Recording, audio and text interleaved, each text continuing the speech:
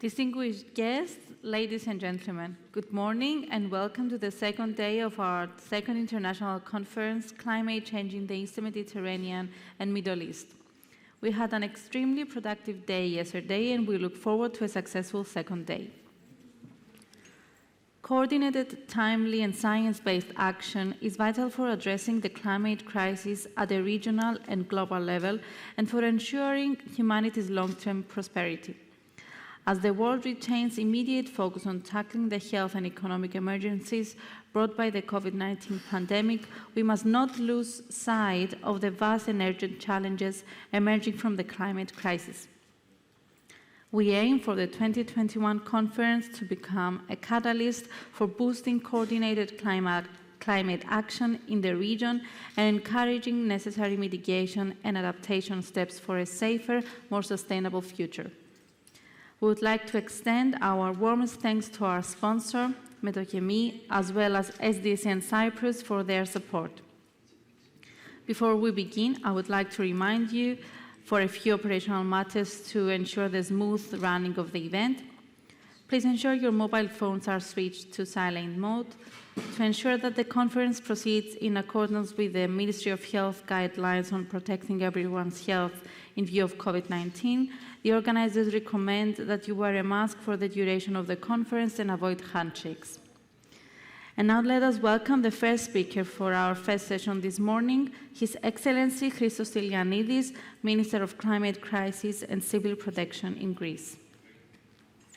Ladies and gentlemen, dear colleagues, it is a great honor to be part of the second international conference on climate change in the Eastern Mediterranean and in the Middle East. I'm really sorry that because of some emergencies, I was not able to travel to Cyprus for this very important conference. Allow me, however, to thank the organizing committee for the invitation and for giving me the opportunity to address your conference virtually.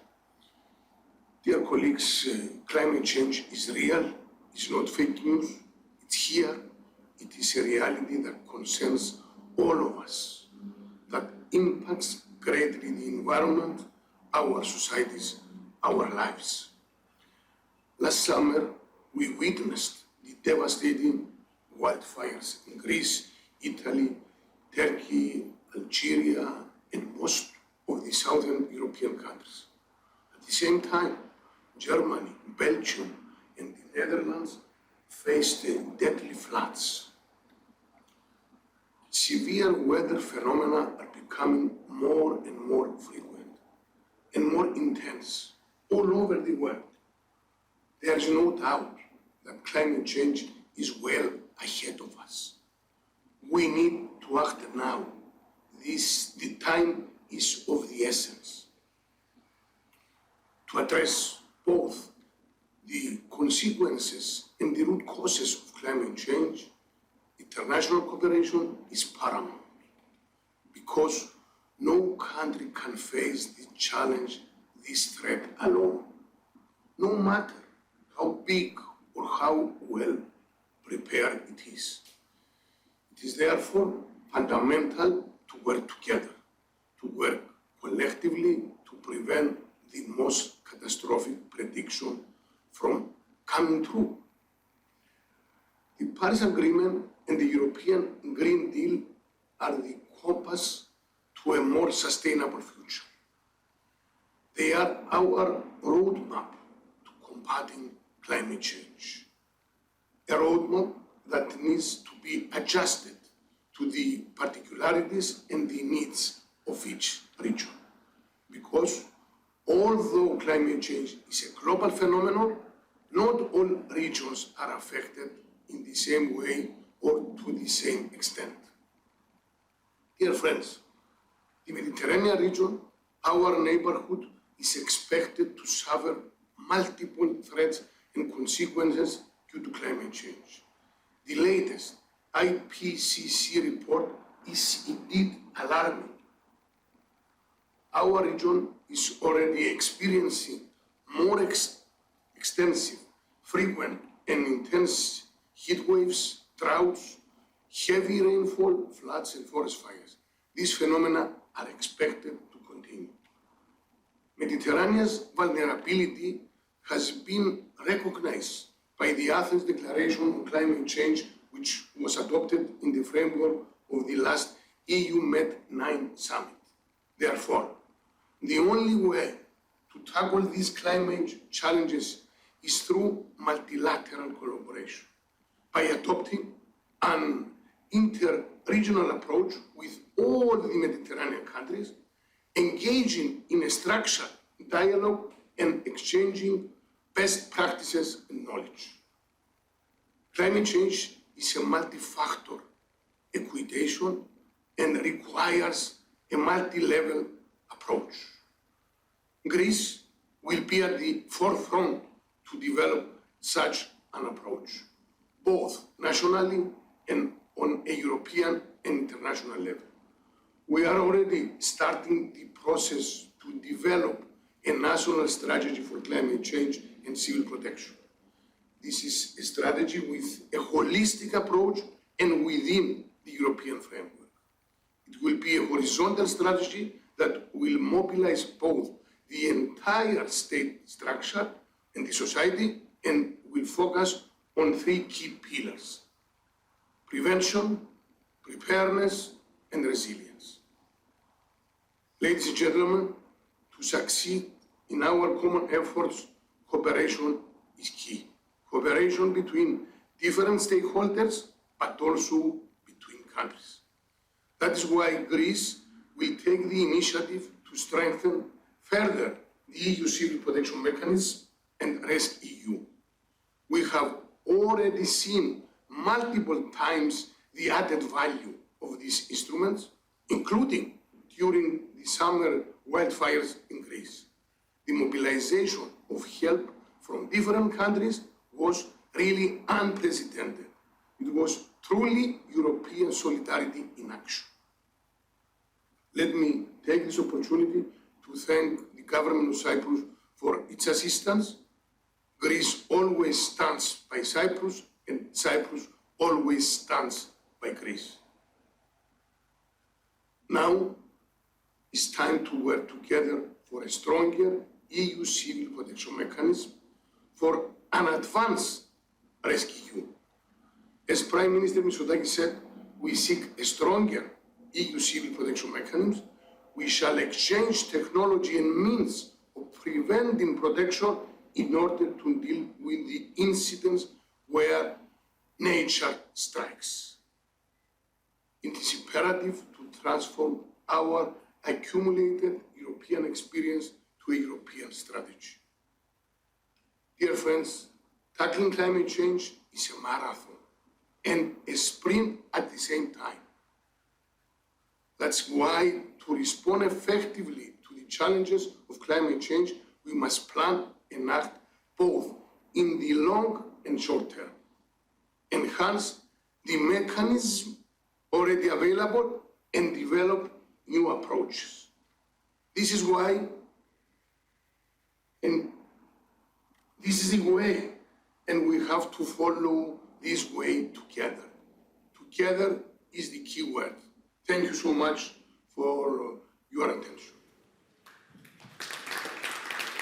Thank you, Minister Stylianidis. We welcome to the podium Her Excellency Dr. Yasmin Fouad, Minister of Environment of the Arab Republic of Egypt.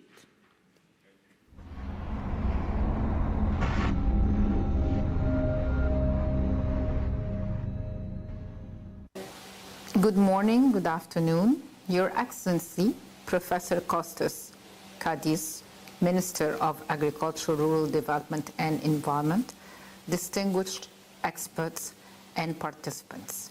It is my pleasure today to provide a video message on that occasion, on the expert meeting of the Cyprus Initiative for Climate Change. There is no doubt that scientific knowledge plays a key role in the life of both developing and developed countries and provide effective policies, especially in our fight against climate change. Climate change as a global challenge, and especially after the pandemic, has been proven to be the greatest challenge the humanity is facing nowadays. And together, we must provide science and solutions and innovative technologies in order to fight the impact of climate change on our one and only planet Earth. Egypt has taken vast steps in order to tackle climate change and mainstream it in its development process, whether at the policy or at the program level. At the institutional level, we have established the National Council for Climate Change under the supervision of the Prime Minister. That includes different line ministers. That provides a political momentum, a political commitment at the highest level in order to ensure that climate change is mainstreamed in other sectors. Moreover, we have also taken vast steps to provide our reporting process, our national communications, or development of our low carbon emission strategy, or finalization of our national adaptation strategy. Currently, we are preparing our national adaptation plan, and we are also finalizing our national climate change strategy with the 5 objectives, more holistic than just climate change and environment, but looking further on sustainable economic growth, on climate finance, on scientific knowledge and technology, on more adaptive and resilient capacity, and much more than this, looking on how better to mitigate the impact of climate change on our society and our people. I do commend the Cyprus initiative, and I do wish you all a very successful deliberation as experts to look further into what kind of innovative technologies that we need to put in front of the world, and especially for our Mediterranean, to face the impact of climate change, and look forward that those results would go up to ministerial level next year, where we would be able to define more policies and programs and strategy that would be for the favor of the people of our Mediterranean, and look further into more efforts to face the impact of climate change. Thank you.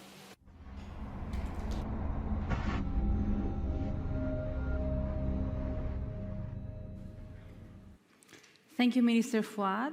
Let us now welcome Ms. Janet Rogan, COP26 Regional Ambassador for Middle East and Africa.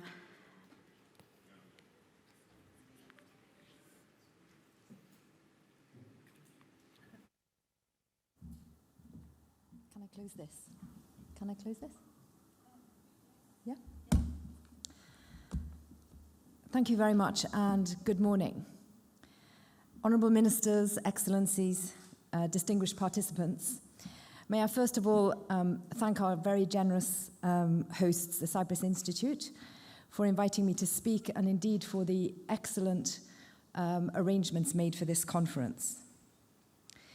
We heard a great deal yesterday from both technical experts and scientists, and from policymakers and leaders in government about the impacts of change in climate and environment that are already affecting people in the Eastern Mediterranean and the Middle East. Temperature increases are already being felt in this region, and average temperatures, for example, in the Gulf have already risen 2 degrees above pre-industrial levels. Many parts of the region are at risk of uninhabitable temperature increases by the end of the century. This region is already, and historically has been, one of the most water insecure and water stressed regions in the world. Climate change is not a technical issue that we make models about and projections into the future. It is a human issue. As humans, we exist in families, communities, societies, nations, on the surface of a planet also occupied by myriad forms of life. We all need energy for everyday life and for increased human development, social economic growth, and we need food and water. and to be educated, and to be healthy. We trade natural resources, raw or processed. We exploit the land through mining, farming, and forestry. We exploit the sea through extraction of minerals and fish. We leave behind us a trail of waste and pollution as byproducts of our human needs. This affects the balance for other inhabitants of the planet as well as for ourselves, and we need to act to reverse these changes and restore balance. Climate is also a very fundamental human security issue. Peace and conflict are two extremes of human existence. Most of us, most of the time, live somewhere in the middle, and most of us yearn for peace and security and stability. But changes in circumstances can drive us towards competition and even conflict.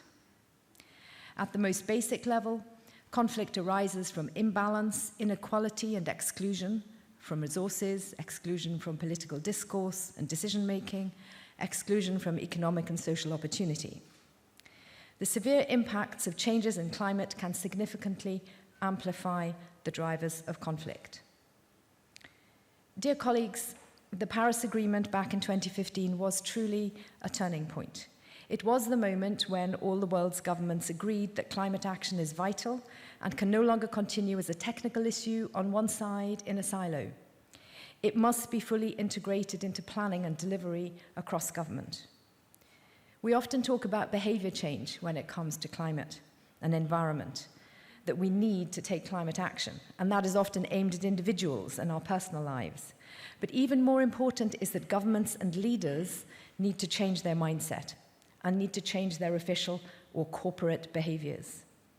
Governments must take a lead and set the context within which others, the private sector, communities, civil society, and research institutions can come together to act to reduce global warming, to change the ways in which we live and work, and to build resilience to the increasing number of catastrophic extreme weather events around the world. We agreed at Paris that after 5 years we would assess progress. We also anticipated back in 2015 that we would not have managed to make enough progress, and already we agreed then to increase our levels of ambition for the years ahead and to set out those new plans. And that's what we're going to do at COP26 in only 17 days. 5 years after Paris, plus 1 year for COVID, we will open up COP26 against a background of multiple crises: COVID, climate, economy, development, which has sadly gone backwards in the last 2 years, everywhere in the world, a background of security and conflict and vulnerability in many countries, even an oil and gas energy crisis at the moment. We will nonetheless, though, have around 140 world leaders coming for the World Leaders Summit for the first 2 days of COP26, and they will look at three main events. They will look at the level of ambition, they will look at innovation, and they will look at forest and land use, because these are three core issues that we need to take action on. During the rest of COP, we will look over the range of the agenda, starting with finance, followed up with energy and a just energy transition, and then all the other elements, including nature use, including transport, including adaptation and resilience. The UK's aim is to host a COP26 that will unite the world on a clear path to a zero-carbon economy as we all build back better from COVID-19 with a greener, more resilient and more inclusive global economy. To do this, we need a balanced agreement, taking into account the needs and considerations of all parties and regions. And we see that balance in 4 parts following the core elements of the Paris Agreement. First, mitigation. The world needs to reach net zero carbon emissions by the middle of the century if we are to stop global temperature rises exceeding 1.5 degrees. As of the most recent announcements on net zero, including that by Russia only a couple of days ago, now about 75% of global greenhouse gas emissions and 80% of global GDP is covered by commitments to net zero. When the UK took over as incoming COP26 president, that coverage was less than 30% of world GDP. So that's gone from 30 to 80. That shows a significant change by governments at the global level when it comes to ambition. We've also pushed this through the powering past coal alliance and numbers of governments signing up to that and taking action to stop funding coal power. We are also pushing for zero-emission vehicles and declarations to move in the direction of zero emission when it comes to transport, and looking at how we produce a just energy transition for particularly in the developing world. Because it's no good if in the developed world we manage to move away from polluting old technologies and we just leave the developing world to move in that direction. So that brings us to our second goal, which is on adaptation and resilience. Even if we stopped emissions rising today, we would still need to deal with significant disruption, weather events, extreme climate-related shocks.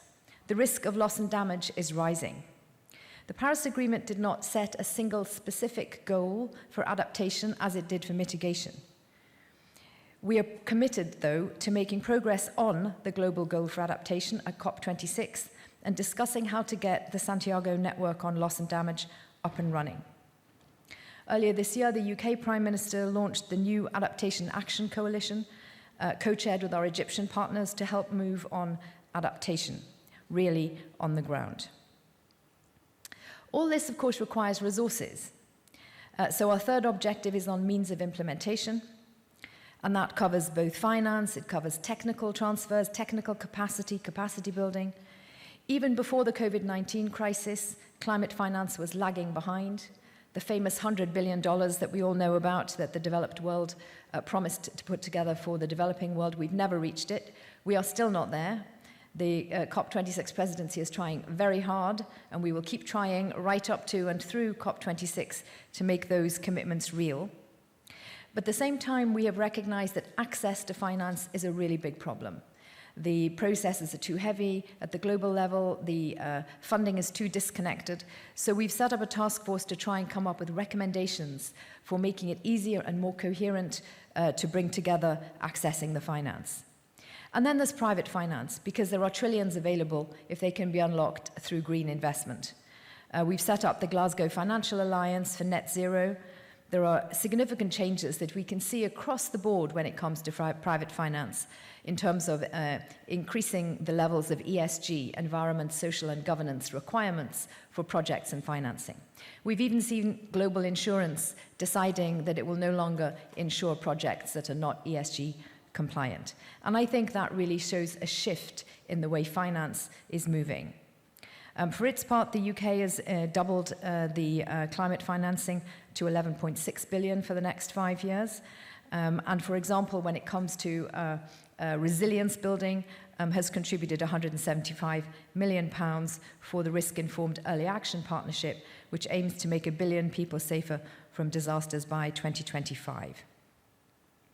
And that brings us to the fourth area, which is collaboration. Governments, private sector, civil society must work together to catalyze transformation.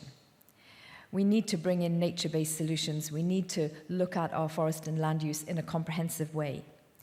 We should remember that in 2015, as well as the Paris Agreement, we also had the Sustainable Development Agenda 2030 announced with its 17 SDGs, of which many are already very climate-focused. This is a connected, integrated agenda, and we should look at it that way. We also have to make sure that our interventions are not only top-down, but are also bottom-up.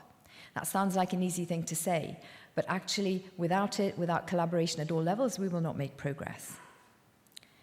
To take this theme of collaboration a little bit further, with your indulgence, I would say that climate is still an apolitical issue, in the sense that it does not respect borders or private interests. Pollution and damage affects us all.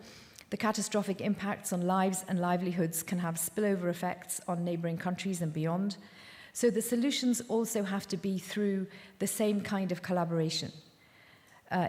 Climate change affects all policy issues and decisions that the governments and private sector have to make, whether it's food security, water security, sustainable use of natural resources, healthcare, education, livelihoods. Much of the regions I cover, Africa and the Middle East, are affected by conflict. And these climate solutions apply in conflict settings too. While our climate interventions need to be conflict sensitive, so too do our stability and security considerations. And peace-building operations, for example, need to take into account climate and economic perspectives in order not to worsen already fragile conditions. Work on governance and peace building can provide the necessary architecture to build climate action as an integrated policy response and strategic choice. Building back better and greener applies not only post-COVID and its economic crisis, but also post-conflict.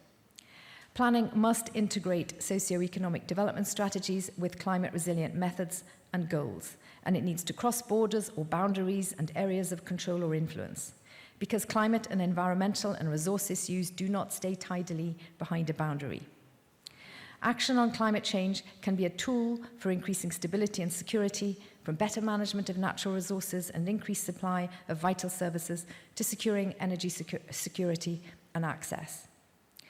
So the UK sees its role as COP26 president as ensuring that the voices of the most vulnerable to climate and to development pressures and to conflict are heard, and that policymakers can and do take that into account in making decisions, rectifying damage already done, preventing future damage through adapting and building resilience, access to finance, sharing technology.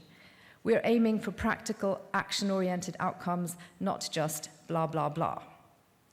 No policy decision for any country can any longer leave climate issues on the side, and COP26 will be a real moment to demonstrate that, with outcomes on ambition, innovation, forests and land use, just energy transition, access to finance, even for the first time interfaith messages to their community of influence.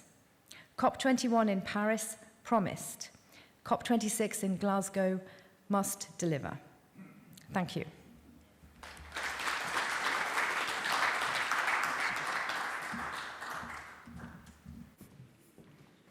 Thank you, Mrs. Rogan.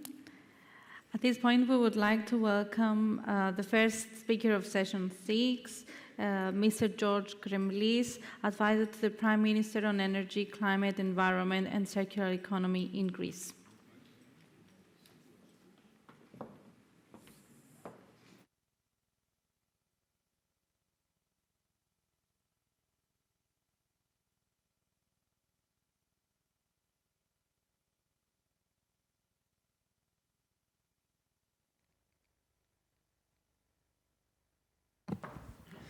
Excellencies, distinguished guests, ladies and gentlemen.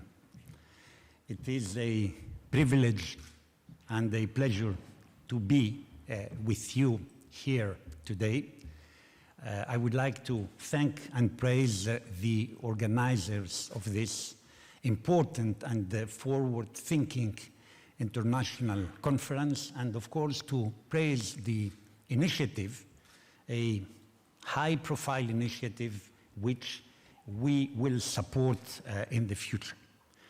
I would like to present you the Greek initiative at UN level, an emblematic initiative on the interlinkages and the interrelationship between the climate crisis and the preservation and protection of our cultural and natural heritage, which are extremely precious to all of us. As you know, climate effects are expanding more and more. Nobody is protected anymore, and our cultural and natural heritage suffers at the first place, especially in the coastal areas and on islands, but also in other parts of our globe. Therefore, the purpose of this emblematic initiative is to highlight this dimension, which has to do with our roots, as culture is our history, it is our ancestors, it is what we need to protect, and of course, the environment, the ecosystem services, the green infrastructures are our house, and they deserve protection in the context of this climate crisis. Now, this is an initiative at UN level. Very briefly, the historic background of the initiative that has started in Athens in June 2019 with an international conference that was organized at the time on climate change impacts on cultural heritage. Then in September 2019, at the UN Climate Action Summit in New York, we have launched officially the Greek proposal with the supporting partnership of UNESCO and WMO. UNFCCC has now joined this partnership. And then in December 2019, the proposal was presented and together with its follow-up in a side event at COP25 in Madrid. Now, the initiative has a flexible mechanism which was established as a steering committee with Greece being the initiator, UNESCO, WMO, and the UNFCCC. They are there as members of this flexible mechanism that I have the privilege to chair, and we are cooperating in this, let's say, common endeavor. We have the support of more than 100 UN member states, and we hope that this will expand further, as we would like all the UN countries to participate in this initiative, and the messages we are getting are more and more positive. Under the flexible mechanism, a coordination unit has been established in Greece by decision of the Greek Prime Minister that I represent. It is hosted in the Academy of Athens, and it has high-level distinguished representatives.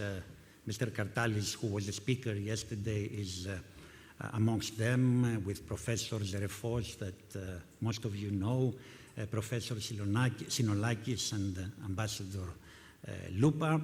The idea is to identify and digitalize the threatened sites, monuments, upon proposals of the countries concerned, as we have already the sites, the UNESCO ones, but this is an exercise which is complementary and which goes hand in hand with what UNESCO has been doing. And in this context, we have drafted a questionnaire that we have sent to all the focal points that we have selected in the countries that are supporting the initiative.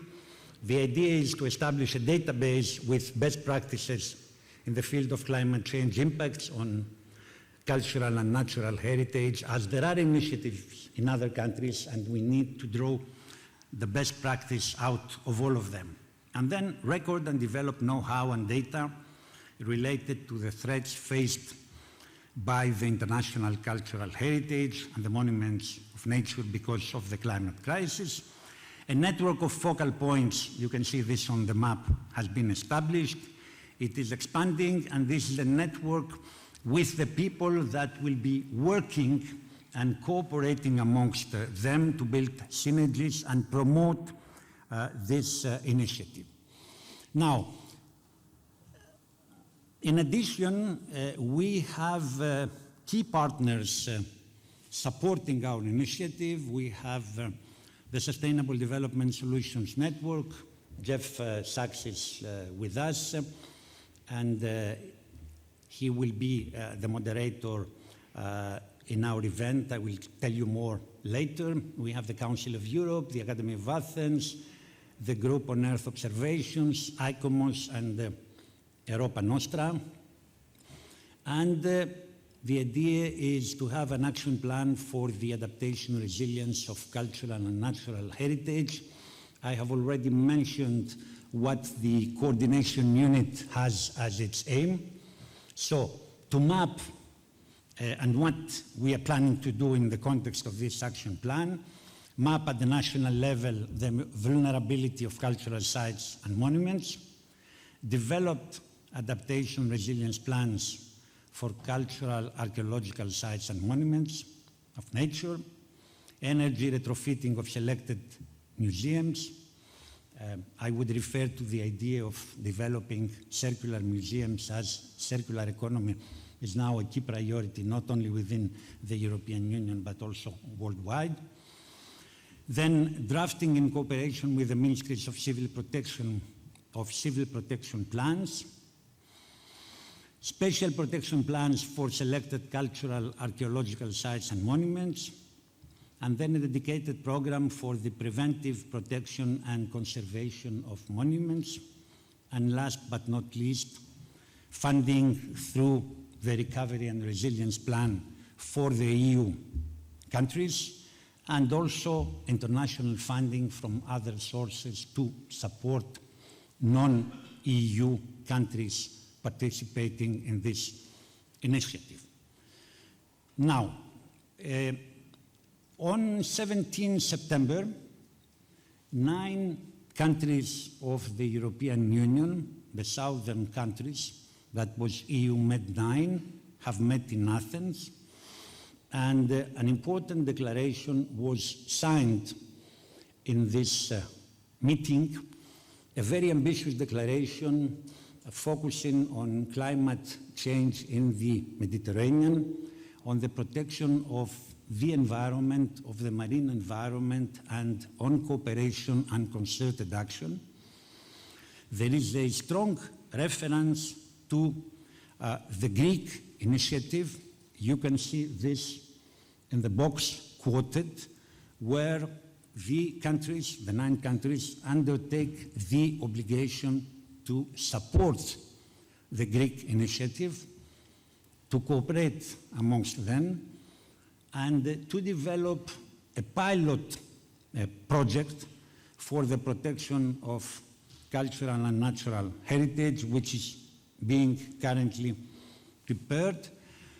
The pilot project is to have one monument or site proposed by each Mediterranean country, and then the Academy of Athens will, together with the coordination unit, will develop indicators and scores in combination with relevant socioeconomic or other information to assess sites, monuments, vulnerability because of the climate change impacts.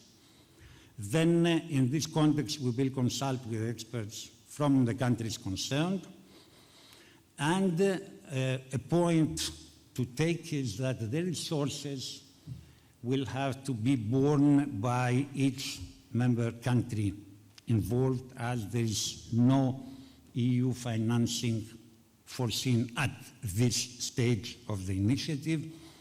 The results of the pilot will be shared among the countries concerned, but will also be shared in the broader context of the neighborhood policy. And of course, the initiative that is developing here and which will lead hopefully to something more concrete can use all this good practice and promote it further, as we all need to work hand in hand and develop synergies to protect our common heritage. And as the Greek initiative is mostly an adaptation initiative and resilience, but it also has, I would say, a small but strong mitigation component that also needs to be promoted. Up to now, there have been some awareness-raising initiatives. I will not say more about them, where the Greek initiative was proposed. Probably an interesting one to mention is that in the context of G20 organized by Italy, there was a webinar where I had the privilege to present the Greek initiative.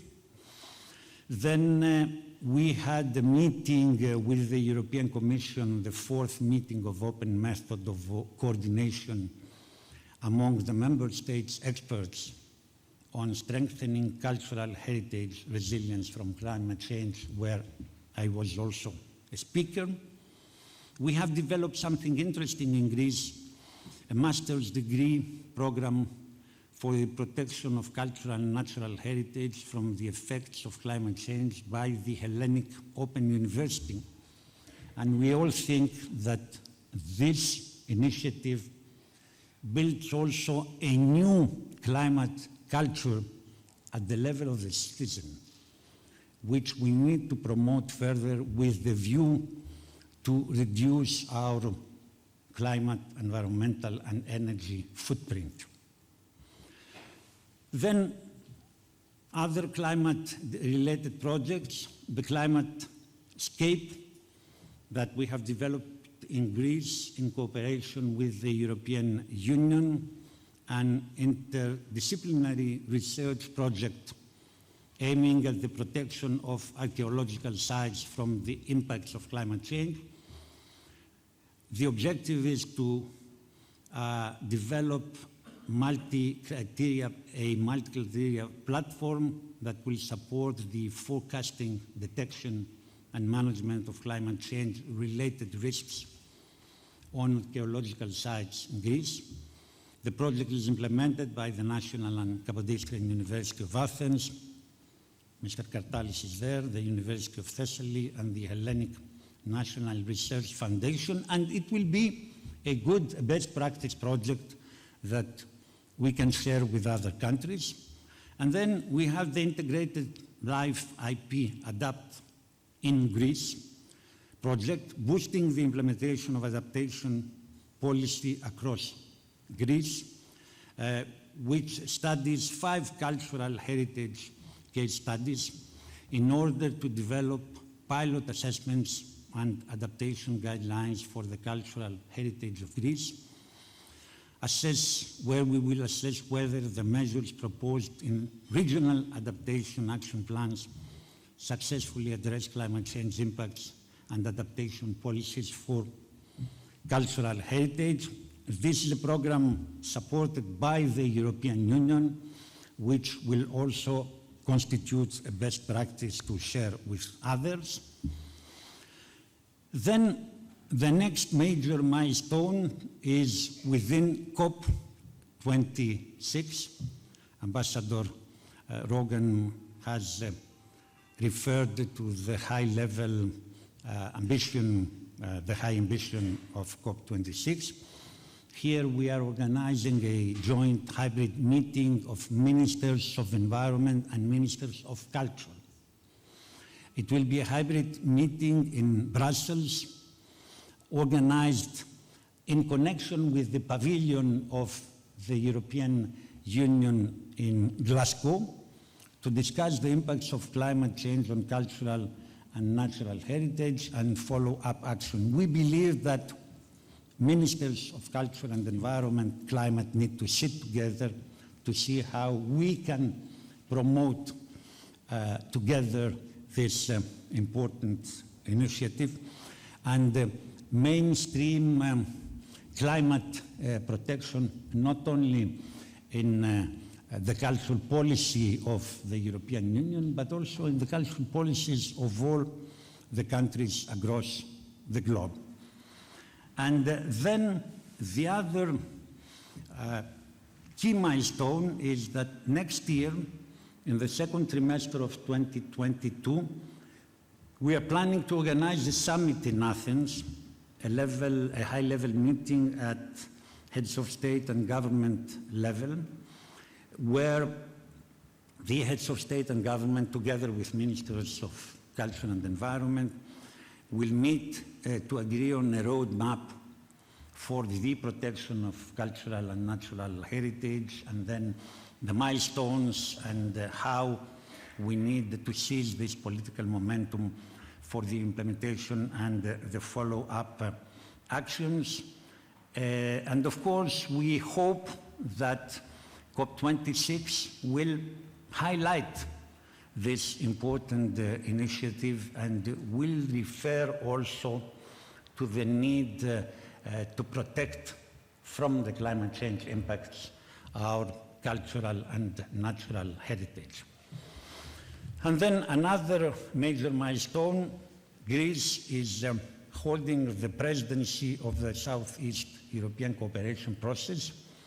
We will hold it for 1 year, and the idea here is to have an event at ministerial level with the Southeast European Cooperation Process ministers to meet virtually or in hybrid form in Athens next year, before July, as our presidency ends in July, with the view to promote further climate cooperation, with a particular emphasis, of course, on the protection of cultural and natural heritage.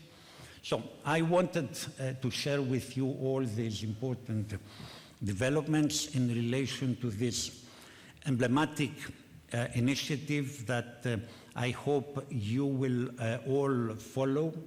This is something that concerns all of us as citizens of a planet where the environment has no borders and where our cultural and natural heritage is extremely precious for the quality of our lives, but also for our children as it is related to sustainable development, to the protection of the future generations, and also to the implementation of the Sustainable Development Goals. And let me end my presentation by mentioning that this initiative is also extremely important for small island states of the Pacific and of the Indian Oceans, which are threatened because of the rise of the sea level.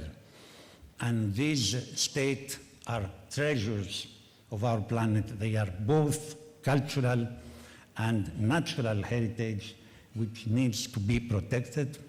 They will be invited in our event, and we would like to highlight this particular dimension of the insularity and of the coastal areas that will need to be protected also as a matter of high priority.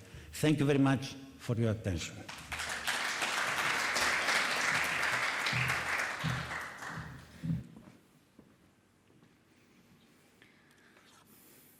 Thank you, Mr. Kremlis. Unfortunately, Dr. Lina Mendoni, due to unforeseen circumstances, cannot join us for the session 6 as planned. She might join us later on. So we now move on to session 7, titled A Policy Framework to Feed the Challenge. Let us welcome the chair of the session, Professor Thanasios Hadjilakos of the Cyprus Institute.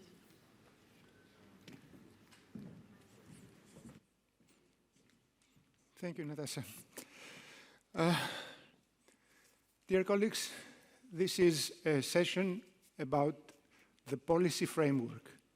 The policy framework is a result of the 13 thematic task forces, and it organizes measures and policies which are scientifically sound, technologically mature, affordable, replicable, and suitable for the socioeconomic and geographic reality of our region. The emphasis is on the system.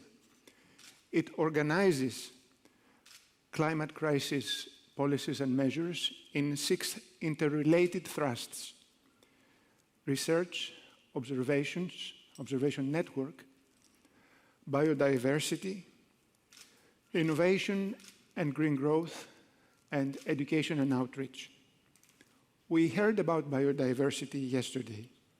Let us now hear about the other 5 thrusts. Our first speaker in this session is Dr. Michel Jarreau. He is a lifelong climate scientist. You can see him spending his lunch explaining on a paper napkin how, as a young scientist, he dealt with low-resolution models, and he spent some of his evenings teaching multidisciplinary students about the interdisciplinary nature of climate science. By the way, he is also the Secretary General Emeritus of the World Meteorological Organization. Thank you. Giving you to start, I would like to start with a question. Your title is In Quest of New Knowledge. But this is how we scientists like to see ourselves.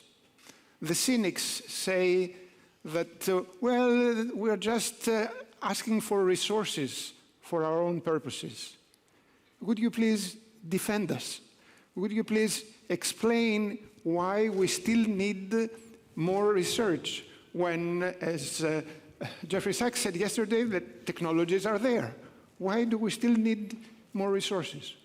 Thank you, Thanasis, for this introduction, and I hope that at the end of my presentation you will get some elements of answer to your question.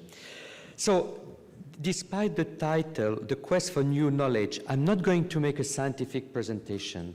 Rather, I was listening very carefully to what was said yesterday. I listened carefully to I watched carefully the recommendation of the various thematic task force and so on. So what came out was, it was quite obvious that there were a number of common elements in all these things.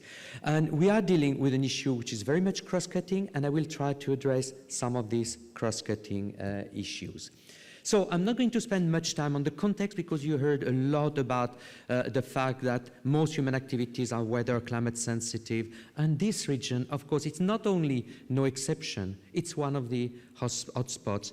And you are seeing in your daily lives, your people in your countries are seeing that the vulnerability to the extreme events linked to climate and their economic impact are growing quite significantly. We heard about the demographic evolution, urbanization in this region, which is probably even more significant than in some other regions of the world.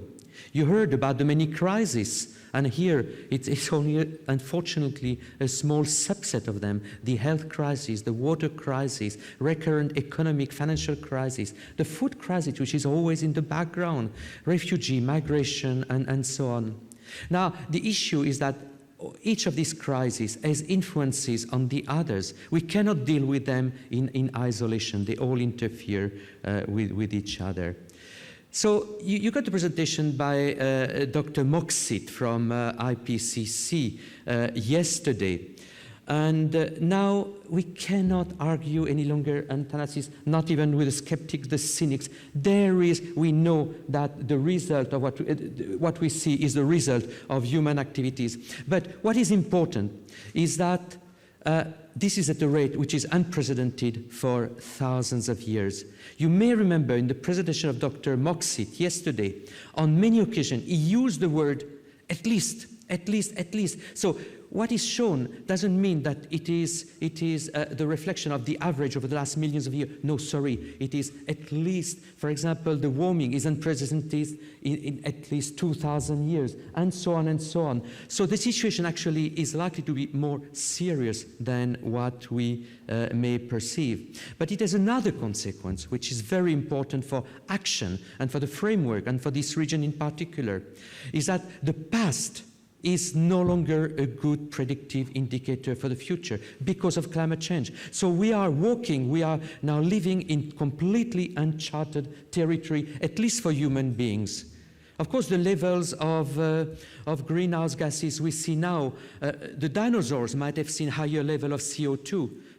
Doesn't help us. It doesn't help us. And by the way, they disappeared for a number of reasons.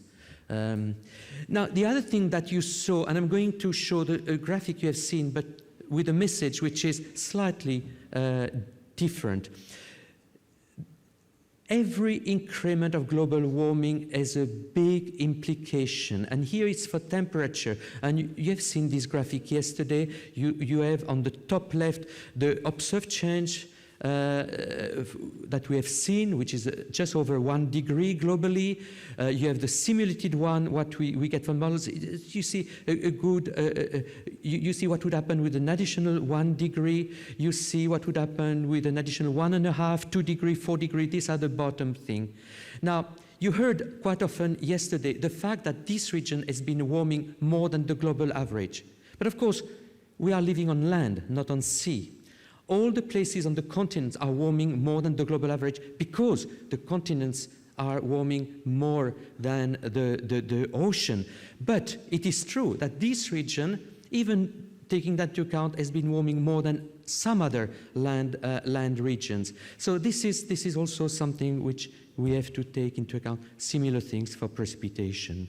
Now, as I said, I don't want to go into details because we have only 10 minutes, you told me, Tennessee. So I look carefully at the outcome from the thematic task force, and I was struck by the similarity of the messages. I'm not going through each of them because that would be too long, but in my presentation, which I understand will be made available, I've added a few spare slides with these common things from the report.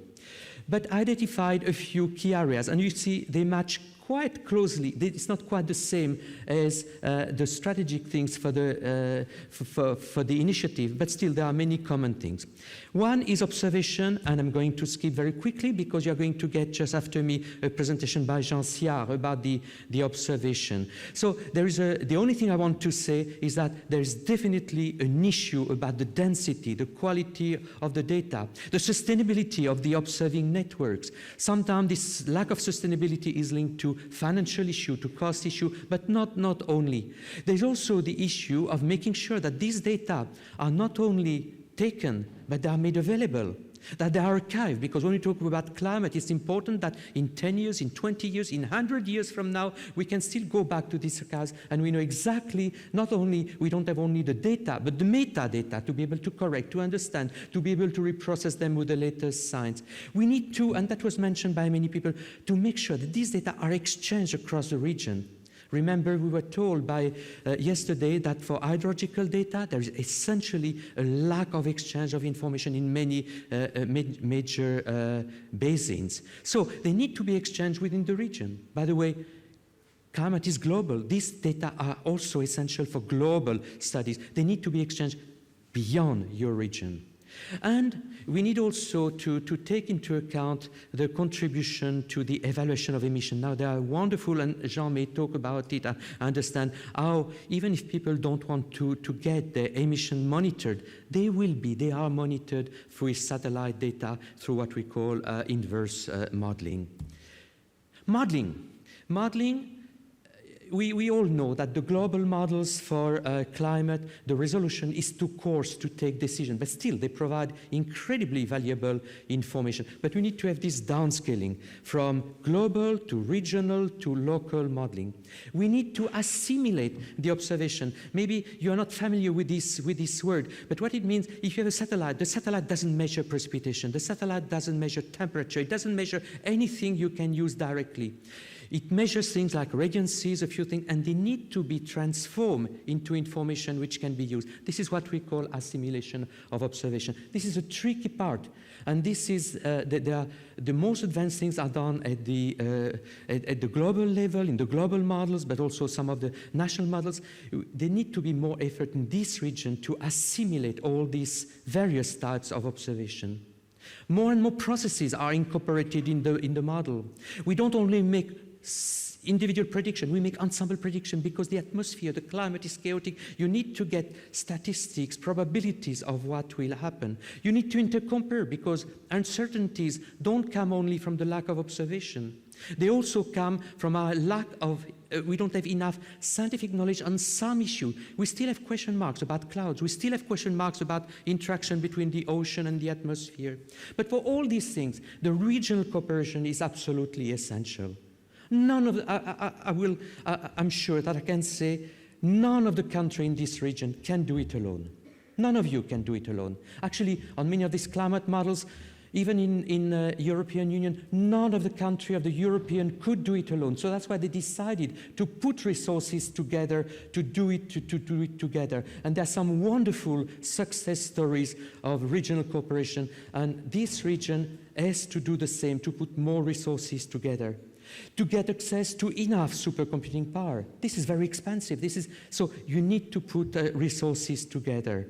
And to do that, it doesn't mean that things have to be in one single, and we'll come to that point later, one single location, but there's also a need to have regional networking. So we need to have refined knowledge to support the application. So it's not for the sake of doing research, And you are going to, in this session, to hear from Professor Kartalis about the link with the development of climate services. So again, I will not say much about it. But it's important to get information which can support decision-making. And when I talk about decision-making, it's not the traditional decision-making with a yes or no, but it may be, it's probabilities, it's scenario, and it's something which is not always easy to incorporate in decision-making. There are issues with timescales. We are talking something with long timescale. How to deal with uncertainty, with fake news. You need cost-benefit studies, but you cannot deal with all matrix where all elements are interacting with each other. You need to identify key nexuses. What are the key things? So let me, I guess I need to finish. Yes, so two quick things. I think we need to put more emphasis in terms of knowledge on what we call attribution research. Very important to be able to say what you see, these extreme events, are they linked or not in some way to the climate change? There's been huge progress, but we need to do more. We need to evaluate the impact. And there's also this question about geoengineering. Right now, there's absolutely insufficient science basis for that. There will be huge governance issues, there will be huge ethical issues. It has to be dealt with. So, climate change is multidisciplinary. We have many disciplines which have little or no experience of working together, and we need to get them to work together. So, last slide. It has, and this was the purpose of my presentation, it has big implications for the regional policy framework. So one has to look at the complementarity between research network versus centralized centers to build a regional, really, to strengthen and build and strengthen the regional research community center, to look at the regional financing, to look, very importantly, at the sustainability, not just to start something, but make sure it's sustainable, to link at the links between science and governance, science and scientific scientists and policy makers, and the cartoon illustrate that. So to go from knowledge to action. So, Efkaristo. Thank you. The next thrust will be observation networks, and the emphasis is equally on both words, observation and networks. Our speaker is Professor Jean Siard, who is one of the few people who managed to continue being a researcher while he is a research director. He is the director of the KRC, the Center of Excellence for Climate and Atmospheric Research in our region. He is a professor at the university, an infrastructure builder, and equally important, a Frenchman living in Cyprus, an EU citizen with an Eastern Mediterranean and Middle East outlook.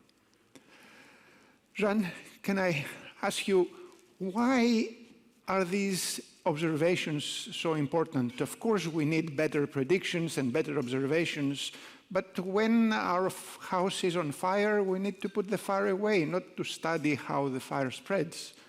Why are we actually asking for resources for better observations? Good morning, everybody. It's a good question, and I'm glad that, Thanasis, you are asking me. I hope my presentation will give a part of the answer of this question. I will just focus on observation in the atmosphere. Of course, we have heard yesterday that climate change is not just in the air, but I will just start from this angle. My presentation will tell you why we should enhance such observations in the region, what are these type of observations we should consider, and how and where we should perform these observations, what we have done so far, and what are the next steps. So observations are used to monitor and verify CO2 emissions. That's very important. I will not go into detail, but we have now the scientific knowledge to make inverse modeling. Means what? From atmospheric observations, we can go back to emissions of compounds like greenhouse gases. This is very important when you want to verify emissions of a country and whether this country complies or not to their commitments to the Paris Agreement. Observations are completely missing in the region for CO2. This is the emissions of CO2 per country. We have two hotspots, the Eastern Med and the Middle East and Europe. But when you look at the ground-based CO2 networks, we have no observations in the region here. And basically no observation will mean that we cannot verify independently whether the commitments of the country in the region is true or not. It's an issue. What are the critical observations we should consider? Of course, CO2, because the region is the third most important CO2 emitter in the world, just behind US and China, and just in front of Europe, which has become the fourth one this year. I mean, it may become the third most important emitter in the world. But there is not just CO2. There is also short-lived climate pollutants. What are these species? This is the IPCC picture that all the times you get, which is quite difficult for a non-scientist to understand, but basically everything in red is warming, everything in blue is cooling the atmosphere, CO2 is warming it, but it's not the only compound in the air that warms the atmosphere. You have a lot of other pollutants, methane, halogenated gases, and also some aerosols like black carbon that will warm the atmosphere. And these are these short-lived climate pollutants. Short-lived by the contrast of long-lived, because CO2 has lifetime of decades or 100 years, where some of these compounds have lifetime of weeks or years. So if you mitigate these compounds, then within years you will decrease their concentration, which is not the case for CO2. And if you sum black carbon and methane, they are contributing as much as CO2 to the global warming. So I wanted to bring today the lights on this type of compounds that nobody are speaking, because everybody believes that it's just CO2. That's not correct. Well, the region is also, for this type of short-lived climate species, an important emitter for methane and for the fossil fuel, the fourth one in the world, just behind China, Russia, and USA.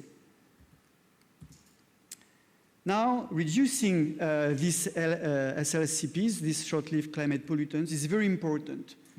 If we go to reduce our CO2 emissions, we will not manage to decrease a lot in terms of global warming. But if you combine mitigations of both CO2 and SLCPs, we will achieve much more. So in the sense that decarbonization with CO2 reduction is not the only mitigation measures we'll have to aim, but abatement strategies with these compounds is also very important. Even more important because they are pollutants.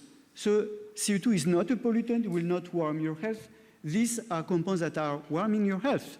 So you are degrading the health of citizens. So it's a co-benefits here of mitigating climate change and improving air quality. Now, what is important in terms of observations?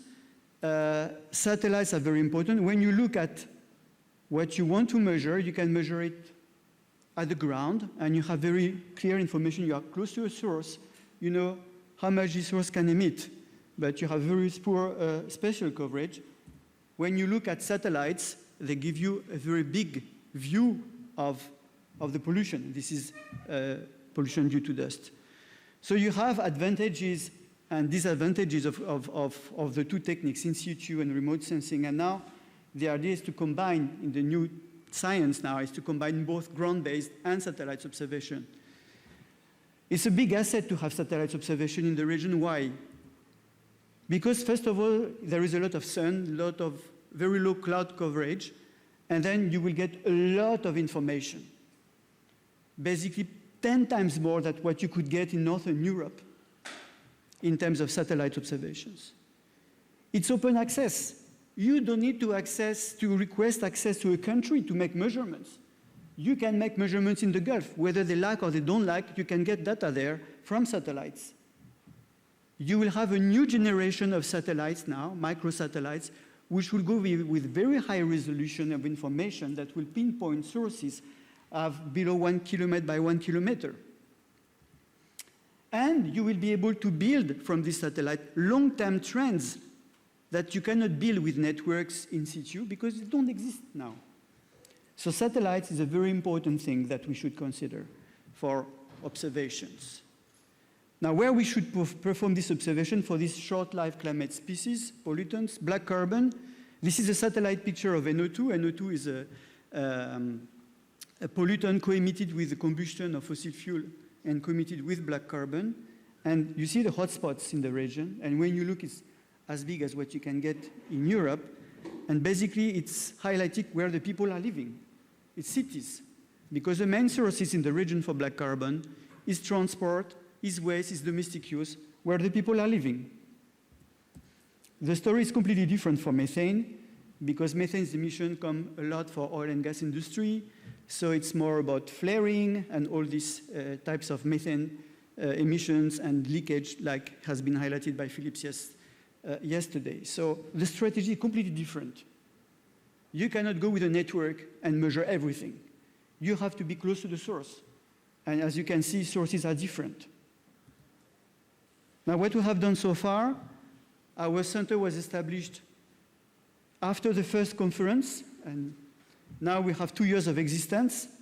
And basically, the vision of we have is to fill the gaps of observations for better prediction of regional impacts. And basically, we have built our center in 3 departments that address these 3 things: observations, more predictions to be fed by observations, regional impacts to be fed by the model predictions.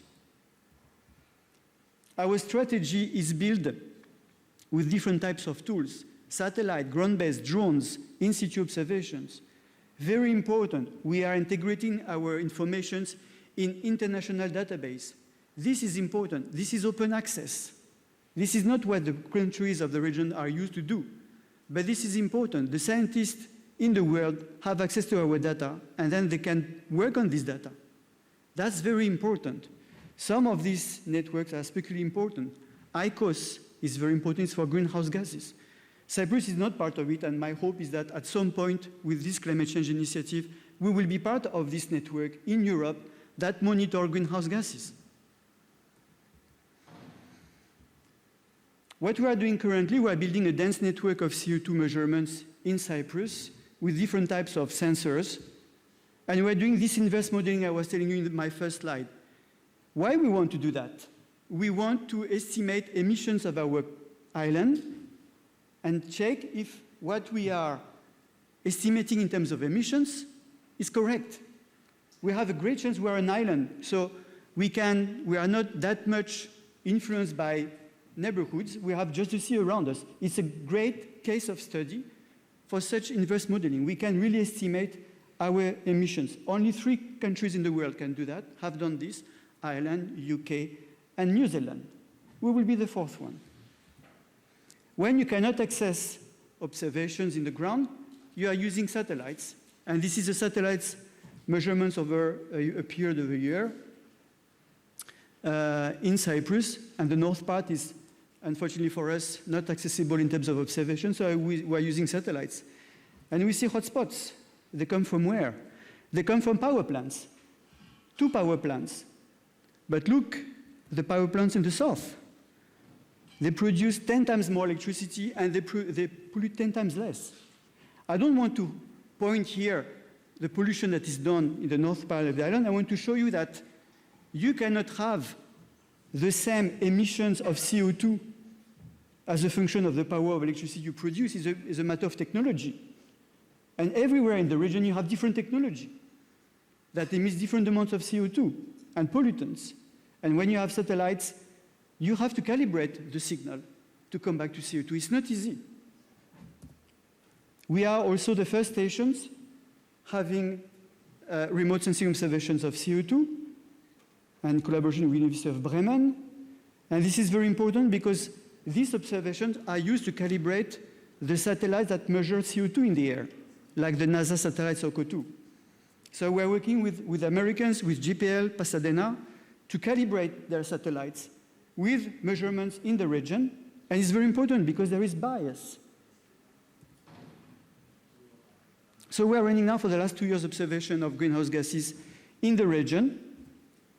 We're also using UAVs, drones, also to validate satellites. And here the European Space Agency ILO satellites and the types of drone we are using to validate the products of these satellites. But because observations cannot be done alone, you have to build a network. And this is the task, probably the task of my life being at the Cyprus Institute, to build this network in the region, to solidify collaboration with Egyptians, with Israelis, with Lebanese, with Jordan, with Gulf countries, with Saudi Arabia, with Greece, and so on. So connect Middle East with Europe. It's a very difficult task, I can tell you. And we are putting resources We are having already concrete collaboration with Egyptians, with the World Bank, with Qataris now, okay, motivated because they organize the World Cup next year, but still, a great opportunity for us to perform measurements there. So I will conclude here with two take-home messages. The first is atmospheric observations. You were asking why we need more when the house is burning. Well, first of all, you need more measurements because you need to better predict climate change. And unfortunately, in the region, I didn't show it here, but we don't have enough measurements. We have high uncertainties in some countries. And it's also very important because while the house is burning, you are taking mitigation measures. Are they efficient? Only atmospheric observations will tell you if your measures to extinguish the fire is efficient or not. So atmospheric observation is not just CO2, it's short-lived climate pollutants. I hope I convince you that we should also look at other species such as methane or black carbon. Satellites is a great asset in the region, and we have to work on these tools to calibrate it with in-situ observations. In only 2 years, our center has established the first atmospheric observation of CO2 and short-lived climate pollutants in the region. It's a great achievement, and we hope to serve as a model for other countries in this respect. However, I believe it will be quite difficult. And I think here we will need some support from governments. Why? Because this type of network you can build in Europe, you can build in China or in the US, because there is no borders there. Here there is a lot of borders that makes difficult the exchange or circulation of scientific instrumentation, I can tell you. I am stopped in my research to wait a couple of months, my instruments going through customs, paying a lot of money at the customs. And in scientific instruments, it's beneficial for everybody, even the country I'm going there. I'm not doing benefits, I'm not doing business. So I believe what I will be happy to see as one of the measures coming out from this initiative is that we have engagement of the governments to help the scientists, to leverage this administration obstacle we have, to better circulate exchange between us, circulate instruments that is mandatory for building a network. And this is no cost. I don't put you here billions of US dollars you have heard yesterday or today. This is €0 investment for the government to allow us to collaborate all together and to build a solid database of observations. Thank you. Thank you, Jean. Thank you very much. The next thrust that we will be presenting is innovation and green growth. Dr. Fabio Montagnino is our expert for innovation and entrepreneurship at the Cyprus Institute. I had to look deeply in his CV to find that he is a physicist. I would have guessed a social scientist, an economist, perhaps an engineer, maybe even a philosopher. If you look at the diversity of his publications and projects, to say nothing about his farm in Sicily, they are as diverse as climate itself. Well, what do you expect from an innovator and entrepreneur? This is the most amazing introduction I got in my life, so a reason more to be here to hear this introduction. Well, Fabio, you know, all the other slides were red and black, yours will be green. And our critics say that we're just sugaring the pill when we talk about jobs and innovation and growth. Is it really so? Everyone else is saying that things are dire and difficult. Are you promising something that will I should have been changing, to answer your question, Thanasis, thank you for that. I should have been changing my presentation again, and then I would have been getting crazy. So I will just answer you that, you know, I believe you have been watching the Matrix movie, okay? In the Matrix movie, they are offering pills. So we are not sugaring pills, we are offering new pills, and pills to change the mindset, so to get out from the matrix, from the frame. So you will have red messages here, not only green. It's for greening, but we have to change things a lot. So I will start thanking my huge and qualified task force. We had about 30 people coming from very different fields, so I'm not a sociologist, not a philosopher, but I try to deal with this kind of people, so this environment was full of ideas. And we tried to put these ideas into a frame. So what is green economy about? So green economy is about offsetting the emissions. So this has been discussed during this conference many times. But it's also about keeping our environment healthy and productive with ecosystems, stable ecosystems. So those are the two pillars of the discussion of these days. But we want to implement in all the countries a prosperity approach which is inclusive. So we want not to leave people behind. But we want also to let some of the countries grow because they are far behind a sustainable and acceptable level of prosperity. So it's not just a matter of maintaining and sharing the prosperity, it's to expand economies. And we want that all of this would be resilient. So this shouldn't face crisis in the, let's say, in the progression of the climate crisis and the overall crisis. This is for us green economy. We have been going through the different models, the UNIDO, the Green Global Growth Initiative, and other models trying to put things together, the OECD. And we need to frame it into a system where we are funding, we are creating institutional and technical capacity, we are empowering people, and we have fair and structured policy regulations in order to move this further. So how we can pave the way in the region for this kind of deep transformation, because this is a totally different concept in terms of economic model if we compare this with the past. Well, the region is quite unhomogeneous. We have, I think the pointer is working, so I will try to use it. It's this one, I think. So here you see that some of the countries are far behind in terms of Human Development Index, while the countries are more or less at the sustainable level in terms of impact. At the same time, we have many countries shifting up because they have been, let's say, using the environment, so they are really impacting, and their development level is quite high. So this is the most relevant unhomogeneity in the region in order to build up a consistent frame for green economy. At the same time, we have, in terms of innovation capacity, this is the Global Innovation Index score of the 2020, we have some countries which are in line with their, let's say, level of GDP, so of pure economic development.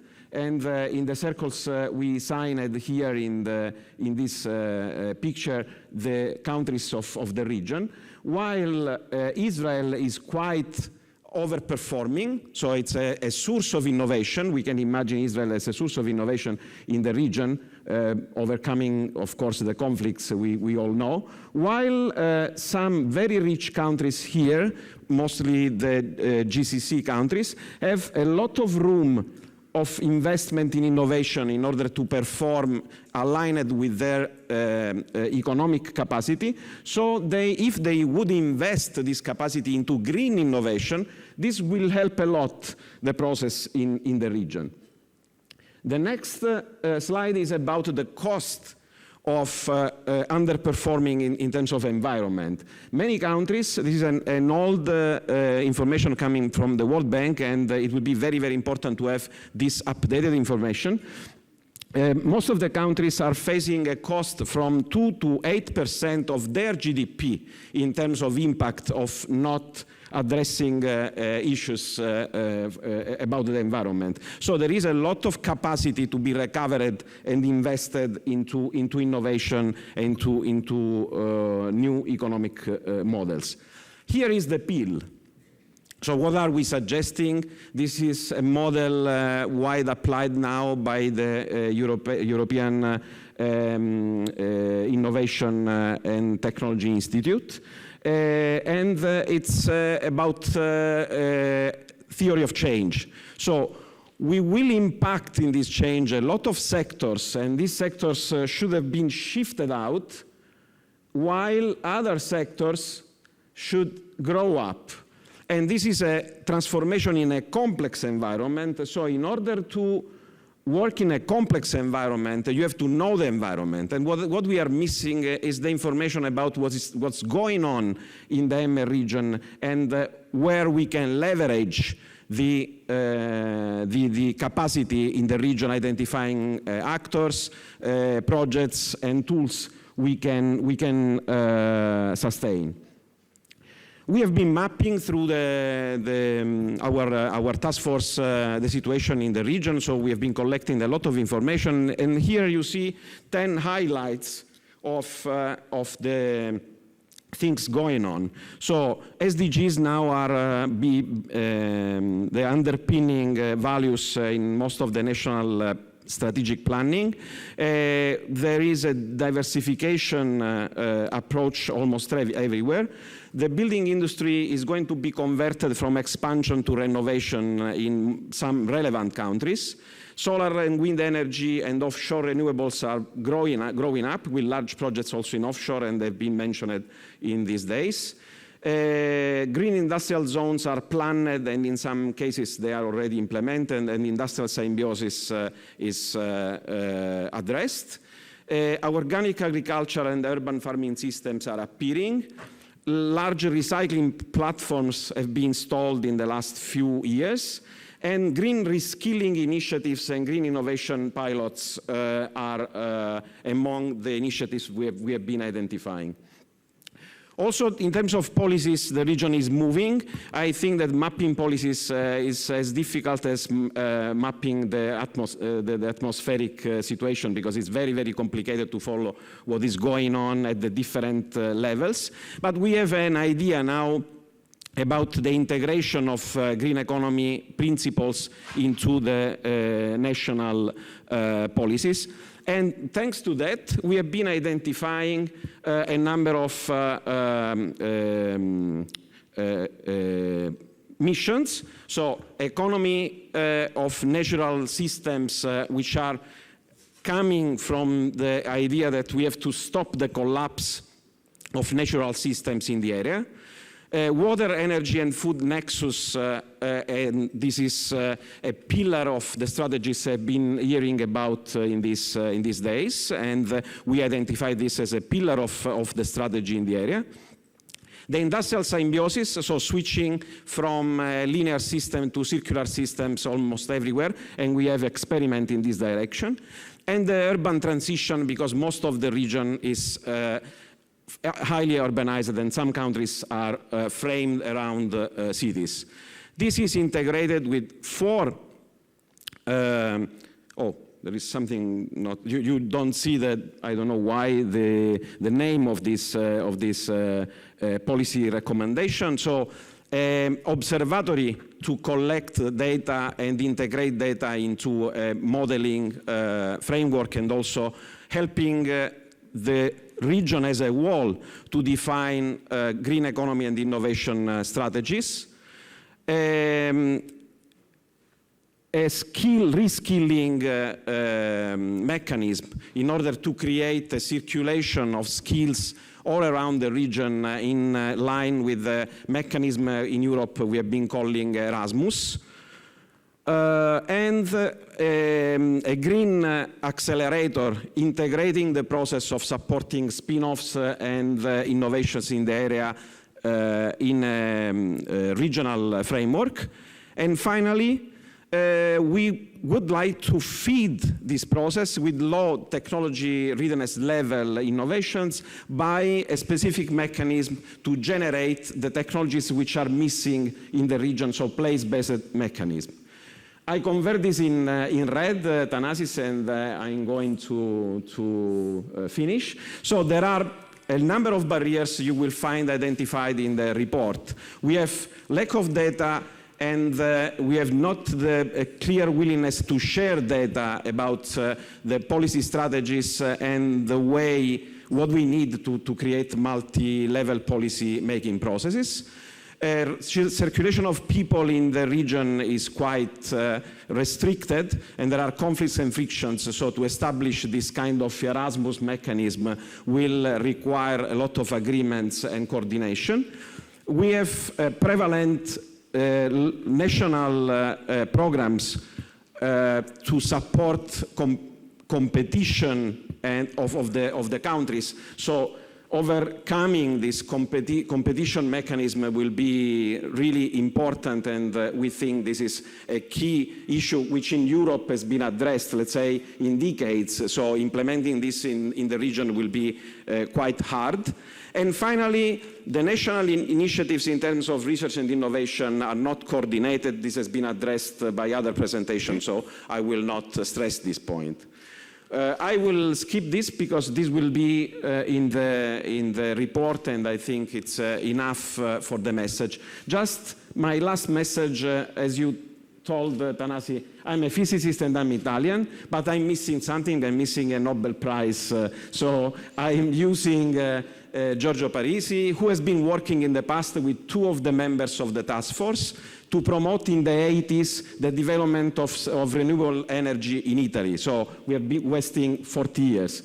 Okay. We have to think different. We have to reframe the model. We have to skip from the idea that quantity is the must, and we have to shift in the direction of quality. This is the main message we want to leave as the task force, because thinking and talking about quality will be the right way. I have not time to talk about the tale of the mineral water on your tables. I wrote a tale. I will talk about this in the break. Thanks. Thank you. Well, you understand that thinking differently is the basis for innovation. Next is education and outreach. Remember that yesterday, Laurent Fabius upgraded education by saying mitigation, adaptation, and education. Our next speaker is perhaps a most suitable person for that. Professor Han Hilal from Egypt, who combines science and engineering with policy making. In a single career, a professor of rock mechanics, and at the same time, a former minister of education, a director in UNESCO. So, yes, education and outreach. The title of your talk is Sharing Knowledge. Are we honest in that? In a knowledge economy, some people would say that this is like a medieval king saying that they are sharing their fields with the peasants. Are we actually willing to share our knowledge? Thank you. Thank you very much, Thanasis, for your introduction, and thank you for inviting me to this very difficult task, in fact. We have been listening yesterday, and I think yesterday the Prince Hassan ibn Talal, the first word that he has mentioned was sharing. He meant sharing for the future, but we have already shared the past. We are sharing the difficulties, we are sharing the challenges, but I think we should go beyond the knowledge. We have to share, I think Janice said ambition, yes? Ambition, we would like to share everything, technologies, experience, implementation, and I think I don't remember who said. I think also maybe Prince Talar and Roland Fabius said yesterday, implementation is the key success. Let me maybe, we have another panel discussion about implementation. Maybe we will talk about it. But let us, now concentrate on, education, outreach, training, and as you said, Thanis, in your presentation, you would like to have a system. And I don't know if I agree with you or not, but let us talk later on. Especially Egyptians, we would like jokes, and I don't have time now, but maybe next session. Is it? Let me look. Okay, you change it for me. Is it a standalone policy framework for sharing knowledge? Unfortunately, I don't think so. It's no. It could be a system of interconnected policies and measures, and we will see it now. It is, this theme is related to all task forces and themes and other policy. It is horizontal and transversal action. Its implementation will require tools and the coordination mechanism, and I think most of the speakers were talking about cooperation. I like very much the flexible mechanism, but I would like maybe later on to ask you, is it efficient? Is it really flexible that we can implement it? Can we share it together? They are related. This system, or what we can call a system, should be related to the real needs of the region, and we have to know that their impact will gain exponentially if really it is applied on a regional level, not on a national level. Yes, what people are asking usually, we are scientists, and I said before, and you agree with me, Thanis, that people, most of the people here in this room are scientists or policymakers, and people in the street. What would you would like to ask? What do you think can be done to reduce climate change? And it's not for tomorrow, today. What can we do? This is if you have listened yesterday to the Egyptian Minister of Water Resources, the farmer, does not know what is the climate change, but he sees the impact. And he would like to know what can he do, what the government will do for him, I'll touch quickly on education and people. How can education lead to a world with responsible action? I think you know that. How can education address the climate change in schools, in universities? And I think the task force of the group yesterday talked about it. Why the education is important for the climate change and in the climate change? Some answers. According to UNESCO, education is critical in helping a population understand and address the impacts of the climate change. Education can encourage people, can raise the moral that there will be a good future. Some mechanism that we can do. And again, for the training, you know all of this, again, and the most difficult. Is it a climate outreach, or it is a climate change outreach? And the nice word of outreach, how can we do it? And if you have observed, all of us in our presentation, we have used, we need to. All of us has said that. And we would like to see what is this need and how can we do it? We need experts in communication. We are very good in science, but scientists are not good in outreach. We need people who are specialists in this domain. We need to bridge the gap between the research, the practice, and the people. We need to do research not in climate change, on the outreach programs and how to do it. Some examples that you know very well, the ECOS and the climate visual that you can refer to.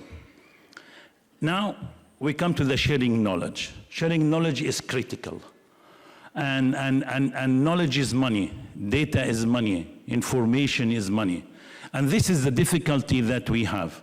And in some countries, including mine, the officials sometimes, they don't want to share information, data, because they know that data is money. How can we do it? Is it free? Even the internet connectivity now, it's not free. It is now. I think one day, having access to internet and telecommunication would be one of the human rights, maybe in the near future. Okay? How can we do it? We need initiative. How can we do it? This is the $1 million question to answer. Now, I think these are, it's not well managed. We have some themes and we have some actions or means. We can relate it. It's a multifaceted, multi-dimensional, multi-action themes that you can see it in a better form. Again, your system Thanasis, Yes, the next one. You see here you have your 6 pillars, and you can have the input, where we will have the input and how you can help in it. For example, if you take the Climate Service Hub, you will have input from impact evaluation, and this will help through the higher education, etc. These are a complete table that we can use. Let me finish by some food for thoughts. I think we are approaching the coffee break. Very important, statement. Climate change is a multifaceted issue, and I think Jaro has already said, everybody has said. We need lobbying to share. We need marketing campaign. Climate change is not a welcome subject. I have the experience recently, and Kostas knows that. When we go and talk to the government and different ministries, etc., this is not a good subject to discuss. It is not welcomed. We scientists are talking, among ourselves. We are talking to ourselves. We are not talking to you. We need to be more, simpler. We need to simplify the message that people can accommodate. We scientists and decision makers, we are talking about top-down approach. It's coming, in some countries, everything has to come from the president. And in democratic countries, everything should come from bottom, from the people. But both should meet sometimes, and in some space. And this is a bottleneck. It never, usually what's coming from up never reaches the bottom, and what is coming from the bottom never reaches the up. We need a regional network of champions. How can we do it? We need public, but mainly political awareness. We need political awareness. Our goal of the sharing is, if we succeed to pass the ownership of the climate change mitigation, education, adaptation, readiness, etc., from the scientist to political leadership. I think this is our task. Thank you very much. Thank you very much, Alan. There is no order in the 6 thrusts of the policy framework. there's one first or one last, but the one that we left for last at this presentation is what will give the projects and the policymakers the service to actually do something. And our speaker is Professor Kostas Kartalis, whom I see as a mind focuser, as a teacher to his students, as a researcher, as a lawmaker in the Greek parliament, and as a representative and a researcher in several international committees. He helps people in all stages to see the problem and the various solutions. So, Costa, it's the last one, and the question is, why services? I mean, if we have the information or we don't have the information, some people said we don't have enough, is it just a nice packaging? Is it just an app on your iPhone, or is it something actually more substantial? I just checked. Okay. Well, thank you. Thank you, Thanasis. I will change my CV with what you said once there's a need to send it again somewhere. Okay. What do I have the presentation? Do you have it? Oh, great. No, this is Mr. Kremlis. It's not myself. Oh, you have it there. I see something else here, though. Don't worry. Okay. So this is the task. This is the action about the climate services and the climate information story, and I will respond to what Thanasis has said before. But what is most important is to show you the team that worked for this, and I want to thank all participants for their contribution to this specific task and to the final report that has been produced, and of course to thank the Cyprus Institute for giving the opportunity to develop this task. So the case is, as I said, that the main principle of the Climate Services Hub is to move from climate information to climate services. So there's a need to clarify some things. What is climate information? It's climate data, climate products, and climate knowledge. Climate service, on the other hand, is a service providing climate information in a way that assists decision-making by individuals and organizations. It requires appropriate engagement along with an effective access mechanism and must respond to the user needs. So is this enough to clarify the question that I received before? No, it's not. So let me provide an example. So suppose that climate information is that air temperature will increase by 2 degrees Celsius by 2030. We have heard this in the last day, the day before. The climate product will be the addition of climate information and climate knowledge that once this happens, mortality for vulnerable groups will increase by 8%, but X%, let's say 8%. Now, the climate service would be an action plan for the city or country X to adapt to the increased temperature, for instance, by revising the health system so as to accommodate the vulnerable groups, to retrofit the energy buildings, especially those that are reflecting hospitals or nursery homes, and then to mitigate heat with green roofs, nature-based solution, and so on. So we're moving from something which is a number to something which is a service, something to be used by a government, a politician, an organization. And this is very important because usually we give numbers, we give results, and we have to also provide a synthetic solution to facilitate a reaction to the problem. So, is it the first case of climate services? No, we are not inventing the wheel, but we are trying to reinvent it to put it in a different track for the benefit of the area of the project. So there have been other initiatives on climate services. One is the first one, the global framework, then it's Copernicus from the European Union, the Euro-Mediterranean Center, the Climate and Atmosphere Research Center of Excellence, again in the Cyprus Institute, but oriented to a little bit different direction, and CleanPact, which is the Greek national network for climate change and its impact. So there are other examples. And we have gone through all these examples to get the best information out of them and to get knowledge, because there's no need, as I said before, to reinvent the wheel. So what is a climate services hub? It's to develop a system for the provision of services in support of smart decision in specific sectors, productive sectors, agriculture, energy, tourism, food security, as well as with respect to disasters and resource management. So what are the main objectives of the Climate Services Hub?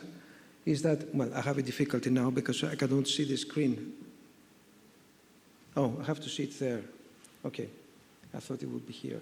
So the main objectives of the Climate Services Hub is to provide in a collective manner climate services for a number of sectors. The second one is to facilitate the development of climate change adaptation and mitigation policies and tools. The third one is to diffuse the potential of the hub so as to support the needs of both the public and the private sector. The private sector has a lot of needs with respect to specific advice on climate change issues. It is to bring, along to the previous speaker, a strong educational pillar and to support knowledge transfer and capacity building. So this is the architecture of the system. The user is first, and he or she is at the center of the story. So the end users can be research and education, it could be policymakers, governments, non-NGOs, politicians, practitioners, the overall public. And the critical issue is to develop a platform for interaction, and this is very important. The user has to be feeling friendly to the system. He or she will be able to get information directly without any restriction, and this is very important in order to facilitate the interaction. And then the Climate Services Information System, the observation and modeling, for which Jean Cyr has already discussed, and research, modeling, and prediction. So the system, the hub, next slide, please. The hub has these specific, distinct and interconnected modules. The first module is the Climate Data Knowledge Repository. This is a critical backbone of the system. Everybody in this room, in all of the presentations, discussed about the necessity of reliable, dense, and frequent data, and this is indeed an issue. The second module is the multi-scale climate modeling in order to get predictions about changes in the climate system. The third one is the climate change indicators, that is information which can be given through an indicator. For instance, what is the drought index for being used in agriculture. The fourth one is the services themselves, what I described before as a potential service in the case that we want to translate the increase of temperature to something which is useful for a mayor, for a minister of environment. The fifth one is the knowledge transfer and capacity platform, and the sixth one is the impact assessment and communication. And again, going back to the analysis of the issue of data, data is much more than numbers. They have to comply with all these requirements with respect to the presentation of data, the management of data, the delivery of data, and of course, of the analysis of data. And they need a consistency time and space-wise. So this is the architecture of the system. The Climate Services Hub has a back-end administration, of course. It cannot be done without such a system. And it has all the modules one after the other. The module number 4 is being divided in two specific directions. The thematic climate services with the mitigation and adaptation tools, and another module which is, let's say, a sub-module, which is about impact assessment and communication. It has a structure that has been defined, taking into consideration the work of the other task forces, and it's believed that has the flexibility to be adapted to the needs of the region, of course, with the difficulties that we have already discussed. Does it communicate with the other task forces, all the things that you have seen from the other excellent presentations? Yes, it does. It is practically the integration of all the other modules, of all the other task forces. It speaks with the one on research network about climate modeling. It speaks to the observation network for the support of the different modules, the data repository, the climate modeling, the climate change indicators. It speaks to the biodiversity and green economy and innovation in support of the modules of climate change and so on and so forth. And of course, to education and outreach. So it is the integration of the different aspects that we have discussed in a way that manages to provide the service, a defined and detailed information to the policymaker. So there's a need now to discuss the day after, and this is maybe the most difficult thing, to discuss the day after. And in order for this to be done, there are a number of preconditions and challenges to be met. The first one is to analyze fully the stakeholders in the region and also the user requirements. It has been done, but not in the extent needed. The second one is to demonstrate the potential of climate services. Professor Papanikolas, when he first saw the report, he said, you have to demonstrate a service to the public administration so as to convince the public servants that this is needed for their work. Then to accelerate the rollout of climate services, and we can take into consideration beneficial examples from the United Nations. To take advantage of enabled technologies for mitigation and adaptation, artificial intelligence, machine learning, geographic information systems. And then to speak about the organizational structure. This is the most difficult discussion. How can we be inclusive and at the same time productive? And it has a number of different questions. It could be an international body, a multinational steering committee, a research center for the area. Does it need to have focal points? And this brings me to the next issue. Yes, it needs to have focal points. The countries have to have a branch speaking to whatever is to be developed. And then, is it going to be ad hoc or periodic climate services? This is to be answered. And what about the geographic extent? There are not answers for everything, but there's a solid discussion going on which is going to be fruitful, I'm sure about it. And then what is going to be the cost of the climate services? Does it have to be free? It can be free for the public services maybe, but it can be at a commission cost once a private company requests information which is going to be reflecting profit. So again, this is an issue to be discussed in order to get the best balances with respect to the hub. This is the last, transparency. I know that it is something that has been developed with the good collaboration between all the task forces, Thanasi, I'm concluding, and it needs a lot of effort to continue and to be concluded with respect to its implementation. But if it's done, it's going to be a great benefit for the region. And I think this is what we have to keep in our mind in order to resolve all the different challenges which are to be met for the next period. Thank you for the attention. Thank you, Costa. With this, we conclude this session.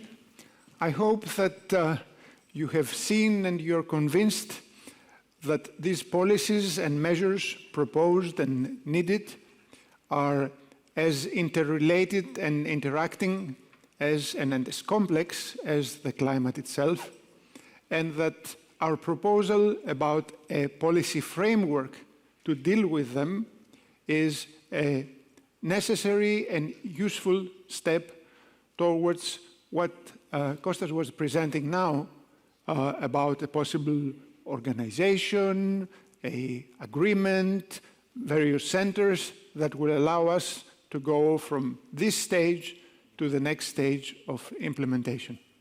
Thank you.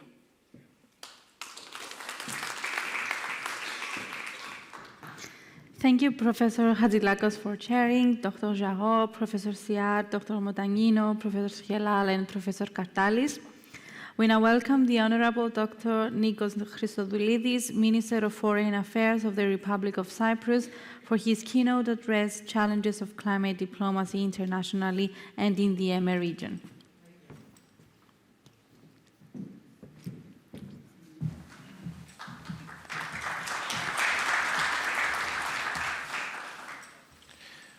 Excellencies, distinguished guests, ladies and gentlemen, it is a great honor for me to have this opportunity to address such an audience at the second International Conference on Climate Change in the Eastern Mediterranean and Middle East. At the outset, I wish to congratulate the Cyprus Institute, its president, my dear friend, Professor Kostas Papanikolas, and his associates for their initiative, and to thank them for all their hard work in putting together such a strong lineup of speakers and panelists. I wish also to express my sincere appreciation to all participants and to everyone who has contributed or supported in any way the organization of this conference.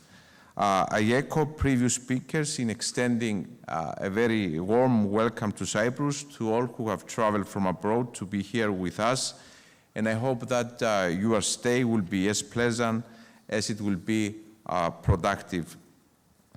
Dear friends, climate change is becoming more and more prevalent in a growing number of settings and contexts in our diplomatic discussions, both on regional and on the global agenda.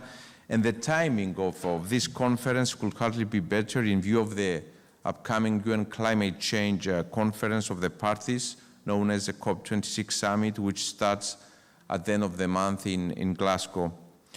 We only need to look at what we have bitterly experienced this summer all around the Mediterranean and in Europe to understand the urgency of the matter.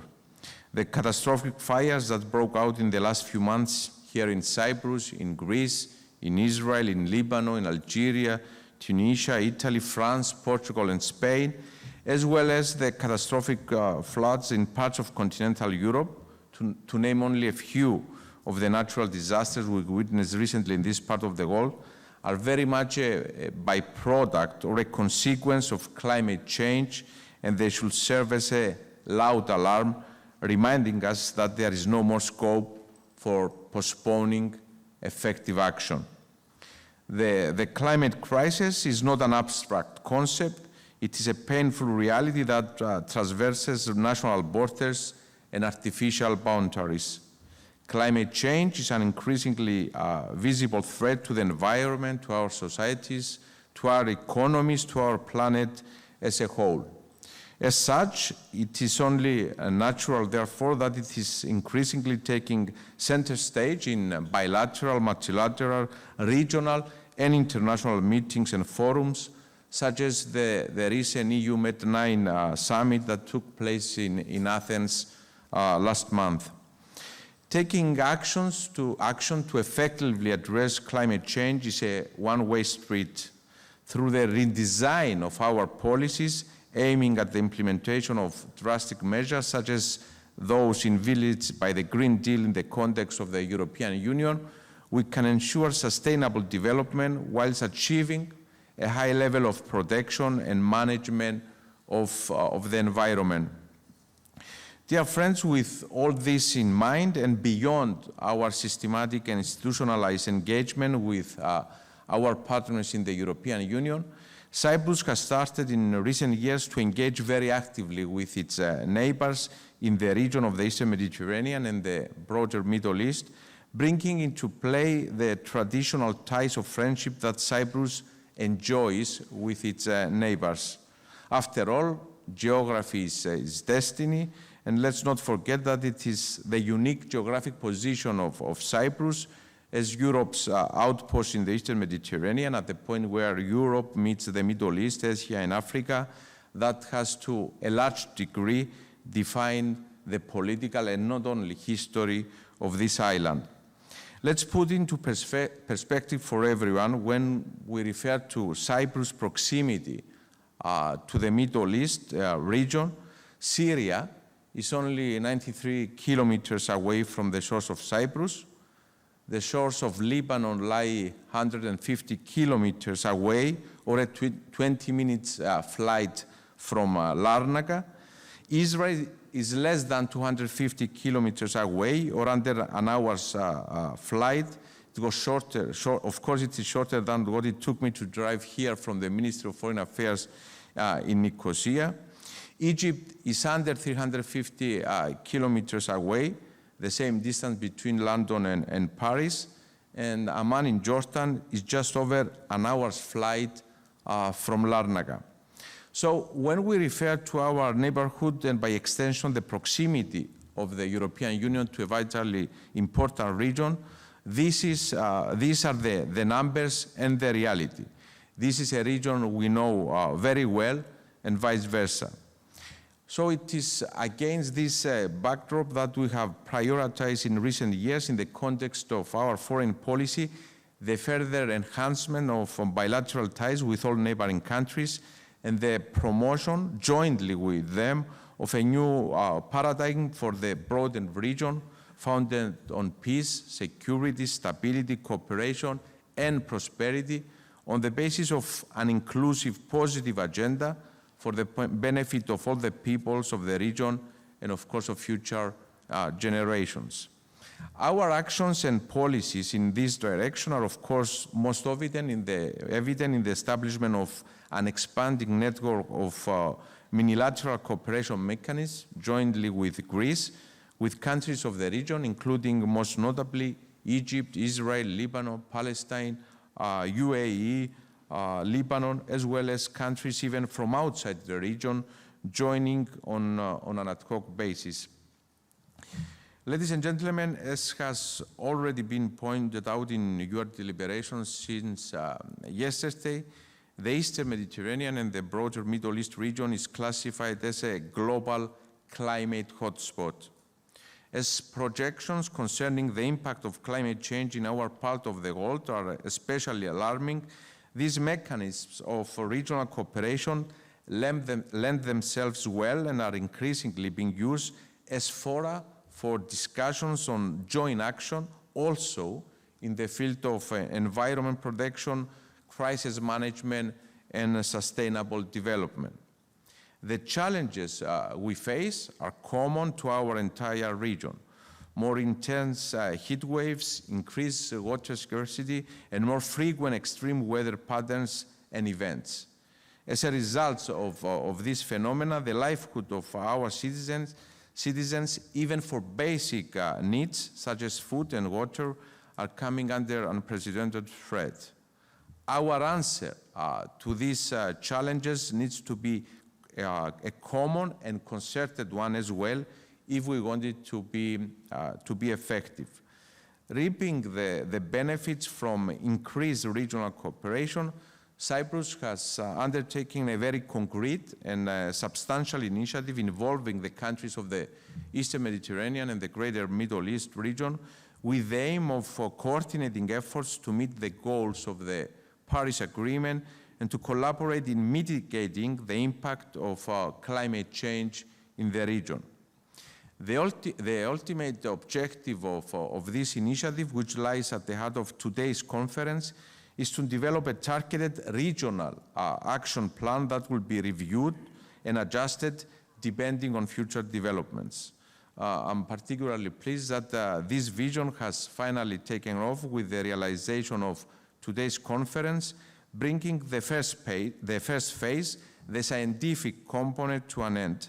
And I truly hope that the findings presented here by all eminent experts, scientists, academics, and practitioners will be put to good use in the next phase to draft an action plan suitable for our region. Regional cooperation with key international partners through joint projects or joint support schemes could also be used to facilitate the promotion of the clean energy transition. Drawing from our experience in the Eastern Mediterranean region, we are making good use of our trilateral and regional cooperation platforms, also in projecting European Union standards. This is a case also when it comes to our agreements relating to natural gas exploration or for the implementation of joint projects.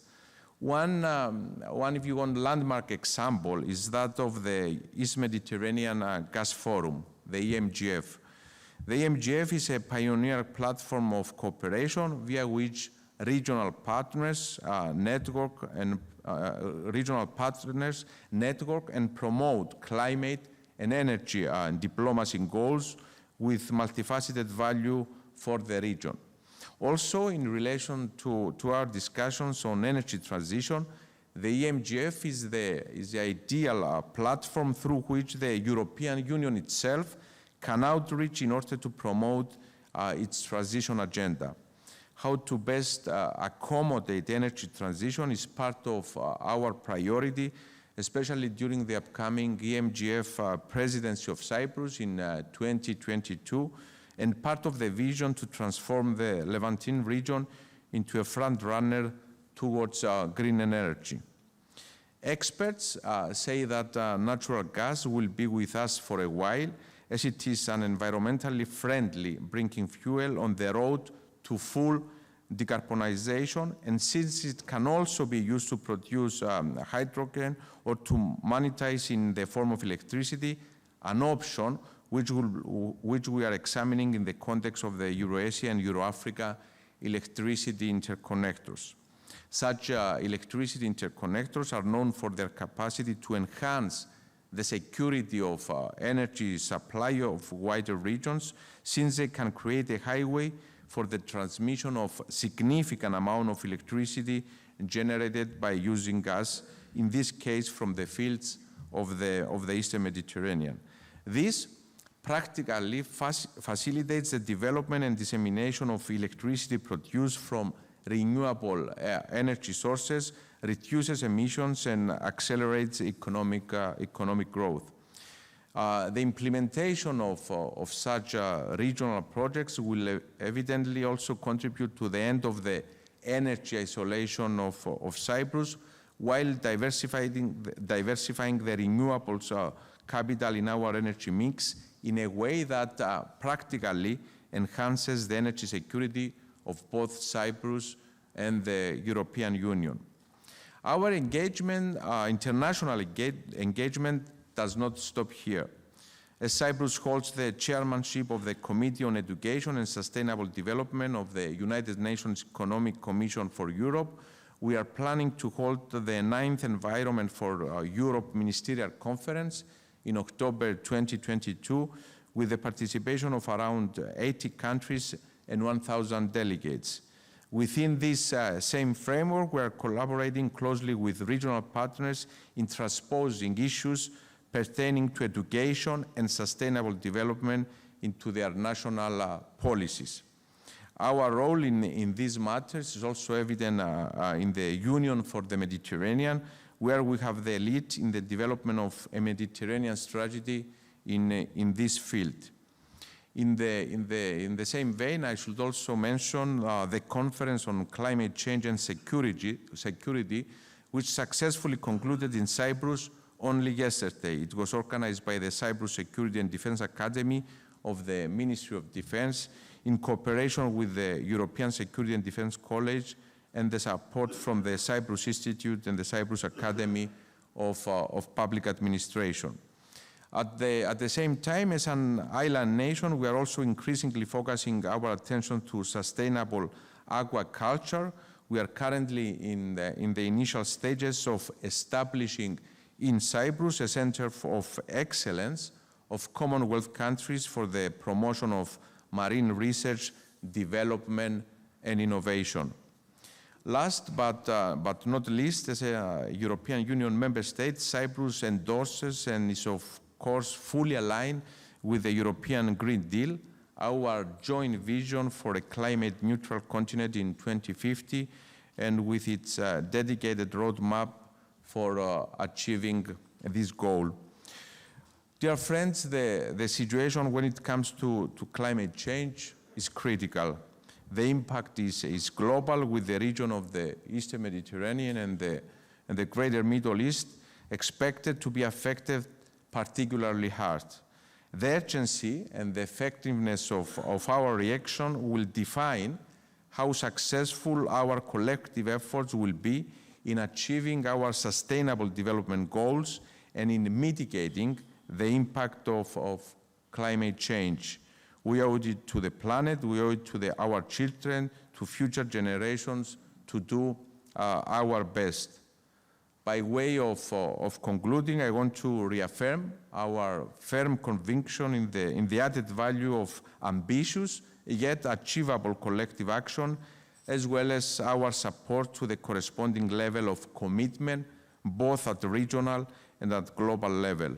So let's rise to this challenge together. Thank you very much.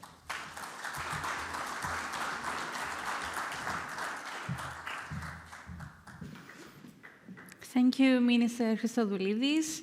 We'll now take a short coffee break, which we'll take outside of the conference room. Please make sure to be back on time at 11:40. Thank you very much.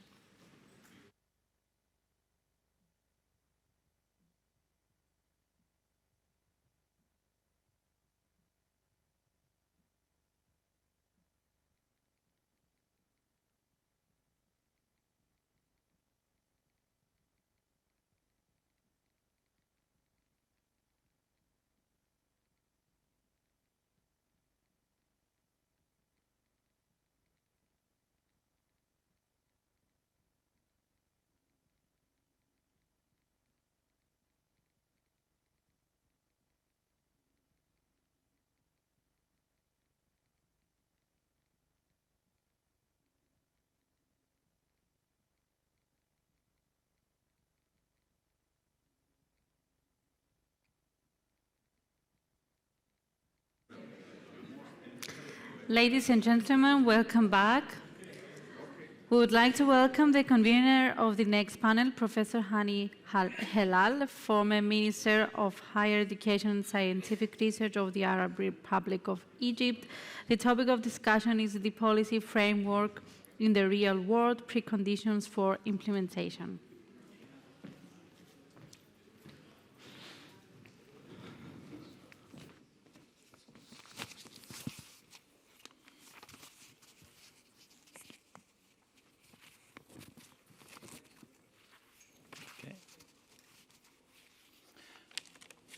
Thank you very much for being back after the coffee break. And this panel, I think, it's one of the, from my point of view, is one of the most important panels because we need to know how can we implement.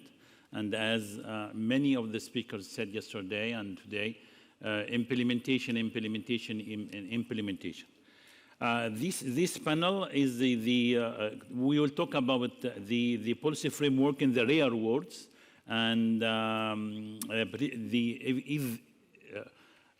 there preconditions for implementation and success? Let us know from our panelists. Let me start by inviting our panelists to come on the stage. First panelist is Dr. Misimiris from the Ministry of Agriculture and Rural Development and Environment in Cyprus. Welcome to the panel. And the advantage of this panel, thanks to the organizers, is really a mix from the official, the government, which is represented by Dr. Misimiris, and now another arm, which is very important for the implementation, which is legislation. And I have the honor to welcome Dr. Theo Pompitou, member of the Parliament of Cyprus. Welcome on board. And we have, at the same time, international organization. We would like to know the view of the international organization in this, and I would like to welcome Dr. Talib Rifai, the former Secretary General of the United Nations World Tourism Organization. Welcome on board. And the voice of science. We have two voices of science. The first one is Dr. Nina Hophan, the Scientific Policy Officer of ISAC. ISAC is the European Academy Science Advisory Council, and it's very important to listen to her.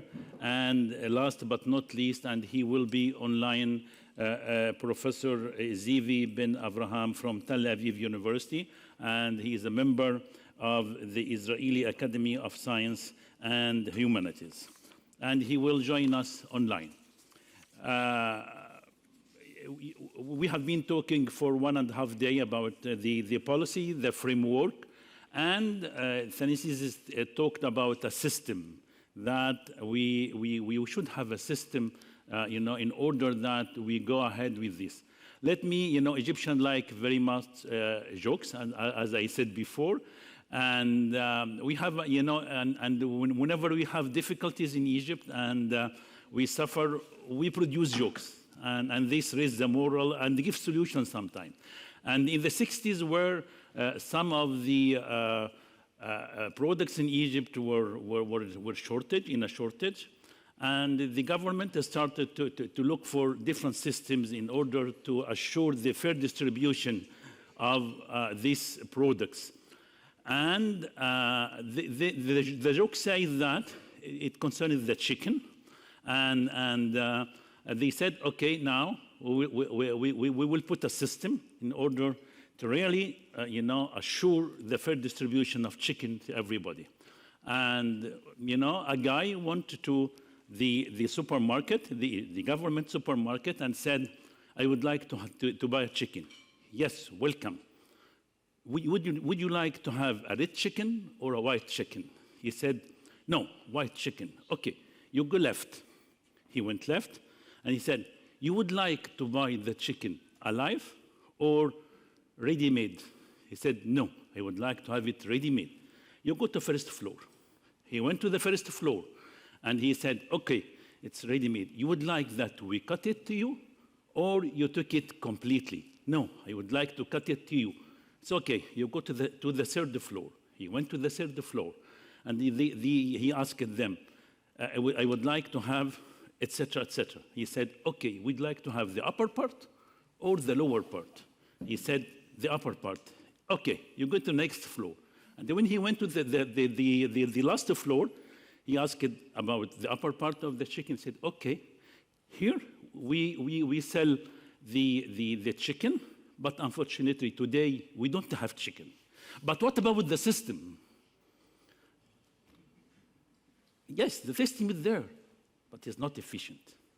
This is what I would like to convey to our convener today and our people, is that having a policy framework in itself is an achievement, but what about implementation? Do you think these questions are for you, our panelists? Do you think that there are preconditions for implementation? Do you think that we can assure the ownership of people who will implement what this framework and system will assure? Do you think that the main challenge is only resources? You know, we are talking about money, about resources. Is this the only challenge? And but, you know, by the end, I'll give you 1 minute each, you know, in order to give only 1 or 2 answers in quick response. You know, every one of you will have 5-6 minutes, as we agreed, and maybe if we have time, we will have 1 or 2 questions, and we will come back to you. Thank you. Our first speaker will be the government, you know. Yes, Dr. Misimiris, the floor is yours. Okay, I'll try very short to reply to your question. Of course, the policy framework is an achievement, but it cannot stand on its own. We need to link this policy framework with the appropriate enabling framework. And from my views, I think that the enabling framework is the only way to secure the targets and the objectives that we set under the policy framework. I will explain how we can achieve and how we can have an integrated enabling framework so to be able to achieve the targets and the challenges that we face under the climate change issue. Of course, having the resources is very important, but this is not the only element that we want. We need to have a lot. We need to have the long-term targets. We need to have the vision, and we need to set the long-term targets in a way that will support us to achieve our commitments under the Paris Agreement and to achieve the better approach to the challenges that we face. We need to have the appropriate enabling framework in order to set the intermediate and sectoral targets. It is very important to have a clear view about the way that you will achieve the long-term targets and the intermediate targets. It's very, very important. Also, risk and vulnerability assessment. We need to require the climate risk and vulnerability assessments with periodic updates, and this is the role of the science. We have to use the science in the appropriate way and try to be in line with new evidence from the science. Of course, we do have the targets, we do have the long-term goals, but we have to define how we will go and how we will achieve these targets. So we have to have the appropriate framework, and we have to mandate the preparation of the strategic plans, not only for the mitigation, but also for the adaptation. Also, policy instruments are very, very important. The enabling framework should mandate the development of decarbonization policy instruments, such as the carbon pricing and the fiscal actions, and should mandate the demonstration and the development of adaptation policy instruments, for example, under the public spending. Also, it is very important to be clear who is required to prepare the policy instrument and by when.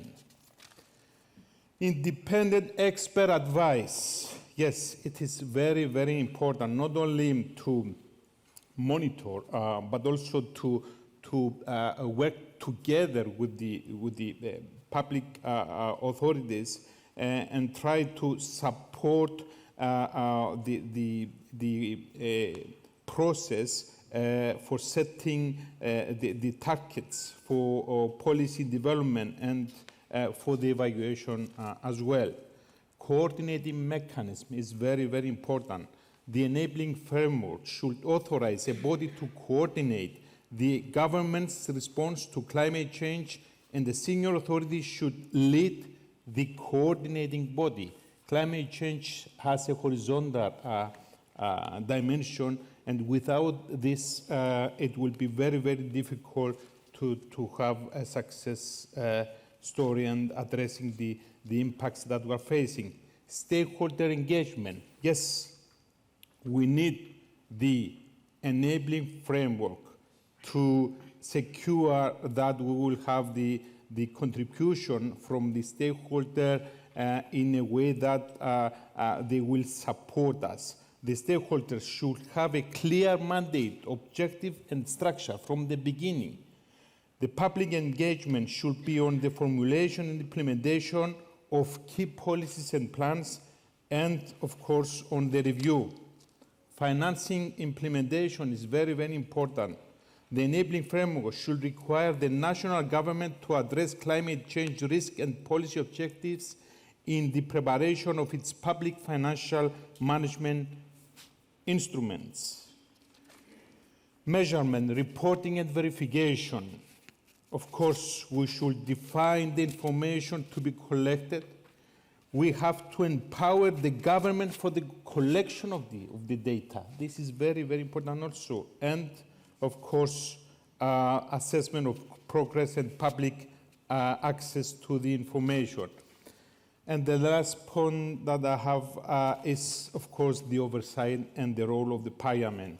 The enabling framework should provide parliamentary oversight of executive actions on climate. So, Mr. Theobem, tabling progress reports by the executive is also very important, and we are ready to give this information. So that's all from my side. Many thanks. Thank you very much. Then it's a very interesting, updating from science, financing, but financing should come from the government, approval from the parliament. We need to collect the data, we need to update data, we need coordination, we need framework.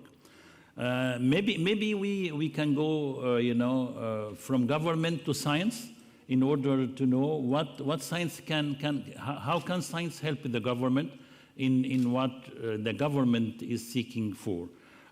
Maybe we can take Professor Ben Abraham.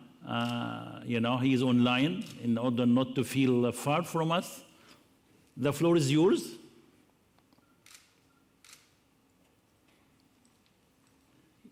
Your mic is closed, I think. Okay. Can you hear me now? Yes. You see on the slide, you see the Eastern Mediterranean. Eastern Mediterranean basin is a very unique small ocean basin that control many processes in the region, of course, the climate. Major one. This is a very unique basin. It, just for your information, it probably is the oldest basin, ocean basin in the world. It's part of the world ocean, but the processes that being done here are amplified. And as such, there are many environmental issues of concern with regard to this region. The area is under great ecosystem stress. Can you move to the next slide, please?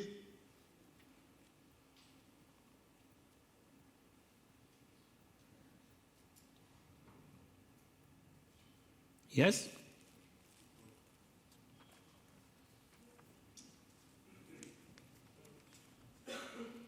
Zivi? No. It is disconnected. Okay, we will move, to science again, and we're waiting for him to reconnect. Nina, maybe give you the floor. Okay. Thank you very much. With your kind permission, I would like to shortly introduce the organization that I work for, to give it a bit of a framework for my comments following up. I'm from ESAC, the European Academy Science Advisory Council, which is a network of the national academies of sciences of the EU, plus the UK, Switzerland, and Norway. And the key business of ESAC is to produce scientific advice for policymakers based on working groups of Europe's most famous experts in their respective field, and they come together, review the science, and we help them to produce policy recommendations for policymakers at EU level. These reports then also become useful at a national level. The ESAC works in 3 programs: energy, environment, and biosciences. So these are all topics that are relevant to climate change. And in 2019, ESAC produced a report on climate change and health, which was the sort of beginning of our engagement also with the Cyprus Institute and the newly founded Cyprus Academy, which is our youngest member in ESAC, and we're very proud to have the Cyprus Academy amongst our members, looking at climate change and the effects on health in Europe. This was then also sort of the base for a global project by a network of science academies, the Inter-Academy Partnership, representing 140 academies worldwide, also many from the EMI region, that are currently looking in a global project at the effects of climate change on health in their respective region, reviewing the relevant regional science, and drawing the relevant regional policy recommendations from the science base. If you're interested in this project, there was an article recently in PLOS Medicine that describes the rationale and the sort of basic outline of the project, and the reports, both from the networks and a global report on climate change and health, will be published next year. Our most recent collaboration with the Cyprus Institute was a workshop including 16 countries around the Mediterranean, the Middle East, the Balkans, North Africa, that was looking at tackling the effects of climate change on health in the Mediterranean and surrounding regions. And some of you may have already seen this report lying outside on a table if you're interested. So what the academies and these networks can do for policymakers is they have incredible networks of experts, the best in the respective fields and in the countries, that they can access and ask for advice. And networks like ESAC and IAP produce a platform to take this knowledge to policy advice at a higher level, at EU level, at regional level, depending on what is required. So the academies are really important players in bringing science to policy making, and are also becoming active at bringing this collective knowledge from numerous projects to the upcoming COP meetings, both the COP15 and the COP26, emphasizing the urgency of the climate and biodiversity crises, and exhorting the UNFCCC and CBD to collaborate more closely in resolving these crises. So with this background of producing science advice for policymakers, I would like to come back to your question, Professor Hilal. And your first question was whether a policy framework is sufficient. And of course, the answer, unfortunately, is not quite. A policy framework is a fantastic beginning, but it is important for science to continuously inform policymaking when these policy frameworks are then implemented, broken down to very specific policies. The scientific community, for example, through the academies and academy networks, has an opportunity to help with developing indicators, evaluating existing policies, and making sure that there's also no unintended negative effects of the policies that have been or are being put in place.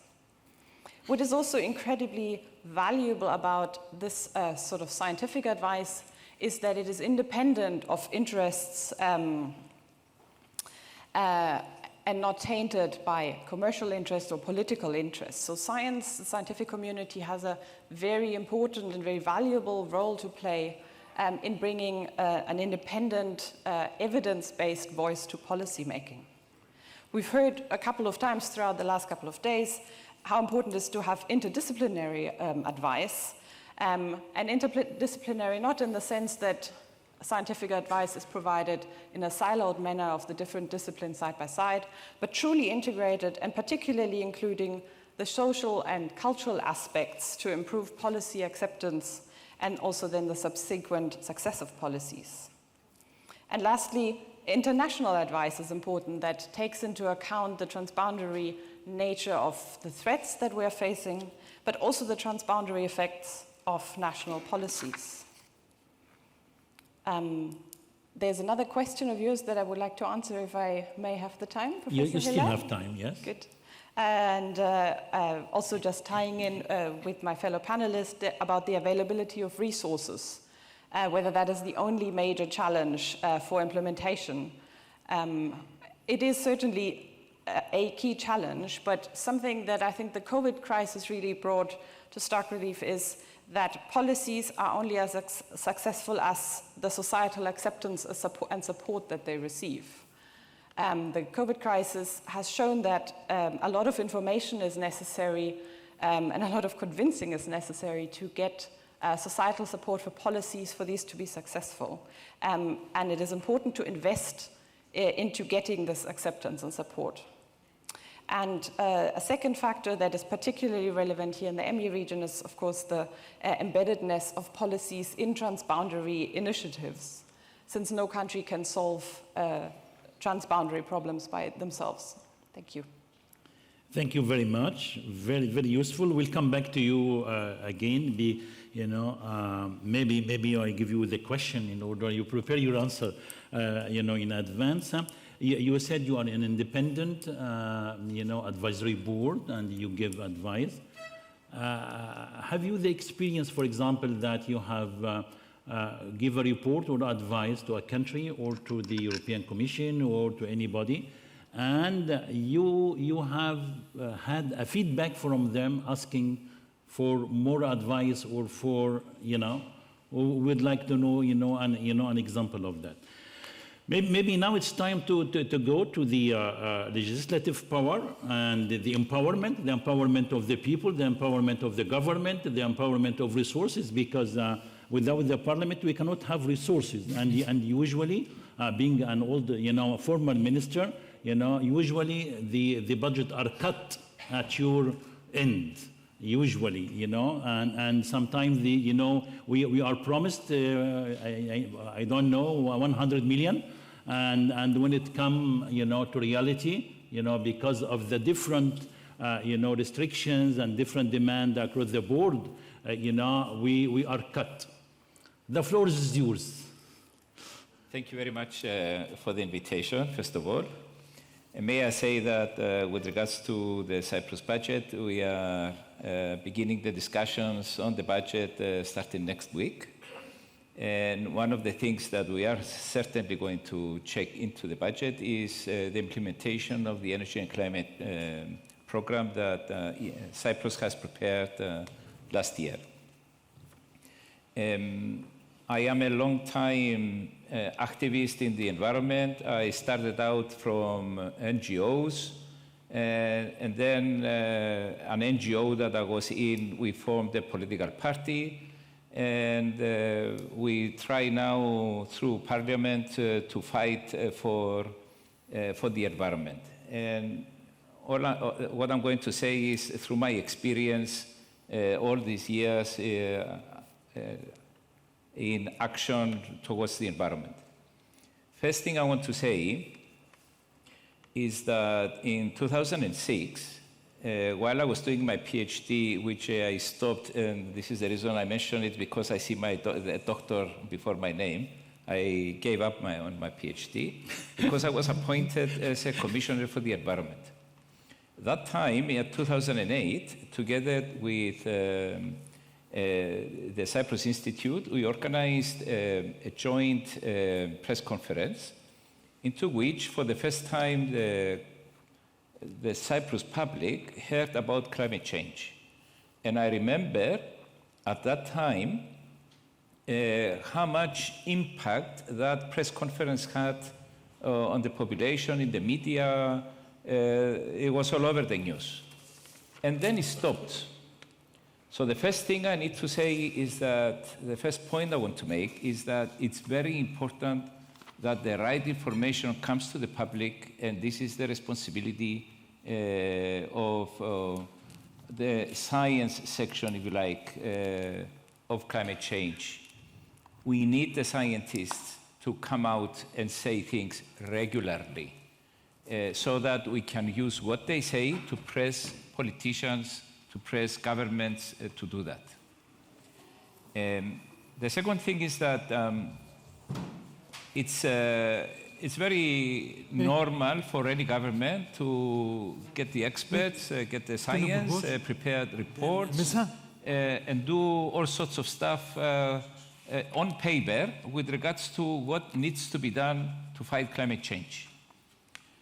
It's anything you want. I can show you the policy document of government to fight air pollution, protect the environment, whatever you like. I can show you a document, a piece of legislation, the policy documents, whatever you like, I can show it to you. The point is, how do you go from there to implementation? And for Cyprus, this is extremely difficult. And from my experience up to now, being elected member of parliament, and now that I am the president of the Environment Committee in Parliament, you cannot just rely on just a policy document, which is needed. Somebody needs to put down the science, see the best practices, choose the right actions. We need to hold government responsible for individual actions. So, for instance, I can give you a few examples like this. For instance, we have the Efficiency Directive. Who is going to change after the Efficiency Directive? Public buildings are managed by the Ministry of Communication and Works, and energy is managed by the Energy Ministry. So who will run after who in a situation like this? So at that part, what I discovered that the best thing is to do is chase after the ministers. So I keep making meetings with ministers, telling them, you have this responsibility, you have to do this, you have to do that. We get them in Parliament to press them to do this. So it's important to identify the actions, the individual actions, find who should be acting on it, and chase after them. And this is the only thing that works, in my experience, in the island of Cyprus. You have to identify whose responsibility is, and then go after them. TV programs, articles, all these, they work because you need the public attention. They work because government never likes it, and politicians, they hate bad publicity. But you have to chase them after as well. So renovation of public buildings, energy performance of buildings in general. These are certain actions that could have a lot of difference in the Cyprus's climate program.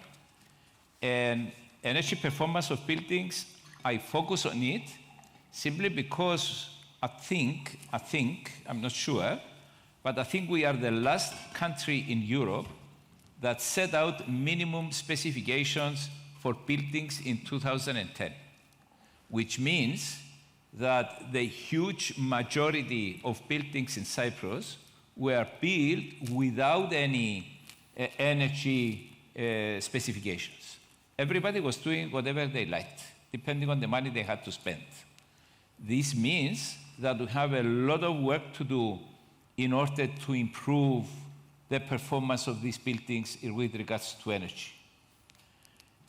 Another issue, very important for us, renewable energy. We are living in a sunny place of the earth. We have the advantage that the sky is clear.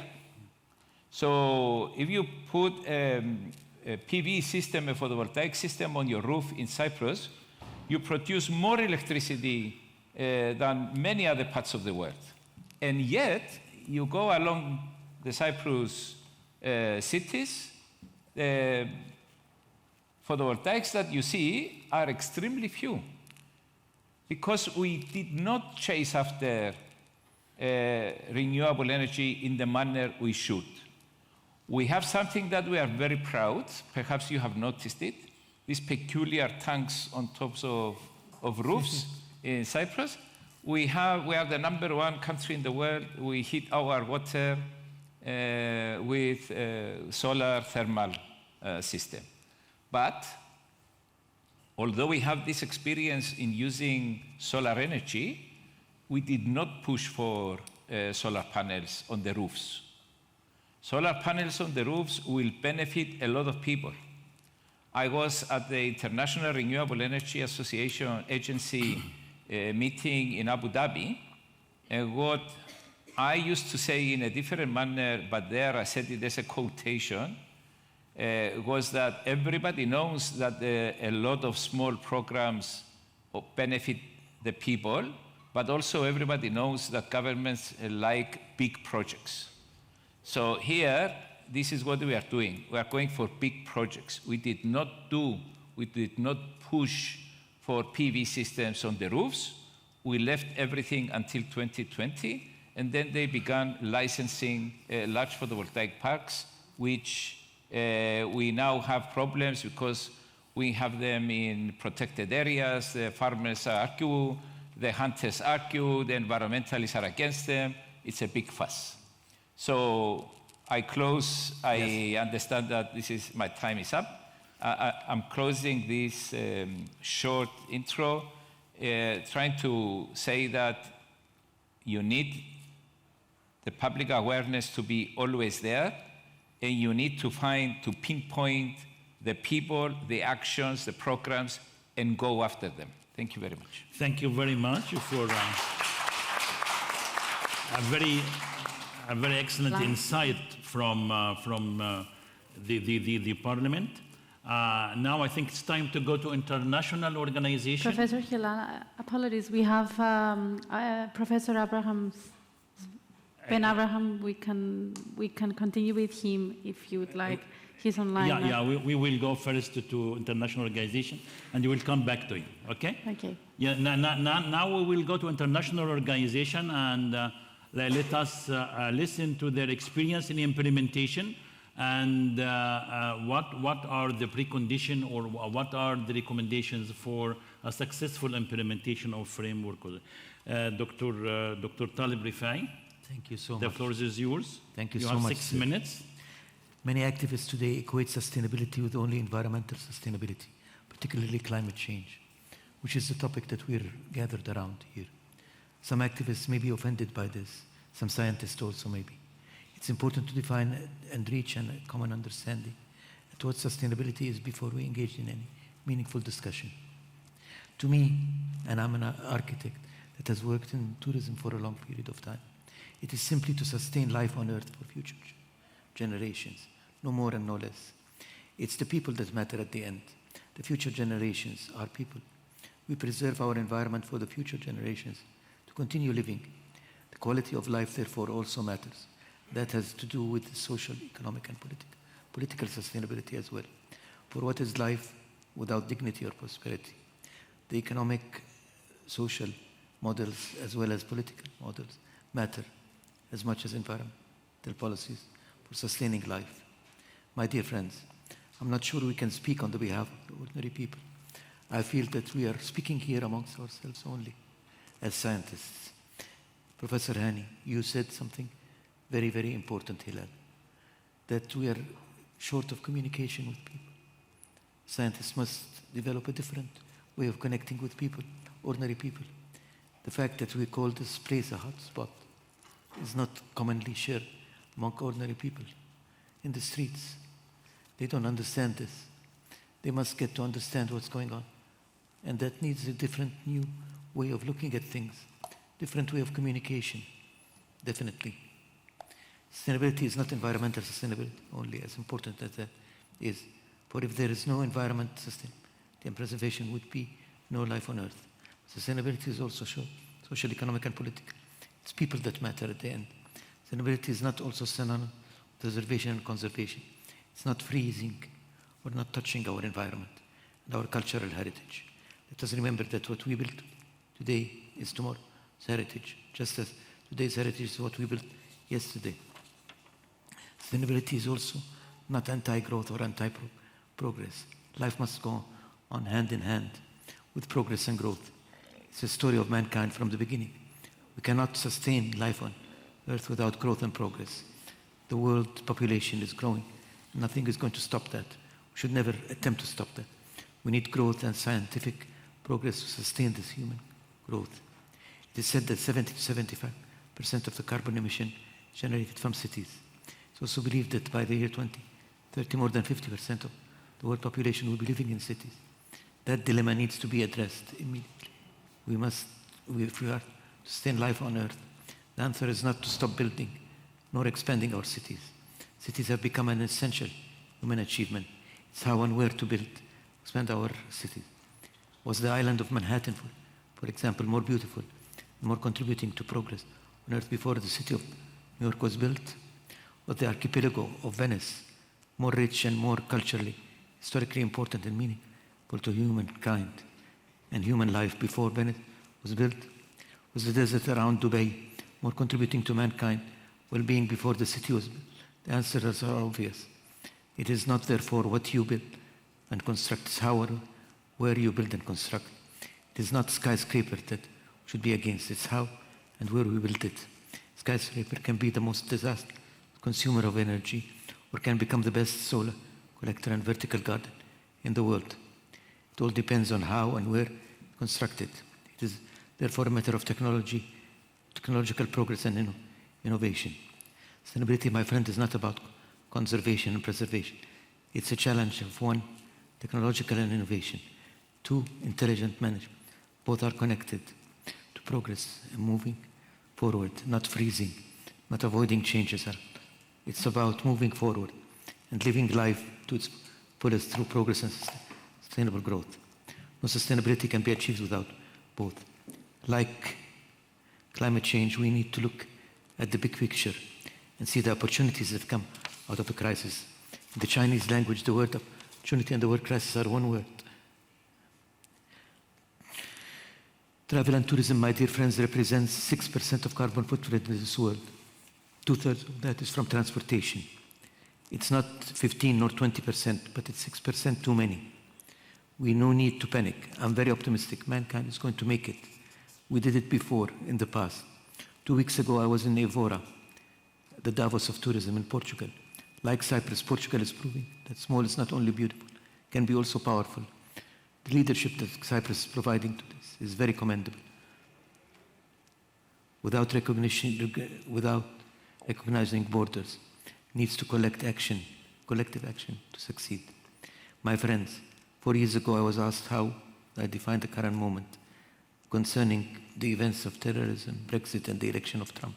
At the time, no one expected COVID crisis and the impact it had on the travel industry in particular.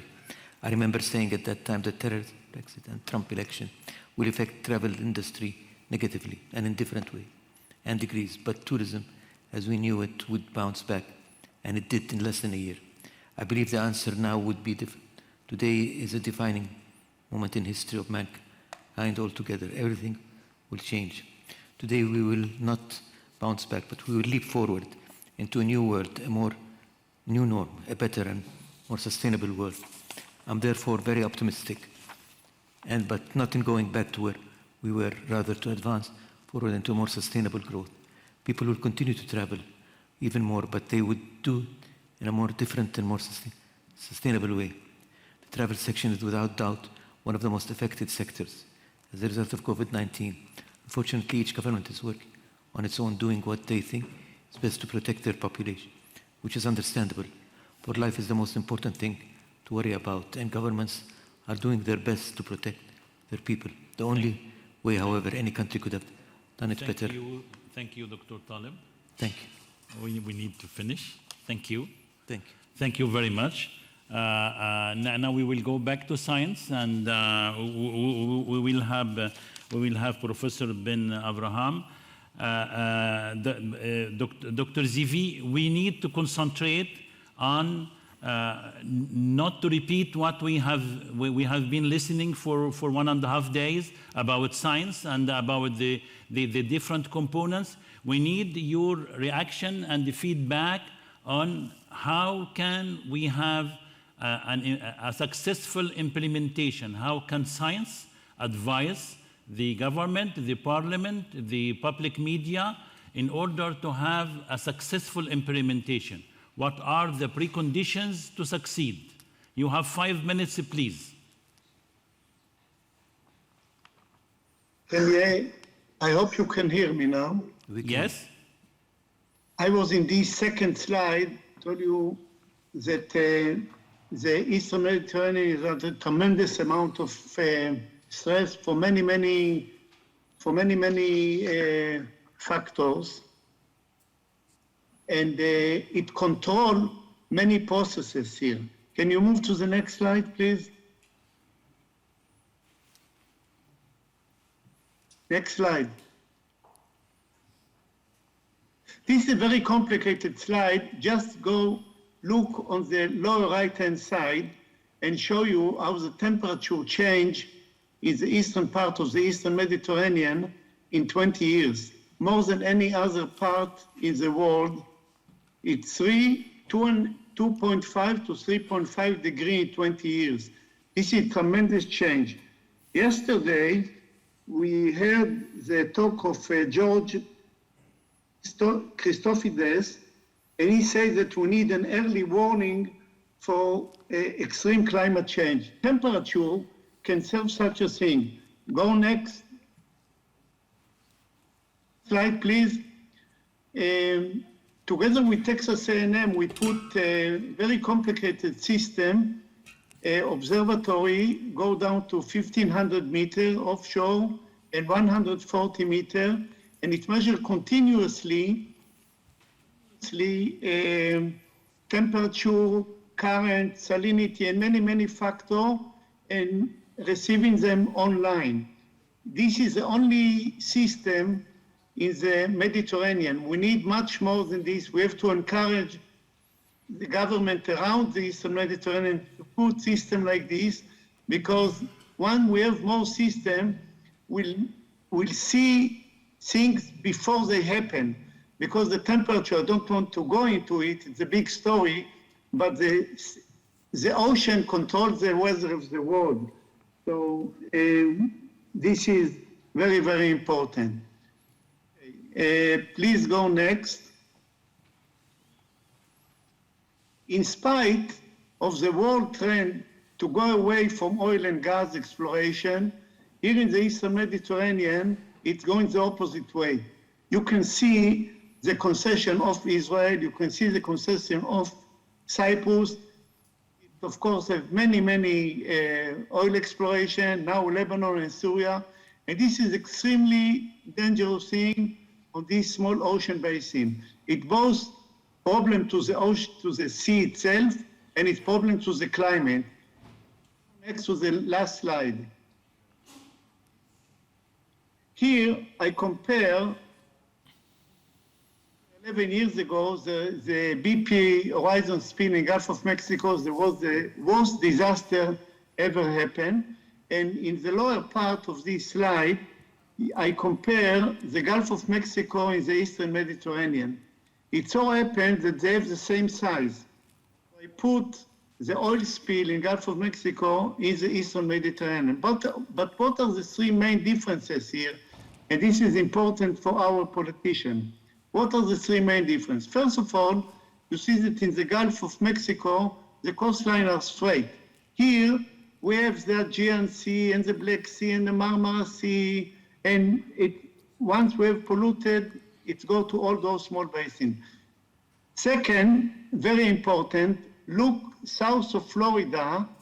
There is a Florida Channel that connects the Gulf of Mexico and the Atlantic Ocean, and it's several kilometer water depths. The Eastern Mediterranean, from the Western Mediterranean by the Sicily Channel, Strait of Sicily. You know what the water depth, average water depth in the Strait of Sicily? Only 150 meters. It means that we are polluted here, it's here to stay. And here is a point for our panel. Of Mexico, all the nations around talk with each other. Here, it's not the case. Israel, at least on the politician level, doesn't talk with Lebanon, doesn't talk with Syria, and there are other problems around us. Our scientists can lead the way of communication, because on the scientific level, we have connection with all the countries around, including Egypt and Syria and Lebanon and so forth. So I think that one of the recommendations that should come from this conference, from a high-level body of people, maybe through National Academy of Science and so forth, they could advise to the relevant government to deal when disaster comes. A small warning, last sentence, small warning of what could happen a few weeks ago when oil spill from the coast of Syria migrated all the way to northern Cyprus. Thank you. Thank you very much for very useful information. I think we have limited time. Maybe we will have maybe 5 or 10 minutes more. We will take it from lunch. I'll come back to our panelists with other question, but maybe I'll address science again. Could you give us the answer? Have you any feedback on your reports and that the governments or the countries came back to you in order that you clarify or you advise them on other issues that they are interested in? Definitely, yes. So there were a number of reports where we had significant feedback, both from the European Commission and individual national countries. The way it works is that during the production of the report, we're already in close contact with the relevant DGs in the European Commission to make sure that we really meet the policy needs in the reports that we produce. And then following a launch of the report in Brussels to the policy community, we have considerable outreach and meetings with policymakers, the actual people that draft the policies, to make sure that the scientific points are really coming across and can be accurately implemented. And I would like to use the ISAC report on forestry as an example, where we had several years now of follow-up with different international groups and policymakers about questions related to the use of forestry biomass in producing allegedly carbon-neutral energy. So there has been a continuous to and fro, incorporating new scientific developments and making really sure that the policies that have been and are being put in place don't contain any loopholes, don't have any perverse effects. So this is an ongoing engagement, just an example thereof from ISAC's side, how it continues to advise policymakers in making sure that the policies that are developed are also sustainable. Thank you, Dr. Nina, for your clarification. I think we have a few minutes before we close. Let me maybe address the panelists and our panelists online. One question: what are your recommendation or wish or maybe request that you would like to address, and to whom, in order that really we have a successful implementation, I'll start by the government. I don't need a speech. I need maybe 1, 2, 3 words maximum, branding or keywords that people can understand. Government. Okay, we need the contribution of everybody. Contribution of everybody. What else? What else?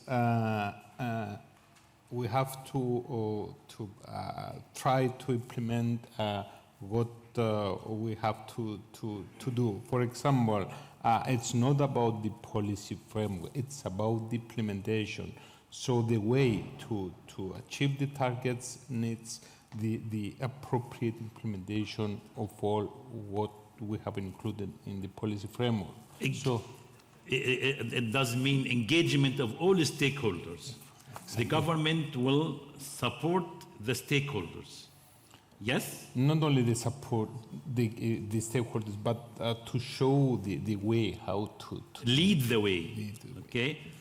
Parliament. I think the most important thing at the moment is to get science to back up best practices, to see what is the best practice to provide the solution, and then tailor-made it to your country.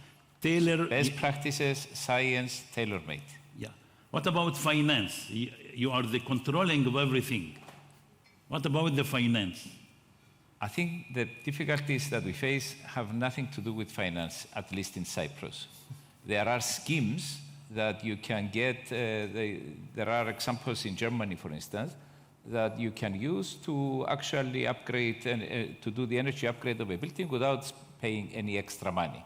I know that, okay, in order to do something you need money, but it's not always money, it's the willingness.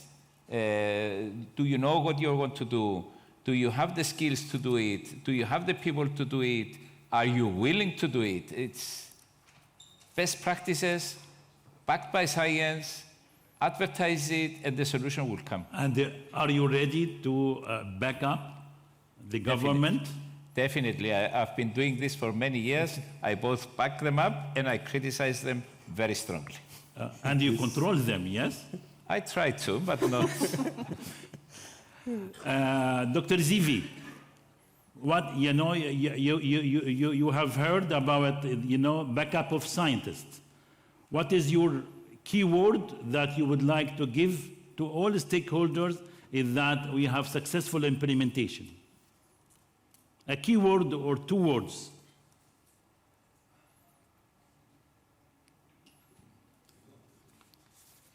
We don't hear you. Yes, now we hear you. Talk to me, okay. See, there was through this conference, there were many, many recommendations. All of them are good. The question is, how the politician get it? This is the key factor. You can have many, many ideas, and you yourself are in the government or were in the government.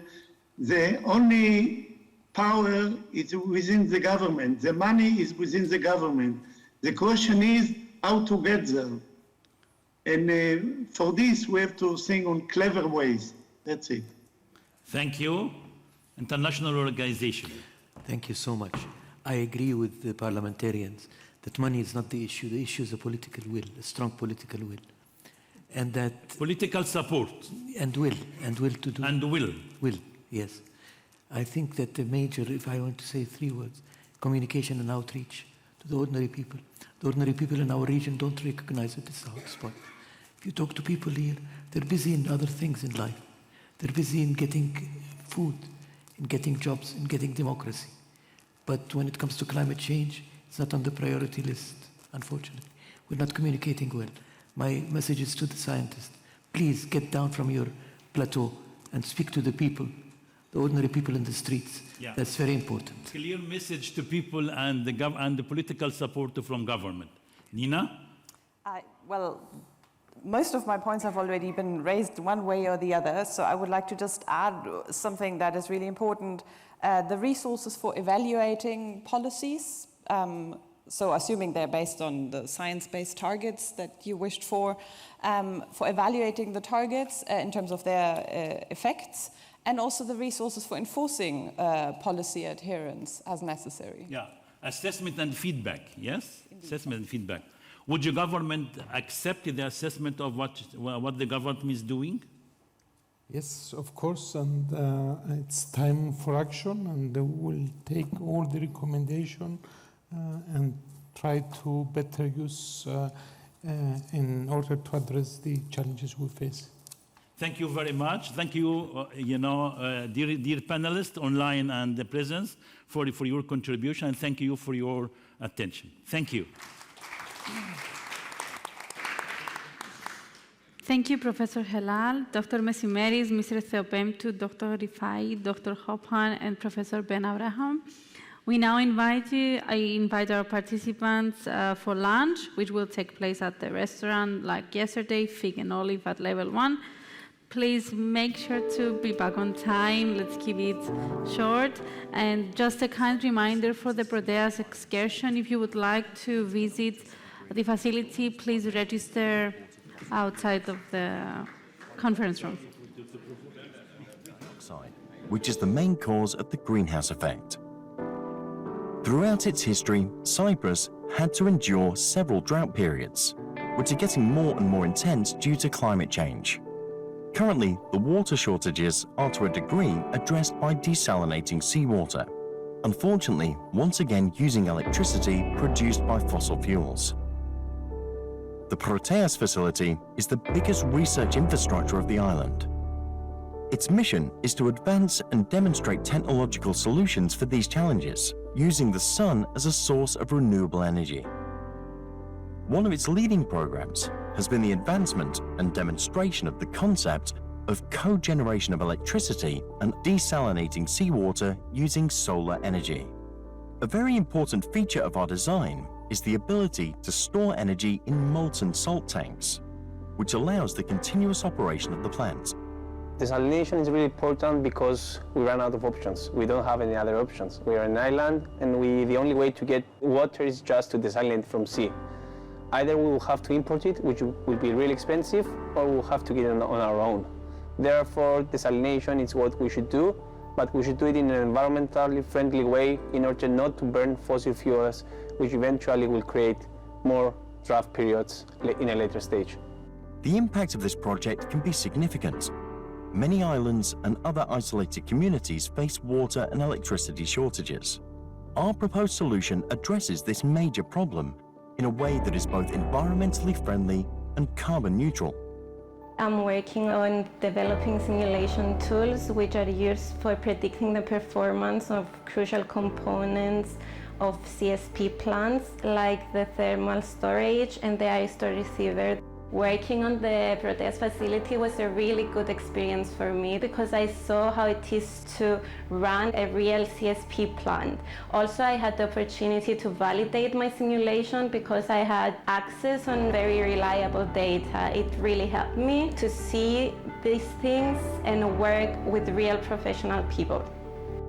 There are few similar research facilities worldwide. We are really proud to be a member of this community and a designated EU facility for training and experimentation to the international community. The technologies developed in facilities such as Proteas help us take important steps in addressing the biggest challenge that humanity has ever faced: climate change.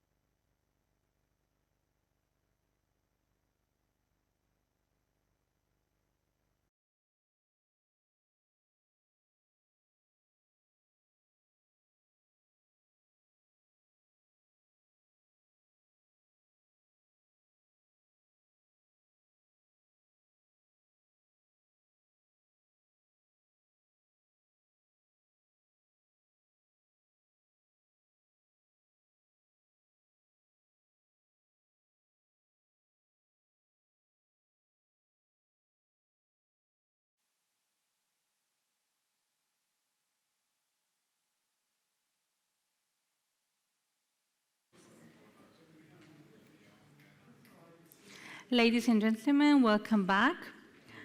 We now introduce the chair of our next panel, Ms. Clelia Vasiliou, Commissioner for Environment of Cyprus, on the topic of getting climate dynamics right for the EMER region, environmental, technical, political, and social responses.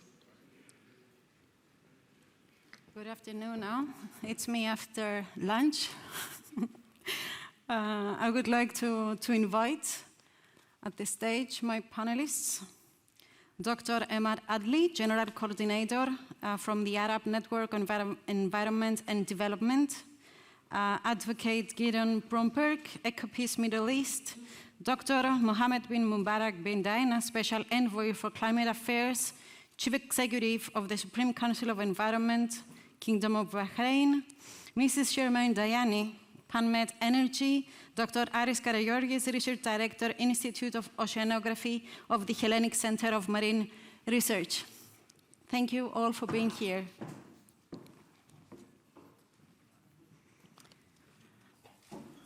You will allow me to avoid the CVs, but I would like to ask you to read them through, because I have here a really dynamic panel and with really important information in their CVs. As we are in the midst of the climate crisis, scientists agree, policymakers agree, citizens are interested and worried, but the climate crisis is only getting worse. Why? What should we do in order to get the social dynamics right? It is an environmental, a technical, and a political issue. In this panel, we shall try to deliberate these various aspects. Let me start by asking Dr. Aris Karagiorgis, the Research Director of the Institute of Oceanography of the Hellenic Center for Marine Research. Dr. Karagiorgis, scientists have been warning about the climate change crisis for decades now. The marine environment in particular, as we heard yesterday from Dr. Ayel Azar of the Israel Oceanographic and Limnological Research, is in grave danger. Why should we particularly care about the marine environment? Could you please give us a message, short and clear, scientific and understandable, about this danger, so that governments, companies, citizens will worry constructively? I mean, so that they realize how imminent and how serious the danger is, and understand what each should do about it. What policies and measures would you be suggesting? Thank you, Chair. Thank you for the invitation. You are posing a quite difficult question to answer, but I'll do my best. I have prepared a couple of slides, if you allow me to show. Of course. Thank you. Thank you. Can we have the slide presentation, please? Okay, the next one. I see the pointer over here. Thank you. Okay. I would like to come at the beginning with a general statement, just to give you a broader idea about how we consider the ocean. We have been talking in the last couple of days with respect to the CO2 concentration, which you can see in the lower right of the panel, which shows that it is rising. But if you see the other part of the graph, you will notice that it's not the only parameter that it is increasing in the last couple of decades. With respect to the ocean, we have the so-called blue acceleration in a number of parameters, quite many I can say, that they can have either positive or negative impact on the environment. And as a positive, I could say, for example, that we have increasing number of offshore wind farms, we have increasing kilometers of deployed telecommunication cables under the water, but at the same time, we have increased use of hydrocarbons or deep sea minerals or increased shipping, which is related to pollution.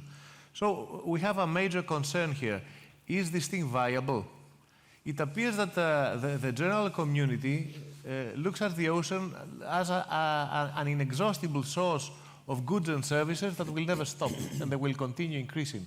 We believe from the scientific point of view that there is no natural system that can follow continued growth forever, though this is not sustainable, and we have to look into it. So at the one hand side, we have the increase of various parameters related with the human activities, and at the same time we have superimposing the climate change as is demonstrated by the CO2. So it's quite a challenging period. As you mentioned yesterday, Dr. Lazar provided data on the climate change in the neighborhood of Eastern Mediterranean and Middle East. We have definitely the surface temperature increase, it has been recorded. We have sea level rise, not much, but if you see the scenario that is in the left side of the panel, the beautiful Aristoteles Square in Thessaloniki, if we follow the business as usual scenario and do nothing, in a couple of decades it will be, I don't know, a big swimming pool or something like that. It's a disaster. Okay. Nevertheless, if we maintain the target set by the Paris Convention that we can, let's say we are allowed to keep the increase of the temperature up to 1.5 degrees, we will remain safe. Likewise, we have increased weather events. We have, with respect to the water column, the dissolved oxygen concentration projected to go down. We have the chlorophyll concentration going up. We have acidification of the water. We have biodiversity loss. And also we have alien species. You see two very famous alien species on the left side of the panel, Lagocephalus and the lionfish, which are now abundant in the Eastern Mediterranean and create a lot of problems. So these problems have been really identified, and I think we have talked a lot about that. But it's not that nothing is going on. Someone during the discussions might feel that this conference is trying to build something from scratch, that there is nothing and we have to build it from a zero ground. This is not the case. And I give you an example here. I'm working with a mission named Starfish, which is on the right side of the panel, with the EU. The EU has been setting these missions since about a year and a half ago, and came out on the 29th of September, officially releasing the missions to the general public. And there are two big missions associated with our discussion today.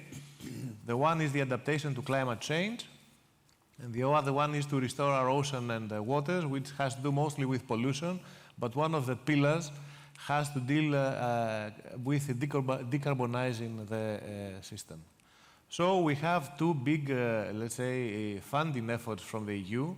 Both these together assemble something like 830 million euros that will fall into the market, and they will produce new science, new technology, and they will try to remediate some of the problems associated with climate change.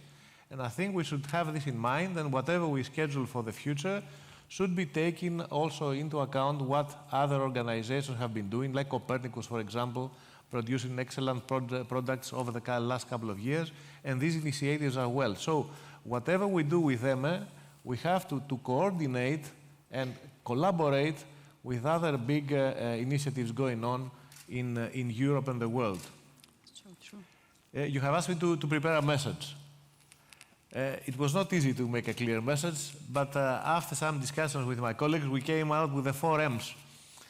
So I think that the key point from my side is that we have to trust science. Okay. We have to trust and also invest. And when I say invest, I mean invest also in money and in effort. We have done that as a community with the recent COVID pandemic. The policy makers and the governments more or less have trusted scientists to deal with the pandemic, and it appears we have done good so far. I think this is the way forward for the climate change as well. The scientists, what we can do. I'm a marine scientist all my life, so I know how to measure. I can measure everything, okay? We are lucky because nowadays we have state-of-the-art technology that can practically do all the work. We are not in the 50s, we are not in the 60s, okay? We are in 2021, and if you provide us, not you personally, I mean the policy makers and the stakeholders, if you provide us scientists with the funding, we can measure correctly. And when we measure, we can monitor. It's the second M. It has been said earlier today that we need to upgrade our observational networks. Yes, we have to. We have a buoy over there, the yellow buoy that you see on the right.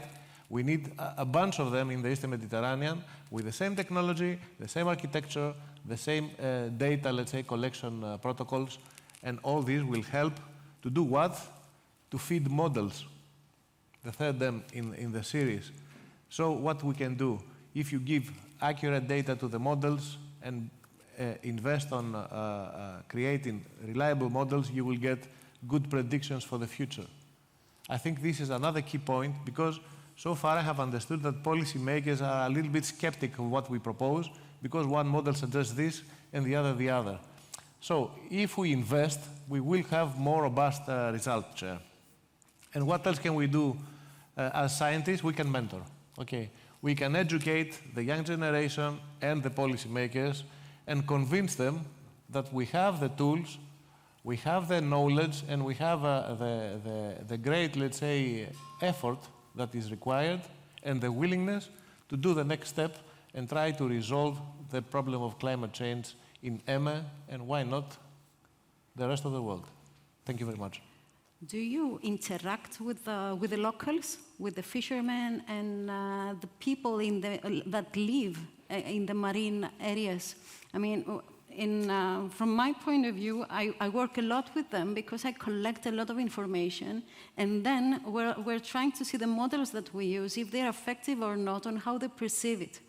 And I find it really interesting to see the way a local faces the differences and what they observe, and we use it into adjusting the model. Absolutely. Sometimes the people who are working with nature can transfer a part of the knowledge that is, let's say, not really described in numbers. So we do collaborate with fishermen and other people around the coastal areas. We exchange ideas. Sometimes we work together. We try to introduce them a little bit into science, and they introduce us into nature. So it's a very nice process that is going on. I wish it would be wider. We are doing our best. Thank you. Thank you very much. Thank you. Let us now see the view of the private sector. Let me ask Mrs. Shermaine Dayani from the PanMed Energy, a multinational business executive founder and CEO of PanMed Group and founding partner of MedGrid France. Mrs. Dayani, a lot of people would blame the energy producing sector for the climate crisis. It is, of course, obviously simplistic for all of us to continue using fossil fuel energy and at the same time to put the blame only on the companies that serve our demand. What would it take for the energy producing sector to become the important part of the solution of the climate crisis that they should be? What policies and measures should be taken by the governments and by the companies themselves in order for the reduction of greenhouse gas emissions to start from the beginning, from the companies that produce the fossil fuel energy? Before I do my presentation, maybe I need to answer you. We talked a lot, the scientists talked a lot, the politicians did, but we never considered, or we are not considering, the opinion of the oil companies, the giant oil companies, the gas companies, the oil-producing countries, the gas-producing countries. For them, their oil and gas is a national treasure. And you are going to tell them, shut this down and just go do solar and wind and convert to hydrocarbons and so on. They freak out. Some oil companies resist what we are all suggesting, and they will continue past 2050, like Shell, for example. It's terrible. And you have other oil companies like Total who are converting slowly to green energy, doing projects in hydrocarbon in Iraq and solar, etc. But the cost of converting from oil and gas to green energy is very expensive, and we have to pay the price. Now, instead of them, as the oil fields are dwindling and instead of investing more and more in that oil well to make it produce more. They should then more or less convert to green energy. I wanted to talk a little bit about, but by the way, we need to triple, as the IEA says in their latest report, that we need to triple the green projects from now to 2030 if we want to have, reach 20%. At least. I wanted to touch base and tell you about Jordan. We have a very successful story in Jordan with the green energy. We have superseded actually the expectations. We are 25% of the total energy now is wind and solar. We're looking, you have 1,645 megawatts for solar and 625 megawatts for wind. We're looking to do CSP now, and I'm involved in a project like that. And we have an Australian company who is now going to begin studies to produce green hydrogen in Jordan. And we have very high radiation. Not only do we have just production of energy, we are also connected grid-wise with Egypt, with Palestine, with Syria. We're looking to very soon interconnect and build that interconnection with Iraq, as well as with the GCC countries through Saudi Arabia. We are very much in energy efficiency, in green buildings, in putting solar panels on government buildings, mosques, churches, etc. And so we're working also with the transport sector, electric buses, and all that. So we are also minding the green investments. And then we have, we're trying to reduce the fossil fuels and do water management, and I'll come to that in a little bit. The Ministry of Environment has their action plan for 2021-2025. And when we say enhanced natural capital, it is the sun in Jordan. And so we are, trying to produce green energy and also address the social development and poverty and be efficient and do the climate change mitigation. We will announce in Glasgow that we will reduce our GHG to 31%. We are the second poorest country in the world in water. And it is really a tremendous issue. I receive water once a week in Jordan, and with that water, I have to manage to water the garden, to utilize it as much as possible.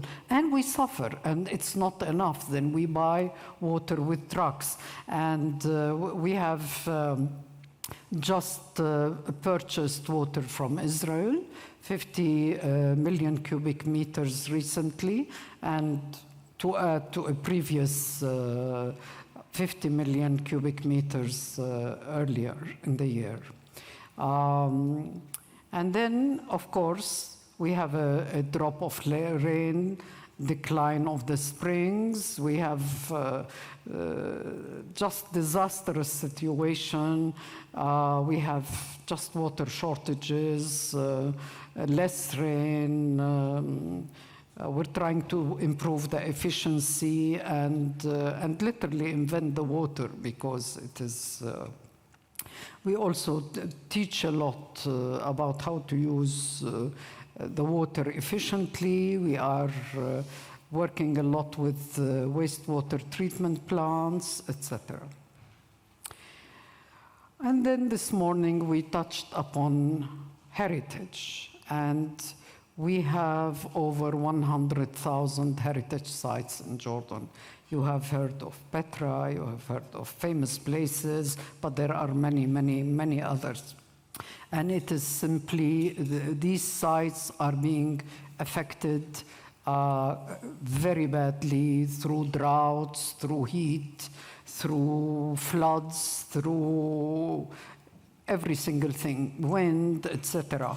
And aside from these and the manuscripts inside these museums or sites that are being affected, one of the biggest World Heritage disasters is the Dead Sea.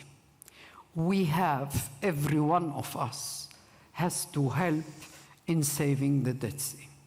This is an international disaster. It is dying, and it is going down by 1 meter, 1.5 meters every year. Because it's already dead. And we are getting sinkholes around it. In Israel, the roads have, just crashed.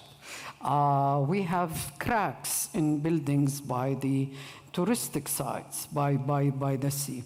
The other week, we had a big pool of red water, and people freaked out. What is it? Is it iron? Is it bacteria? Is it dangerous? Is it, So it is so dangerous to let it go by and not address the issue. Of course, we know that all these dams that we have upriver that are stopping the water, Israel is to blame, Syria is to blame, everybody is to blame. The two potash companies on both sides of the lake are also sucking this water and drying it and selling potash. So we need to address the Dead Sea because it is a disastrous issue. Then we here are, with the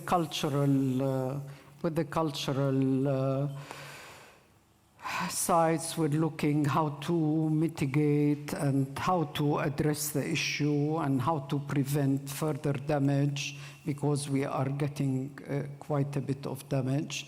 And this morning I was delighted to do the connection between the advisor to the Prime Minister of Greece with the Minister of Culture of Jordan, as well as with the princess in charge of the Petra Trust Fund, so they can work together, and the connection is made, and they communicated already, thank God. Again, we're losing food security, we're losing certain vegetations, people's working with the land have been affected, etc. And the pandemic, the pandemic taught us a lot, actually. Taught us that disasters can be everywhere. We need to help each other. We need to be prepared. We used a lot of water during the pandemic. All we did was wash our hands. And so we, it taught us just to sit back and cooperate, coordinate, share, support each other, etc. And during the past, it's the first time that I come to Cyprus, and I'm so impressed. I'm a very well-traveled person all over the world, and I blame myself for not coming here before. And I'm very touched by the gracious and warm and generous hospitality of the Cyprus Institute. And I want to thank them for inviting me. And I also, after listening to everything the past 2 days, absorbing everything, I believe they can play a very important role by being a hub, by being a center of diplomacy, by helping us in gathering information, in guiding us on how to mitigate, and we would listen to them because they are not Arab, they are not Muslim, they are not anything, they're not part of the Arab world, and they are a very close neighbor who share with us our feelings. So I want to welcome you all, maybe in the near future, to Jordan. Thank you. And thank you for inviting me. Thank you. Thank you, Mr. President.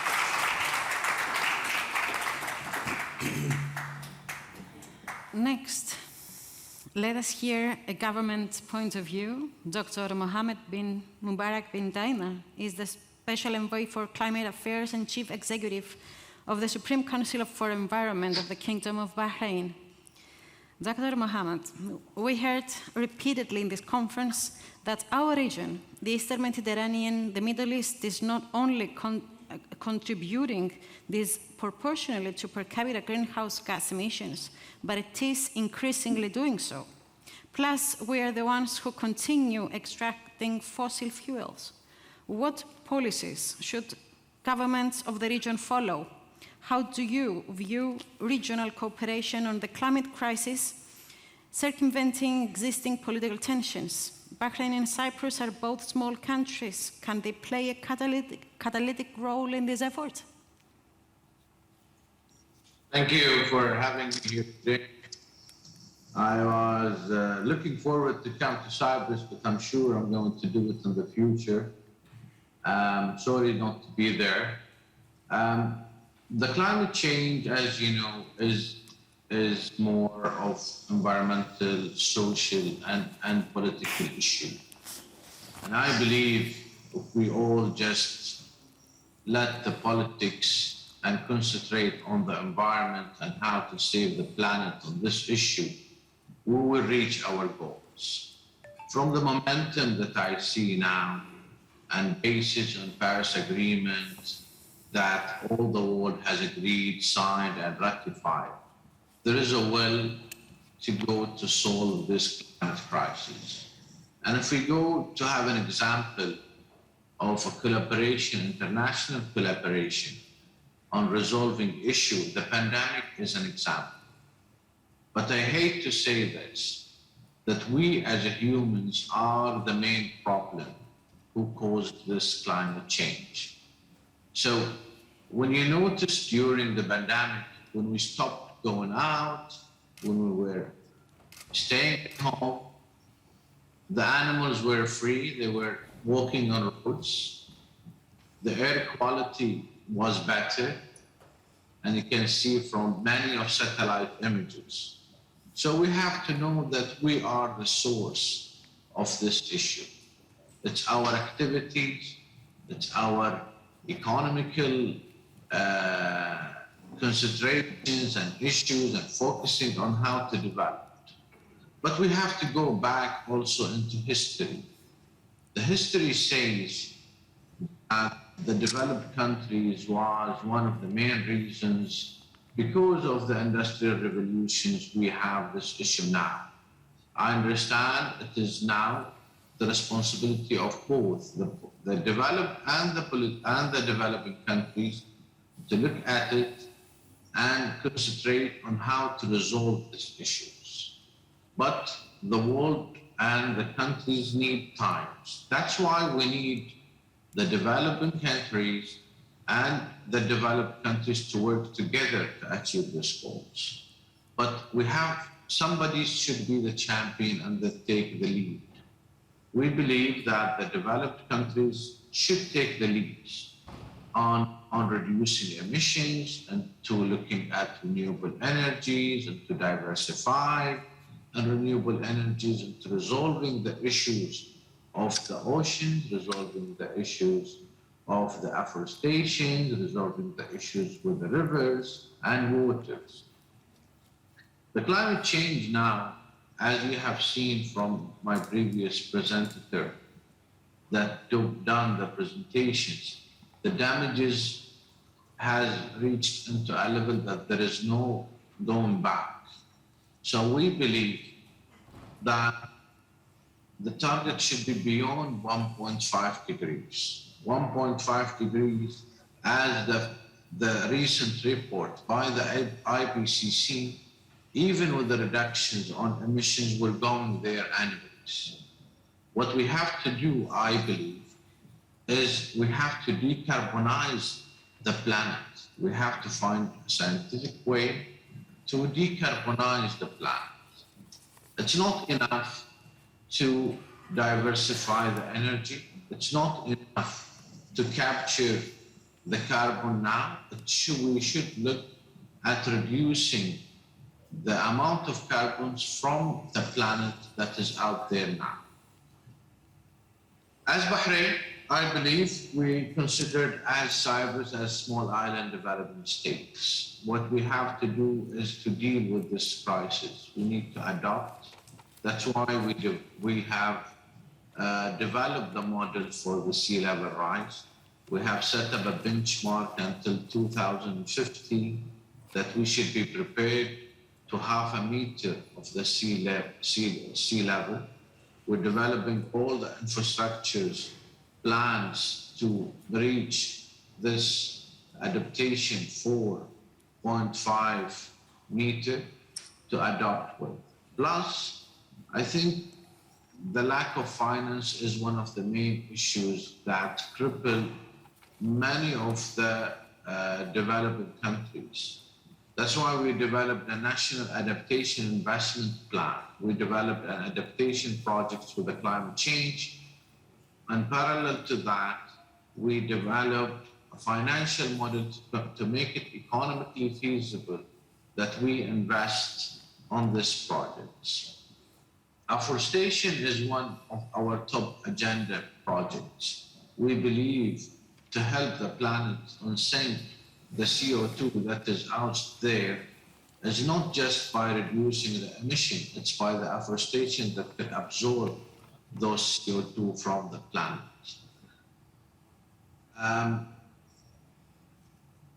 Hopefully, I believe that we can reach much more ambitious plans in Glasgow. We're looking forward for that. We in Bahrain are fully committed to adapt to the climate change, to reduce any emissions we do have. But going back to your questions, the CO2 emission per capita is not the benchmark we should look at. We should look at what is the percentage of CO2 emission per country comparing to the overall CO2 emissions. And that's why we have the highest the countries contribute of CO2 should take the lead on reducing their own emissions to not reach a stage where there is no return. We're looking forward as Bahrain to work with Cyprus on the adaptation to climate change. We both share the same circumstances as small islands, and we are really looking forward to learn from each other's experience.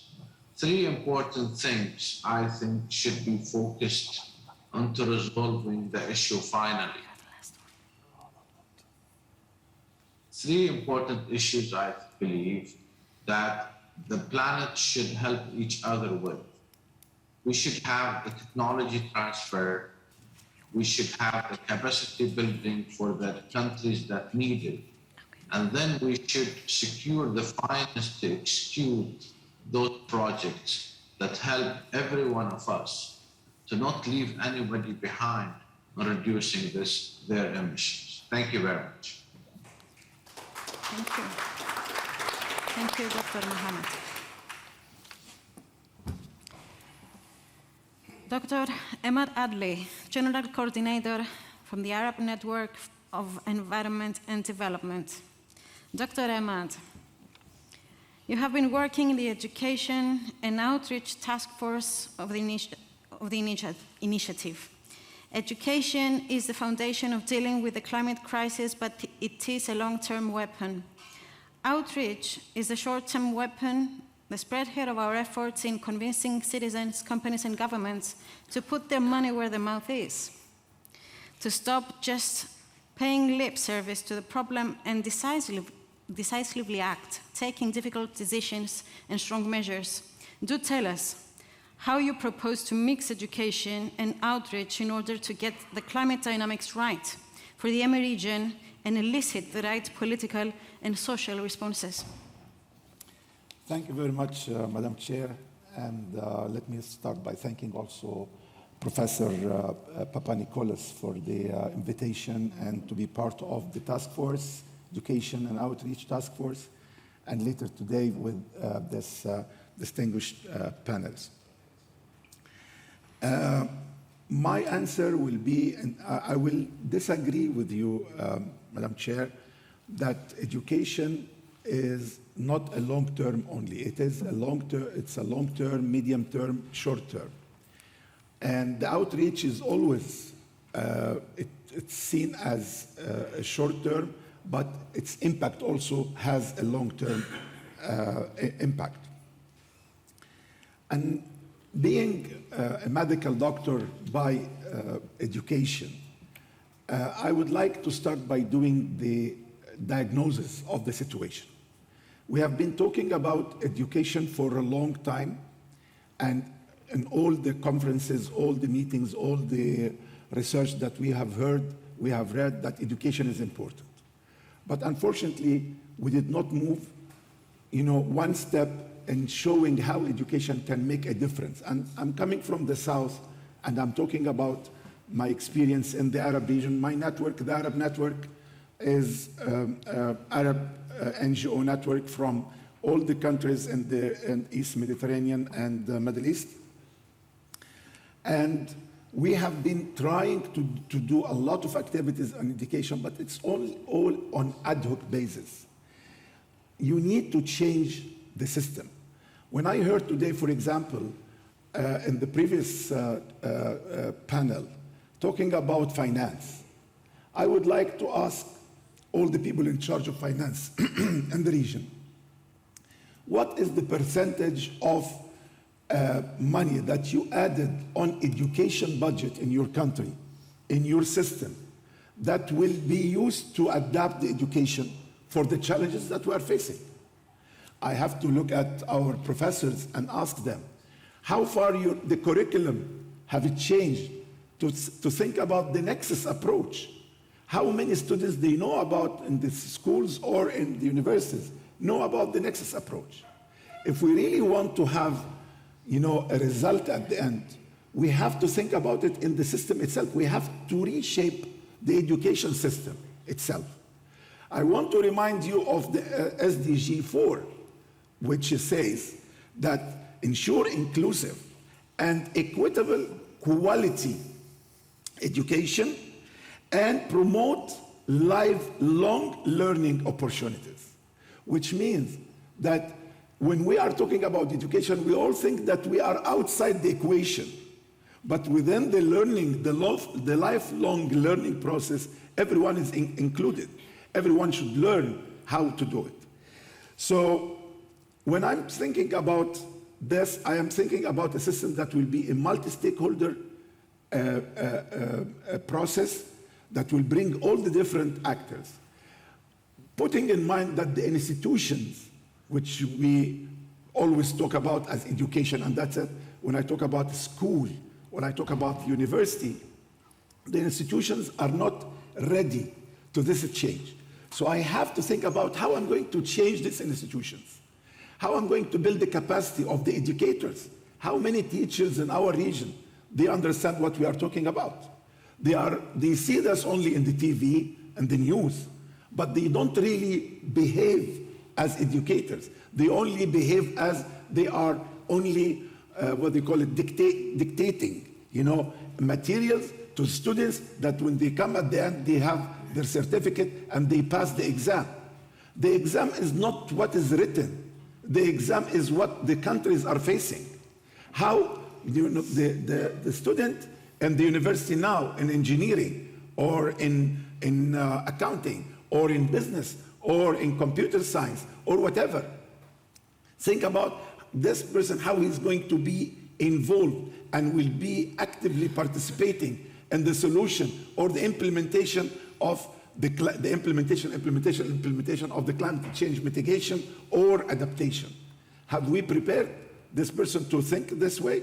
I don't think so. So this is why I think we have to think about the alternative mechanism. And this is something that when we were discussing 2 days ago before the conference about what we could develop and give to our policymakers, we have to give them the prescription, back as a medical doctor, you know.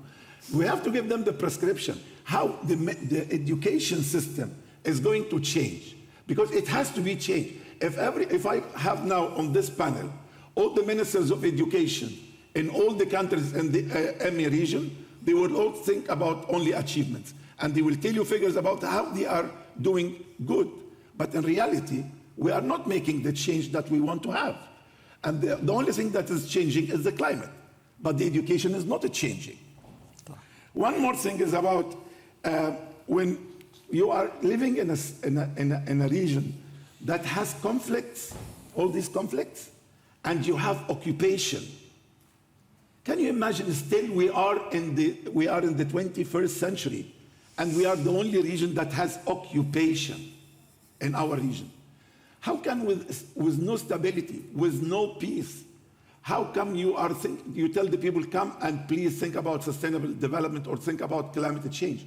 They have other things to think about. So this is also has to be part of the education systems. How we are going to build the mentalities to think about peace, stability, because they are also part of the nexus that we are talking about.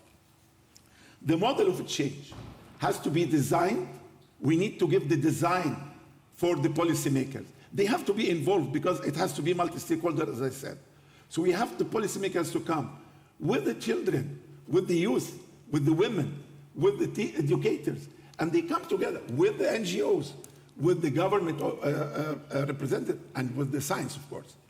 They come together and they think about designing this new shape or education shape that we want to have. And then we have to think about the financial elements, because if we don't put finance, we are not going, and it should not come from outside. If we always think about money has to come from outside, nothing will happen. We have to think about how we could provide the finance from inside first. If I have it from inside, definitely donors will come and will add, because donors can add, but they cannot put everything. And then we have to have always the monitoring and evaluation. We have to think about, and this is part of the medium term, between the short term and the long term, or during the medium term, we are always thinking about how we evaluate and how we monitor and how we upgrade and how we update our system. And then what are the measures of the indicators that we are going to measure our achievement?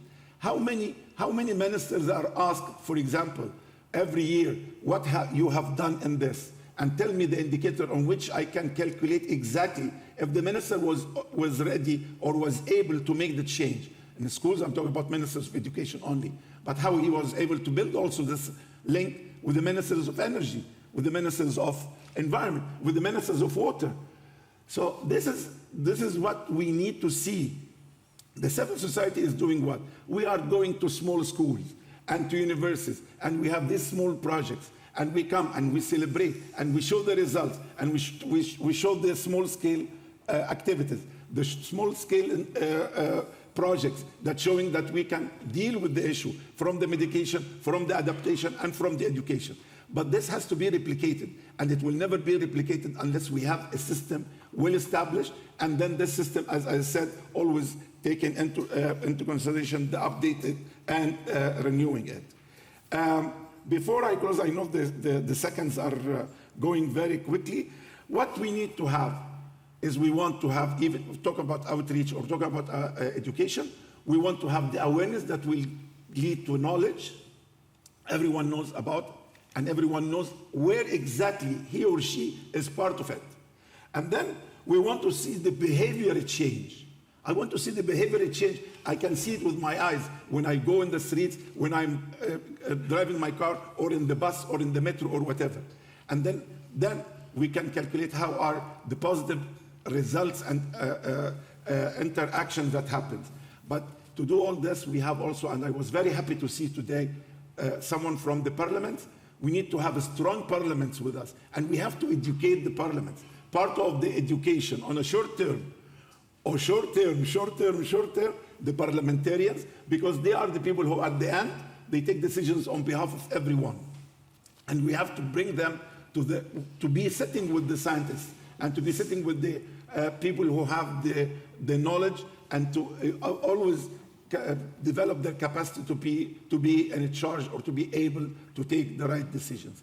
I tried to respond to your question, Madam Chair, but believe me, I would say that investing in education, if we calculate how much we need to provide solutions for the climate change, and if we are talking about the $100 billion that they were talking about as the developed country's responsibility, I would say if we take 20% of the $100 billion and put them in education, this will be the right investment that we can do for the future of not only this region, but I hope that our region will be a replicable region that could be taken to other regions as well. Thank you very much.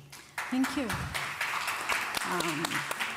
So true. With my colleagues in the office, we've decided now to create this action with the universities, because I was really surprised when I heard students saying that environment is not my thing. My studies have nothing to do with environment because I don't study environmental studies. Exactly. I study law. And I said that we should do something about it because no one must left behind, and no one must feel that is not included in that effort. And he doesn't know that he's studying law, that he is studying environment. Exactly. Thank you for that. I welcome Advocate Gideon Bromberg from the EcoPeace Middle East, a non-governmental trilateral organization which strides the Palestine-Israel-Jordan area, having activities in 3 countries, represents here a huge global movement that of citizens not just worrying about the climate crisis, but also acting. Mr. Bromberg, some of us have the feeling that this global citizen movement sometimes stops at protests without concrete proposals. I understand that EcoPeace does actually put forward measures and policies. What are they? What would it take for citizens not only to accept those inconvenient, to say at least, measures that will be needed if we are to mitigate the climate crisis? And what is your experience from the balancing acts you have to perform as an organization at both Israel and Jordan and Palestine? Does the unifying nature of the climate crisis prevail on the regional conflicts, or do the regional conflicts frustrate joint climate activity? Thank you very much for the opportunity to present today. I apologize for not being there in person in Cyprus, but I'm already here in Scotland, getting ready for the COP that will take place at the end of the month. As an environmental lawyer, I also want to speak to the importance of lawyers indeed working on the environment. At EcoPeace Middle East, indeed, we are excited about the launch of a report late last year calling for a green-blue deal for the Middle East. And that report is based on close to 3 decades of work undertaken by Palestinians, Jordanians, and Israelis that the organization represents.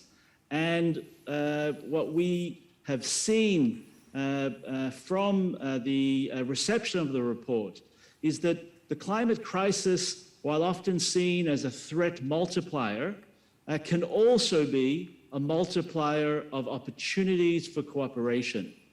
Because we claim to love the land, but the conflict and the climate crisis is in fact killing the land.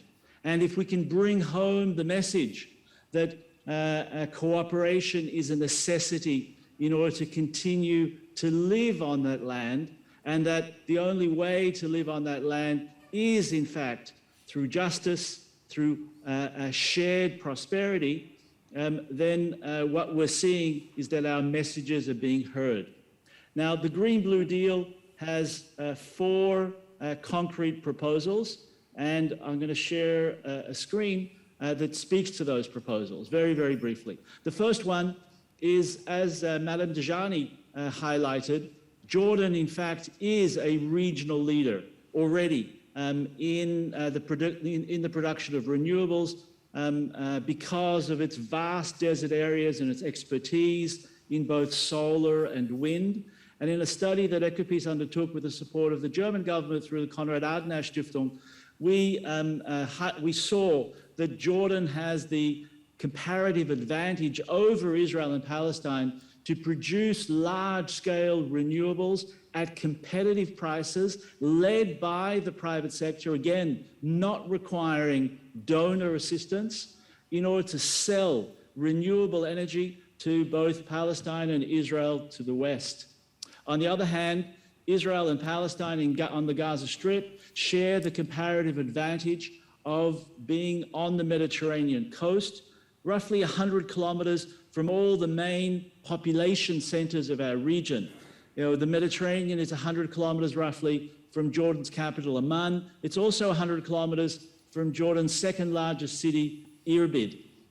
While Jordan does have a sea down in the Gulf of Aqaba, that's 300 kilometers away from Amman, 400 kilometers away from Irbid. And therefore, desalinating Mediterranean water powered by the renewable energy produced in Jordan enables the production, the expansion of the water pie, not only for the needs of Israelis and Palestinians, but also to sell back to Jordan. And in this way, by creating this water energy exchange led by the private sector, because both renewable energy and desalination are actually profitable concerns, we're able to not only achieve climate mitigation through the renewable energy and climate adaptation through the increased water supply, but for the very first time, we're creating a paradigm where each side, Israel and Palestine, are being able to sell water, and Jordan being able to sell renewable energy. It's a little bit like Europe after World War II in the creation of the coal and steel arrangements after that horrible war, but it's tuned in to the realities of the Levant and of this century of our need to fight climate change. And therefore the coal and steel, as we've highlighted in our report, of the Levant at this time in this century is the harnessing of the sun and the sea. And of course the benefit of that is that, you know, with the linkage also of the electricity grids between Israel and Cyprus that are being developed, and from Cyprus on to Greece and mainland Europe, then we can also move renewable energy produced not only in Jordan but throughout the Arab Gulf through Cyprus onto Europe, and by utilizing the pipes that currently are moving fossil fuels, we can move green hydrogen as well. So the linkages here of healthy interdependency also go beyond just the spheres of Israel, Palestine, and Jordan. Secondly, Madame Dejani also mentioned the Dead Sea and its disappearance. As you can see, it's drying up on its right. Well, this is mostly due, as she said, from the drying up of the River Jordan. And this is what the Jordan River at the moment looks like, little more than a sewerage canal, a river holy to the three Abrahamic traditions, to half of humanity. And in our plans for the Green-Blue Deal, we also see the opportunity because of desalination on the Mediterranean coast. And you can see five, the blue, the dark blue, these are five, some of the largest desalination plants in the world, all connected to the Israeli national water carrier. And today Israel is completing a $1 billion shekel investment of, instead of taking water out of the Sea of Galilee and bringing it to the center of the country, it's connecting the desalination plants and moving water to the Sea of Galilee because of the climate crisis the Sea of Galilee has been facing over the last 20 years, 15 years of drought in order to save the lake, but also as a means to rehabilitate the River Jordan, to supply water to Jordan, but also here too to promote climate-smart agriculture and food production for all. The third chapter of the Green-Blue Deal is all about water resilience for Palestine. The fact is that when the water issues were negotiated in the Israeli-Palestinian Oslo Accords in 1995, it was only natural water, and it was a zero-sum game. Moving water resources from one side to the other side produced winners and losers. That's no longer the circumstances today because of our ability to manufacture water at incredibly competitive prices, under 40 cents a cubic meter, that can become now attractive if it's powered by renewable energy. And in that way, our third call of the Green-Blue Deal is that we need to stop holding water issues hostage. The fact that it remains difficult to solve other final peace process issues, Jerusalem, refugees, etc., should not stop us move forward today on making sure that every Palestinian has water flowing in their homes from natural sources, and in that way create water resilience for the benefit of Palestinians and Israelis alike. And then finally, the fourth chapter, as Dr. Adley correctly mentioned, is the importance of continuing to invest in education. These are young Israeli, Palestinian, and Jordanian youth. They spend a year learning about their water reality, their neighbor's water reality, and the interconnectedness of the two, that we're in the same boat. And if we fail to work together, it's to the detriment of us all. And they inspire. These on the right are mayors. They're mayors, they're Palestinian, Jordanian, and Israeli mayors of the River Jordan. It might not be a pretty photo, there's some big bellies here, but they refuse to be losers. They've come to understand, much due to the leadership, the real leadership of the youth in the region, that the current demise, further expanded because of the climate crisis of our region, is at the loss of all of their communities. And if they want to turn things around, there's a necessity to work together. Working together is not a favor for the other side. It's about sustainability and resilience and advancing prosperity for your community. And when we do it together, then we can achieve climate resilience region-wide, and we can achieve prosperity shared region-wide. Madam Chairman, thank you very much for the opportunity. Thank you for your input, and congratulations on this great effort that actually presents what cooperation and good neighboring and goodwill actually can deliver. So thank you for that. Concluding, thank you for your participation. Thank you all for listening, and I would like to thank the Institute for the great organization, and the participants. I would like to welcome the Minister of Environment, Mr. Kostas Kadis, has just joined. And I would like to say that we all live in an ecosystem that interconnects with all other smaller ecosystems. We first need to realize that we do not rule the planet. As we are part of the ecosystem, we need to work on a bottom-up approach by using scientific knowledge as the paper to draw the map of our local action plan that should take into account the greater map of our greater family, the Eastern Mediterranean and the wider Middle East, that it is in real danger as a global hotspot. A danger that matters for real people, for real animals, for real food, for real ecosystems. We must again face the reality that our conversations and acts must be interpreted in every possible way to reach and protect local communities and wildlife on their effective participation on what I call a geoframe. We humans as wildlife have our own habitat, and that must be respected and protect it. There is not one plan. There is not one solution. There is no perfect strategy. All we need is to decide that we act in a monitored, adjustable, flexible, and urgent way. No more talking about it, as the planet needs no saviors. We do, though, and we have one another. Thank you. Thank you. Thank you. Thank you, Ms. Vassiliou, for chairing. Dr. Ateli, Ms. Bomberg, Dr. Daina, Ms. Dayani, and Dr. Karagiorgis. Thank you very much. Dajani. Apologies for that. Welcome now the chair of our next session, the Honorable Eratokos Zakumakoulis, former Minister of Foreign Affairs, co-chair of Cyprus SDSN, on the topic MSCCI initiative, The Way Forward.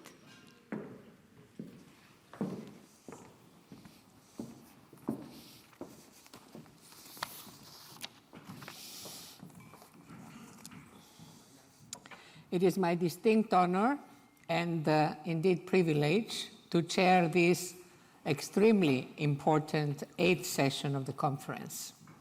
The session is entitled Eastern Mediterranean and Middle East Climate Change Initiative, The Way Forward. The initiative for coordinating climate actions in the Eastern Mediterranean and the Middle East aims at the development of a regional action plan to address the specific needs and challenges countries are facing in the EMA region, to address and ameliorate the impact of climate change, and to advance mitigation actions in accordance with the Paris Agreement. In order to help us answer the central question, how we may move forward in order to implement this initiative, especially in the areas of networking, institutionalizing, and financing, we have with us 3 world-renowned and distinguished speakers.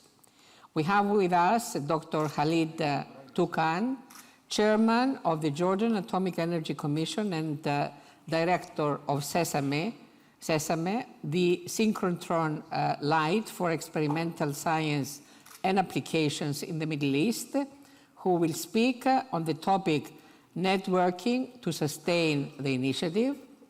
We are privileged to have also with us Kostas Papanikolas, who is advisor to the President of the Republic of Cyprus and Special Envoy on Climate Change. He is also the CEO of the Cyprus Research and Educational Foundation and former president of the Cyprus Institute, who will speak on institutionalizing the initiative. And we're tremendously privileged also to have with us on this session Professor Jeffrey Sachs, the president of the UN Sustainable Development Solutions Network, who is also commissioner of the UN Broadband Commission for Development and university professor and director of the Center for Sustainable Development at Columbia University, who will speak on the cardinal topic, financing the implementation of the initiative. I will now give the floor to the first speaker, Dr. Khalid Toukan.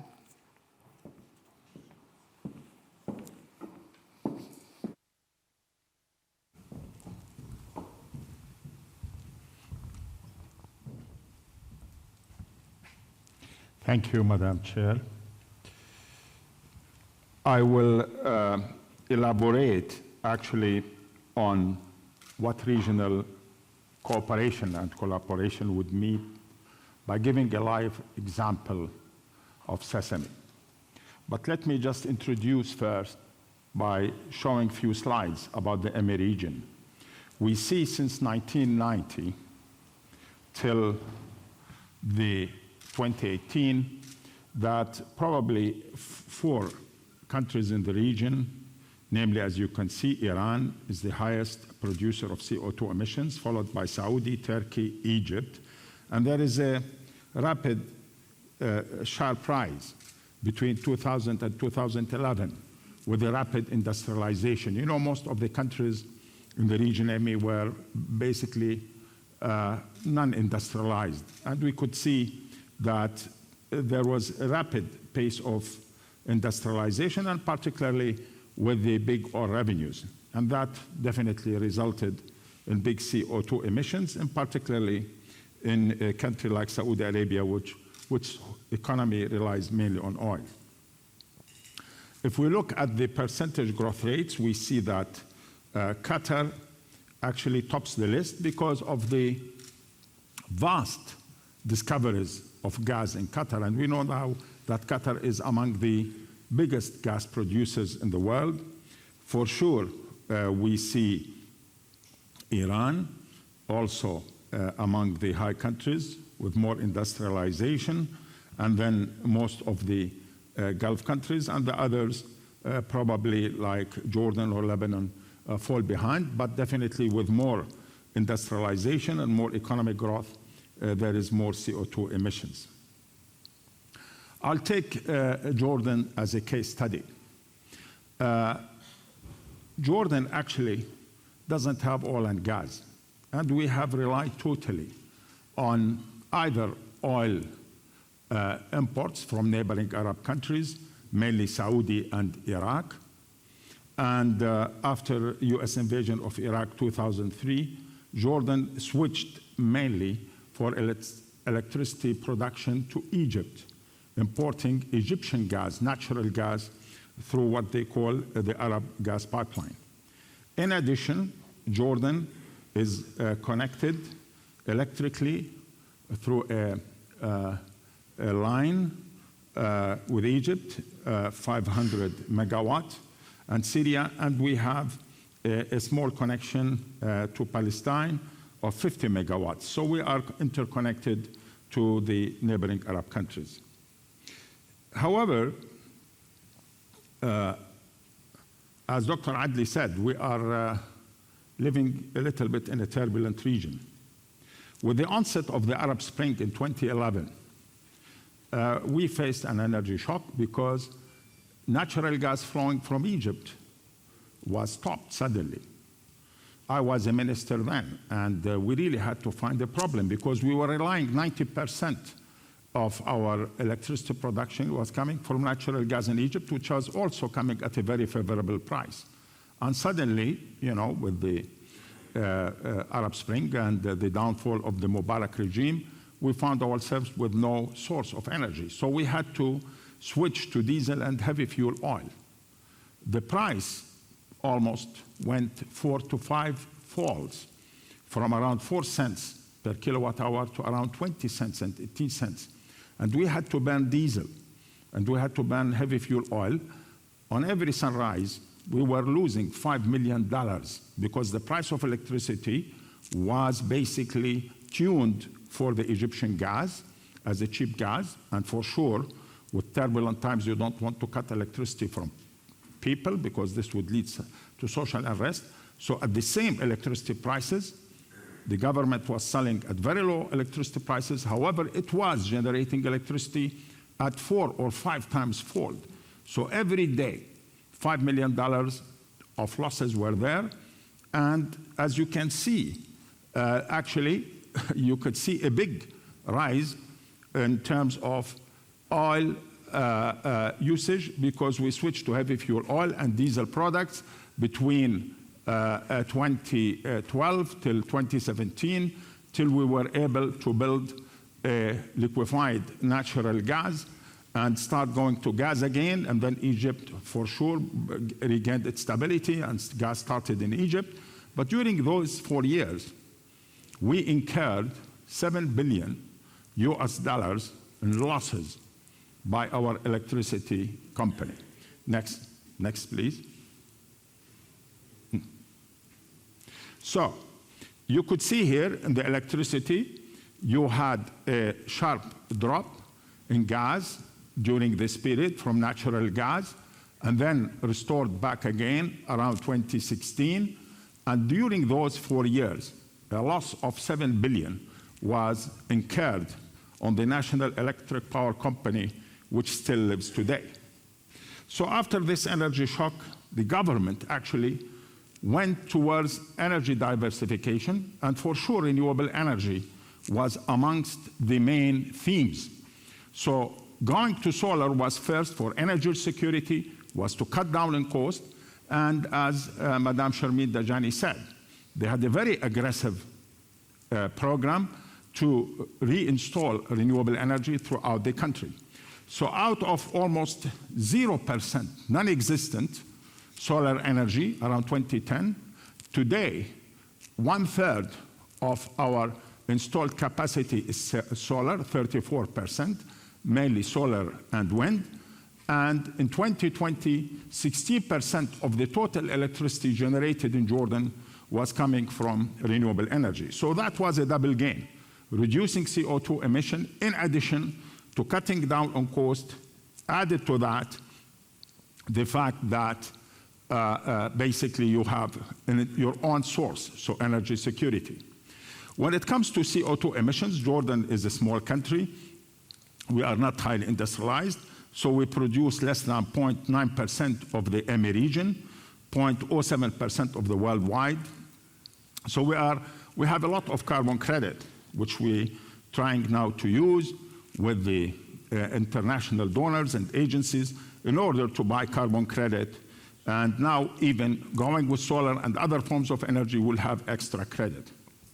This figure shows that over the last century, since 1901, the average temperature in Jordan increased by 2 degrees centigrade over 1 century, moving from total agriculture economy to more industrialization, and also due to the greenhouse effect that the world is living through. So government now is moving towards low carbon energy supply, mainly renewables, as I have seen, but also we are contemplating very seriously a nuclear power. In particular, we are looking at small modular reactors which are now being developed as Gen 4 reactors in the US, in China, in France, under development, and some of them are being now commercially operated, where these reactors do not need big investment capital. They can produce baseload electricity for 45 years, and also for sure they are not CO2 emitters. And one of the main applications of these reactors is for water desalination.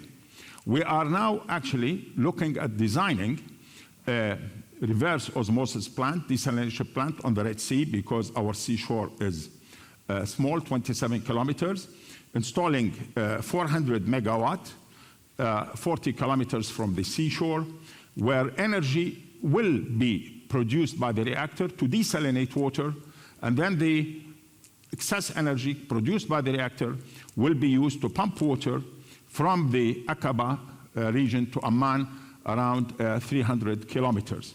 So we have started with the studying feasibility of using small modular reactors for water desalination, both producing the power for the RO plant and also pumping water from the seashore to the city of Amman. And the first results that we are getting are encouraging. I want now to come to the regional cooperation. I think everybody agreed in this hall that when it comes to combating climate change, we have to work together as a region. And the best example I can give is SESAMI, the synchrotron light for experimental science and applications in the Middle East, which we can consider a success story of networking and regional cooperation as a model for the EMI climate change initiative. SESAMI as a project was established under the auspices of UNESCO.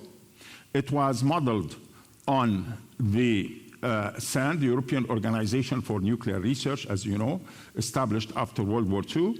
And UNESCO was the patron for SESAMI, and SESAMI statutes were deposited at UNESCO.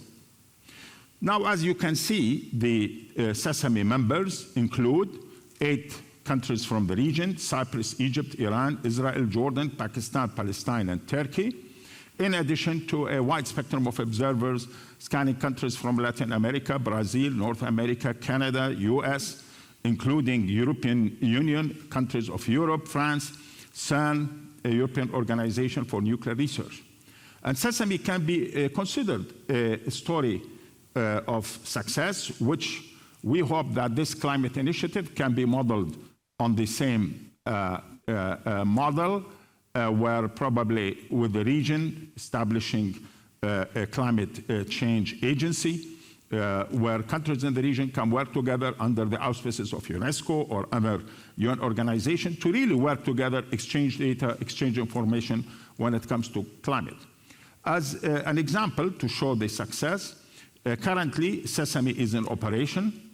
We have received 325 proposals, in addition to the 8 member countries in the region, which are the most active, but we have received over the last 3 years since its operation, 325 proposals coming from 23 countries, all 8 member countries from the region, in addition to countries from Europe, Latin America, Asia, and Africa. In addition to Sesame having a reputation as a success story, the African light source, which the African countries are considering, they are looking at Sesame as a model. And we at Sesame are working with the African countries in order to establish African light source. The president of the Council of Sesame, Rolf Heyer, is a member of the International Advisory Group of the African Light Source. In addition to having some of our scientists, Dr. Jihan Kamel is serving on, as a member of the steering executive committee, and also our scientific director is advising on the establishment of this African light source as a testimony of a case which could be replicated, and we will take Sesame actually as a model. In addition to that, we were always aware of CO2. Sesame is the first light source, synchrotron light source, to run on renewable energy. This had a big impact in terms of CO2 emissions, in addition to reducing the cost of electricity.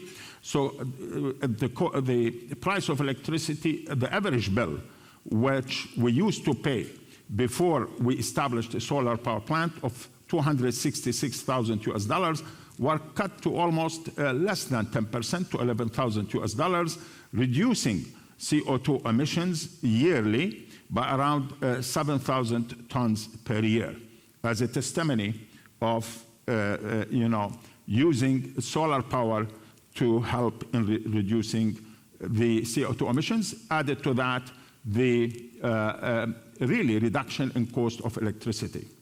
In progress today at Sesame, we have active, very advanced scientific studies from Cyprus, Iran, Jordan, Palestine, and Turkey on master's students looking at soil, looking at environment, specific pollutants in groundwaters, and helping to resolve some of these difficult problems using most advanced synchrotron light research techniques.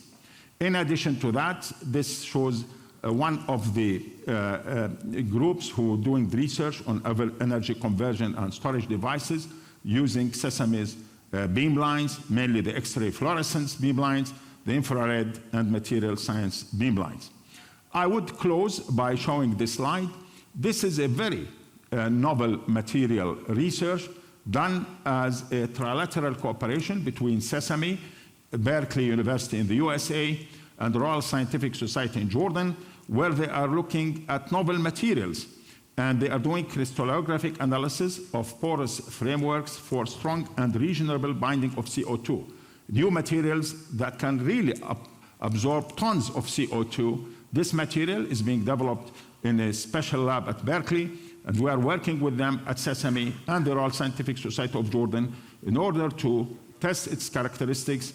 And among the first experiments done at Sesame is the X-ray diffraction using our X-ray diffractometer beamline.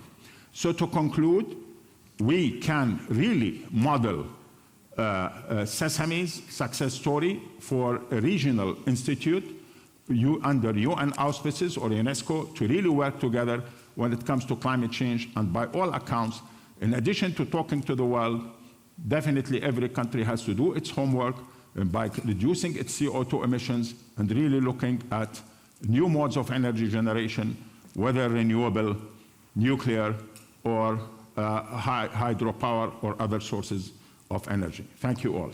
Thank you, Dr. Toucan. If I may, you have given us an excellent insight on the success story of Sesame.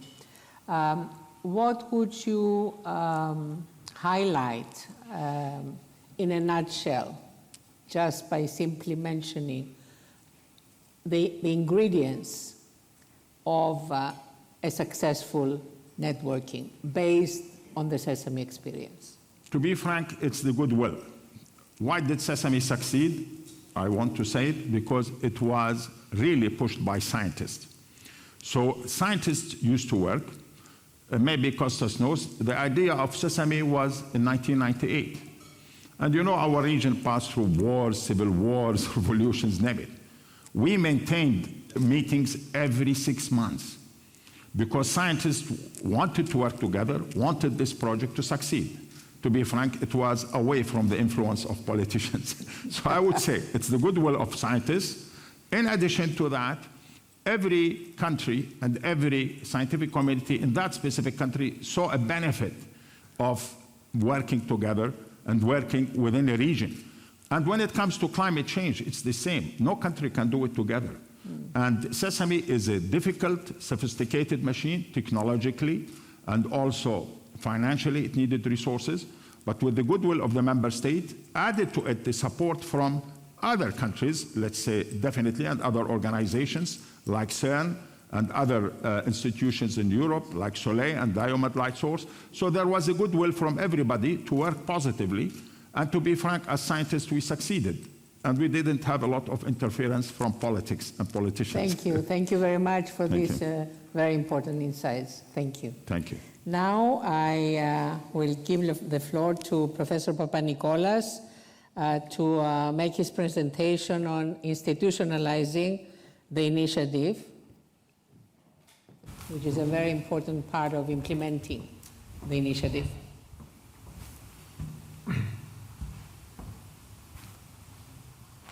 Thank you. Yes, indeed, this is a most challenging topic. And as we are coming to the end of this very intense conference, this issue is popping up more and more. At breakfast, lunch, coffee breaks, I hear more and more about this discussion. Okay, we have all the goodwill, we have heard brilliant presentations about this and that, and what do? We go back home and we do what? Because after 2 years of the task forces working, laying out the groundwork, a program of how to move forward, and this has been done, I want to stress, 240 scientists working pro bono. There is a point where either you capture the momentum, institutionalize, worry about sustainability, worry about the long-term prospects of growing, or you continue on the same operational level, which at the end will fizzle out. The pressing needs on the region, the pressing needs of climate require to answer this question. So I'll not present an answer, but I'll raise questions because I believe it's high time we start debating now, where do we go from here? Do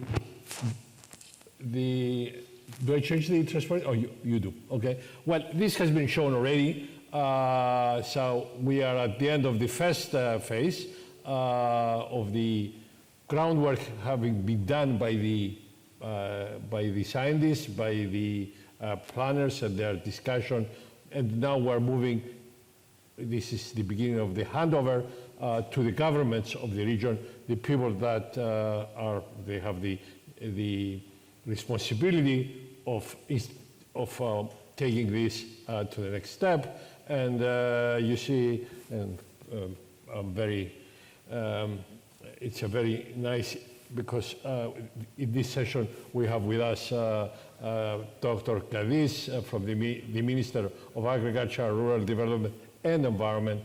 And as you see on the graph, he is taking the baton now to carry it on. And we'll hear from him very soon. So going back, what I want to say in the diagram, I put this thing in the red circle. The initiative needs to be institutionalized. If we don't start working on it, what will follow, it's hanging in the air. It cannot be done, frankly. Okay, so after 2 years, we heard it over and over again. It's not a climate change, it's a climate crisis. And I wouldn't call it the EMBE Climate Change Initiative, I would call it the Climate Crisis Initiative. We have to manage a crisis now. It's getting more acute. The importance for mitigation is well recognized. I'm not going to go over it. The impacts will be fierce unless we do something about it. Planning and implementing adaptation measures is essential and urgent. So we have heard over and over again from every task force, from every speaker, lack of specific quality data. We have heard about low level of national funding for climate research, insufficient utilization of digitalization, remote sensing, and other enabling technologies, absence of regional collaborative research, even at the level of sharing good practices, projects, or policies. Generally, we are unprepared to face the challenge, and regional collaboration is anemic and badly needed. The task forces, when they met together over the last 6 months, essentially, we had literally 100 or so proposals for actions and measures. It couldn't be presented as a phone book. So we grouped them, as it was shown this morning, in 6 thrusts. So we have a policy framework, which has this toolbox of policies organized, though, in 6 thrusts: research, observation networks, biodiversity, climate services, innovation, education, and outreach. It was discussed earlier. I'm not going to go again re-summarizing. Just to say that this all is the background that needs to be institutionalized. So what I did, I took the 6 pictures that was generated in the previous one, and I put the yellow box in the middle. It needs to be connected, it needs to be sustainable, it needs to be funded, it needs to do the work. So we need to move to the implementation phase. The findings are alarming. We have seen that there are concrete proposals for measures to be taken. A framework of policies is organized, and the governments and the decision makers are presented.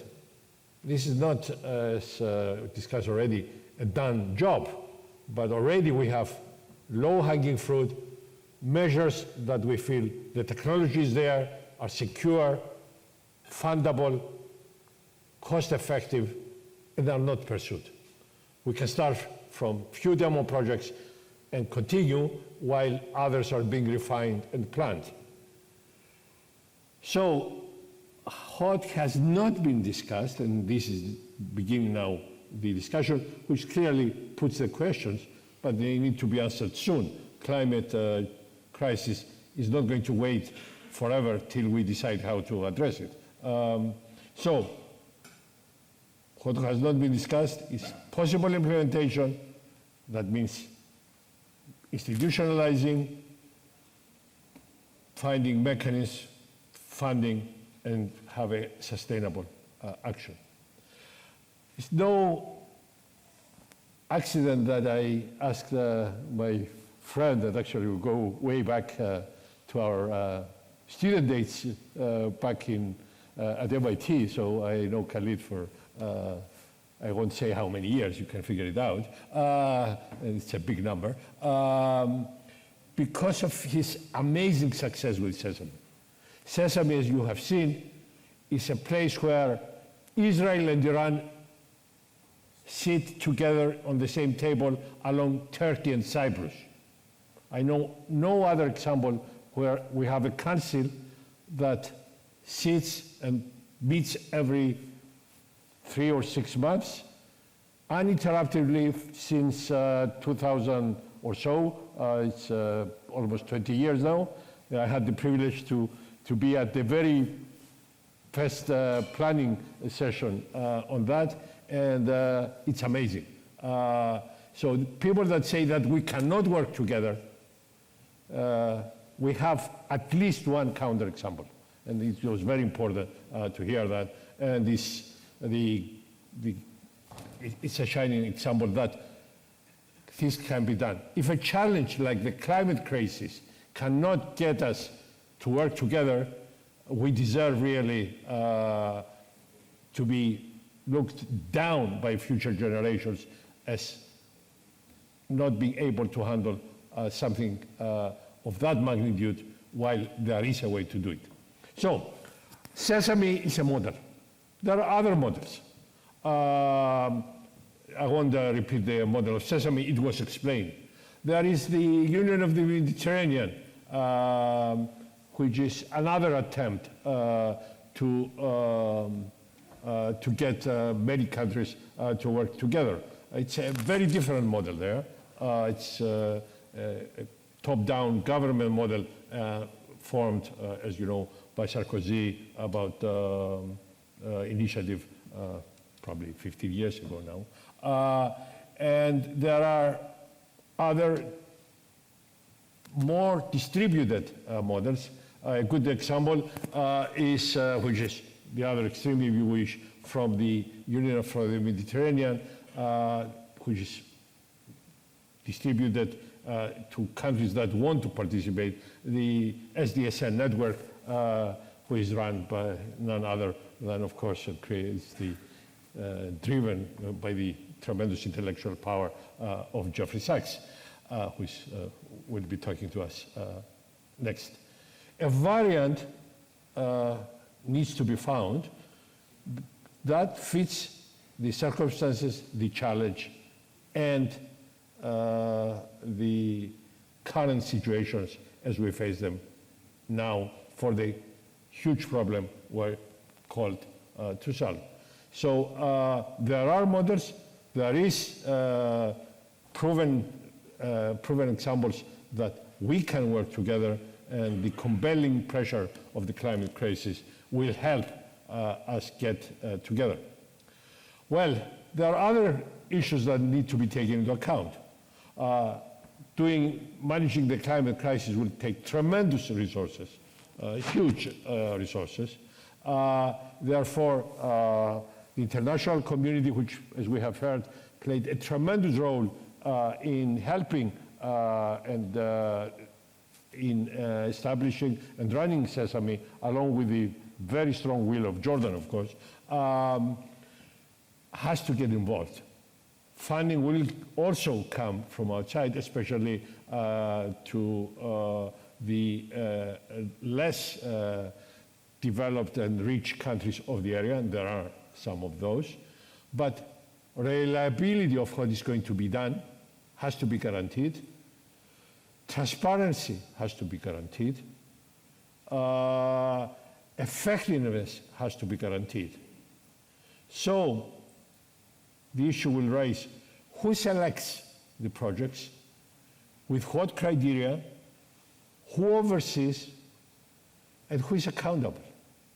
This should be a parameters that need to be embedded into the structure if this is not going to be tainted by several projects in the area that don't have the best reputation in terms of resource management or effectiveness. Sustainability, funding the initiative and its activities is a key, of course. Our region is inhomogeneous in every respect, probably. It has rich and poor countries by the Paris Agreement jargon, Annex 1 or Annex 2. Those are the recipient of funds or the donors of funds to address climate change. The region has both. There are countries developed, there are highly developed, there are countries developing, there are countries devastated by war, like Syria, as it is today. We need to have a regional effort that was documented, avoid duplication, gain efficiency by sharing good practices, and solving par excellence transboundary issues to make it effective. A smart regional grid is essential. These isolated grids, like the one that Cyprus has, actually, for technical reasons in this case, is not the most efficient way. Actually, it is the major problem right now in Cyprus to have higher penetration of renewables. The same for the region. On and on and on. So there are par excellence transboundary issues that need to be addressed, and we shouldn't wait to resolve how we resolve these problems. When the problem arises, the problem is known, should be integrated into the planning of what will follow. It should be institutionalized ab initio. That's my opinion. And of course, leveraging resources. By that I mean the successful scheme used by EU, matching funds basically. EU has a number of programs that they say will provide half the funds if you countries, and they arise by often grouping together these 5 countries. There is an example happening as we speak, the EU Solaris program, which is a consortium of people wanting to, countries want to advance CSP technologies, and those are mostly Mediterranean countries. So they have to put funds of their own, but also EU will match the funds. There are many schemes in EU like this, and such a scheme will leverage national resources, bring them together, make them more efficient, on top of finding additional funds to get, let's say, the first few demo projects going. But I'll repeat, who decides, who arbitrates, who monitors, who regulates, who guarantees success, it has to be a key aspect of it. Okay, I'll stop. I see it as the most challenging and critical issue in the next few months for this initiative. If we don't manage to address this, frankly, it will be another very interesting volume of very nice studies. The volume will be issued early next year of the work done by the task forces. And we don't want it to be an academic volume in a library. We want it to be the first blueprint of how to move forward. So I hope that I put few questions that I hope we get the debate from the breakfast and the lunch, and we find a scheme, and to take Hani Hilal's joke, that not only we have a plan, but also we have the chickens. Thank you very much. Thank you very much, Professor Papanikolas. May I ask whether these thoughts, very important thoughts, especially the 3 different categories of institutionalizing, have they been communicated? Is there any preliminary stage of dialogue? Because time is of essence. It's very important really to institutionalize the initiative, and I would like to ask if there is Among at any level. Among the any- scientific community, as the task forces were meeting, the scientists were asking this question. Okay, we are working, we are writing the reports. What is going to happen to these reports?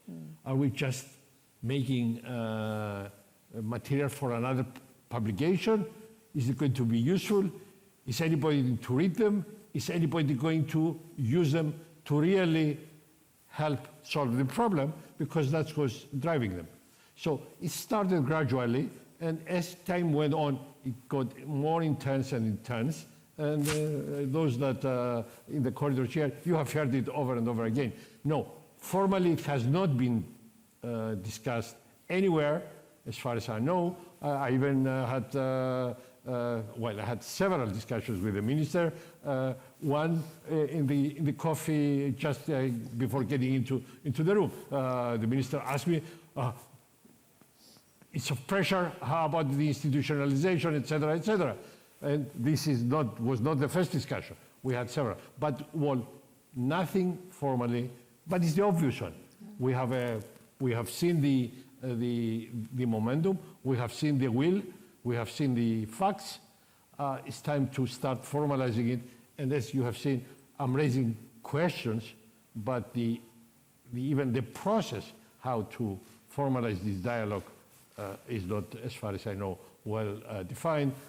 Minister Cadiz probably will give us some pointers. Yes. Probably at the stage of the ministerial meetings or the summit, this should be on the agenda. Well, hopefully by the summit should be ratifying the institutionalization. Ratifying the ministerial, yes. Not starting. But the so process roughly has to start. We have a year before we ratify the institutionalization.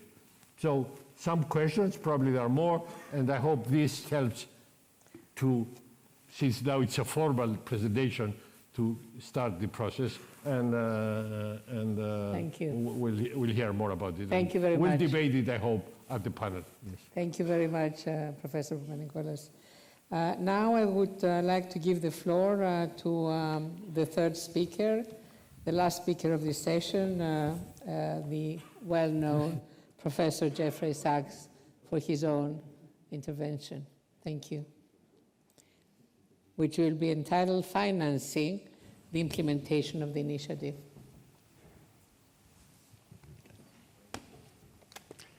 Thank you very much. I've been asked to discuss the financing of the initiative, but we're not sure what the initiative is yet. So the financing depends on what we mean by the initiative.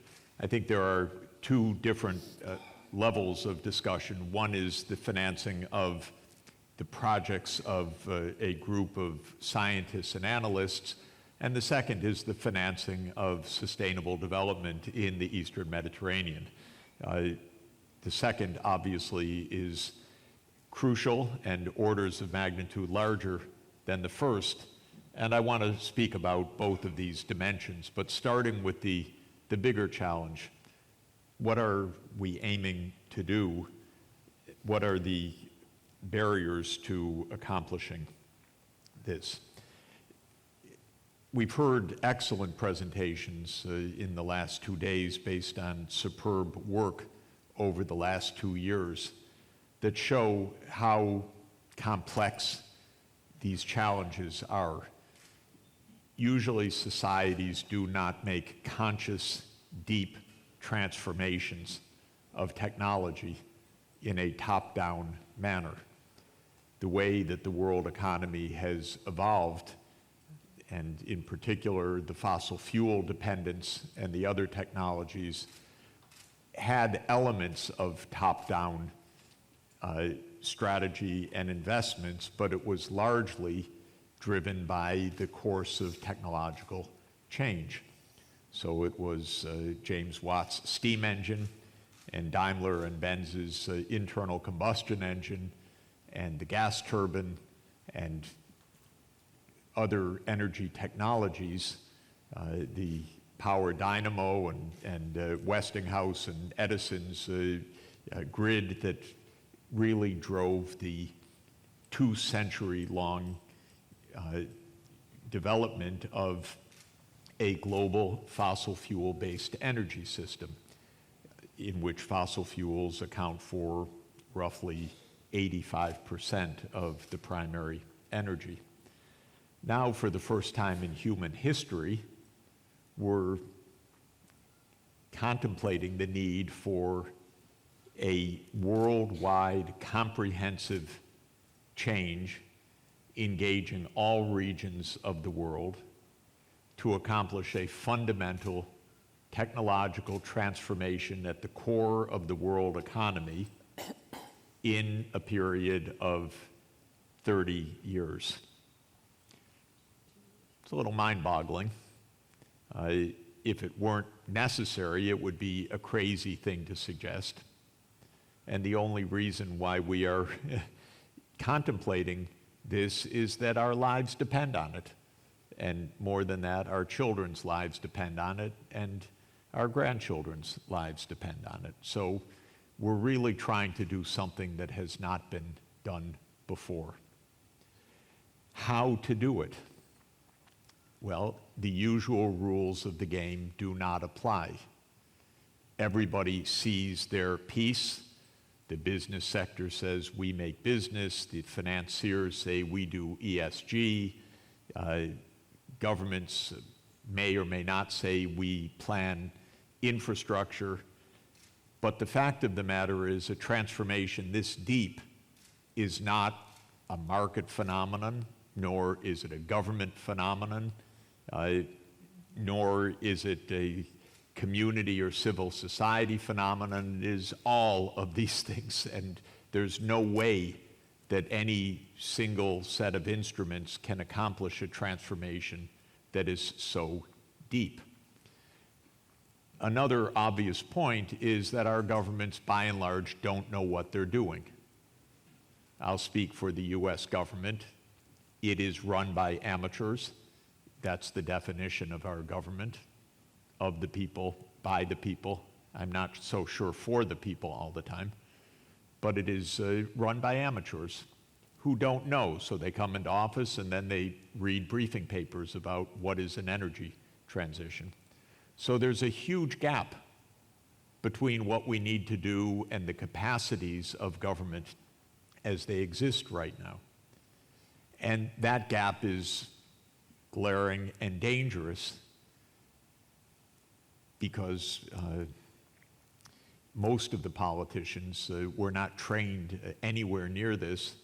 And in countries with fossil fuels, this is just bad politics and very inconvenient. And so generally, wherever you see fossil fuel, you see resistance, foot-dragging, problems. I come from a petrostate. The US has everything, including lots of coal, oil, and gas, so it has nothing but confusion on these issues because the politicians don't want to know about it very much and haven't cared about it very much for a long time because it makes re-election more difficult. So this is where we stand, and we need comprehensive change to be brought about. So what is the hope, and what is my recommendation of the broad strategy for this? Well, the fact is that we used to, even 10 or 15 years ago, talk about what's going to happen in the future. Now we're in the middle of calamities everywhere, and we've heard about those for the last 2 days. So everybody knows now. A few people are really psychopathic, like Trump. I don't think he knows, but most people who claim not to know, know, but for whatever convenient reason don't want to know. But everybody else knows now that this is trouble. That's good, because maybe we can actually get somewhere now. After 3 decades of talking, maybe we can actually move.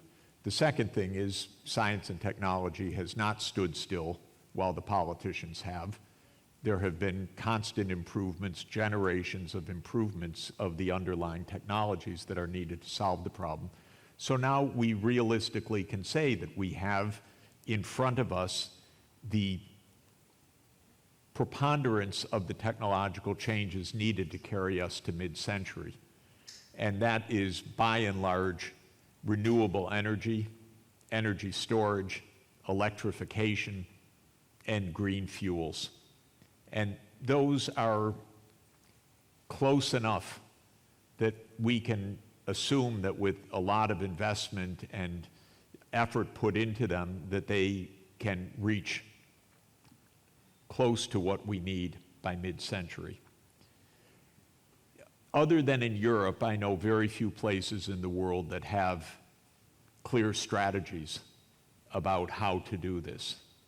And in the United States, we have institutions like NREL for renewable energy that have put out some recent plans, but we have no government plan at all, for example. And most of the fossil fuel producing states have no plan for how to do this, because that would be very inconvenient to show, especially when you're negotiating or trying to maintain the role of fossil fuels into the future. So my view, for whatever it's worth, my theory of change is that we need governments to make the commitment to save the planet, which in current terms means decarbonization by mid-century at the latest. And then once they make those commitments, then they need to understand what it is they've just committed to, and that it is logically in that order, which is not the rational order, but that is the political order. Commit to a common goal. The Paris Agreement says we should commit to 1.5 degrees, taking into account the scientific evidence of dangers above that. That means net zero by mid-century. That means by next month, I hope, a universal commitment of all governments to that life-saving goal. And then a lot of homework ahead on how to actually implement that goal. What is the homework? I personally believe that we need quantified, specified, 30-year scenarios for each place in the world that says what it would mean to get to net zero by mid-century.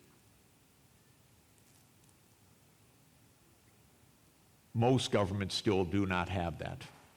Even in Europe with the European Green Deal, there are academic scenarios, there's no EU Commission scenario, as far as I know.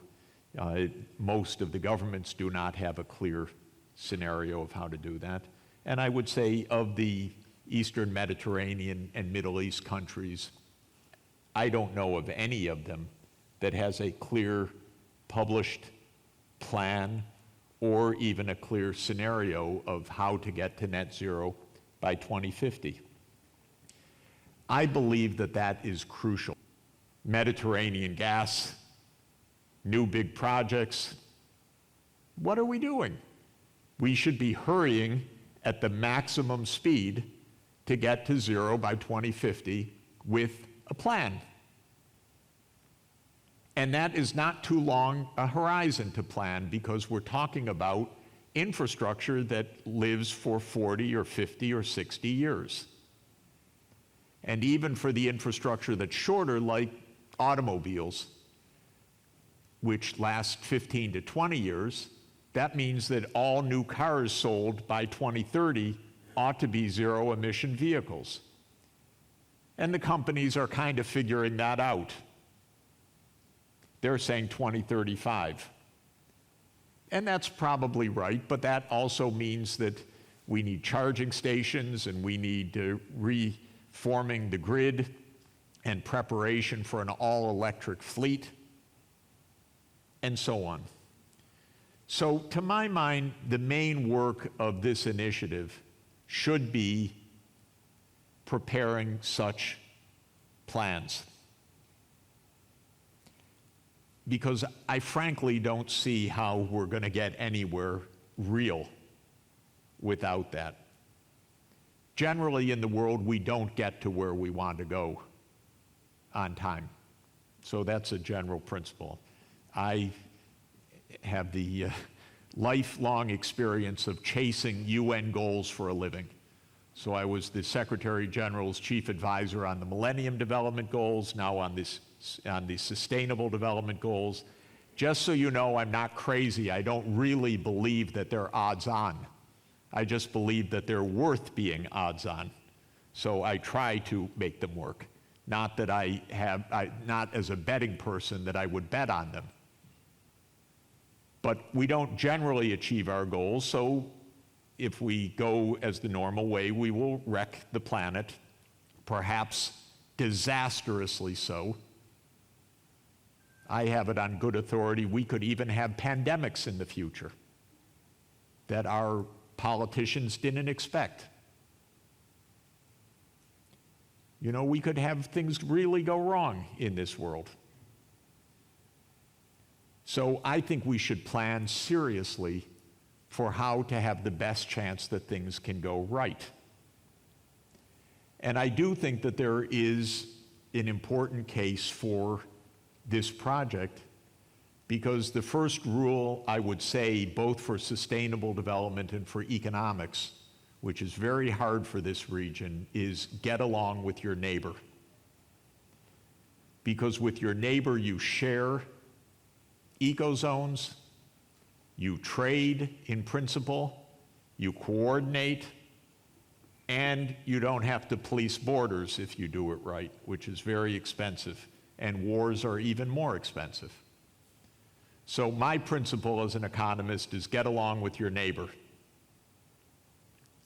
I think somebody said, love your neighbor as yourself. That's a pretty good economic principle.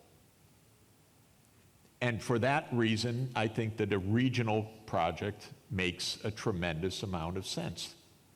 But in very practical terms, when you start doing the analysis of how to get to net zero, you will find, as everybody here knows, that you should connect the renewable energy into a large grid, because it has profound advantages for variable, intermittent renewable energy to be in a grid.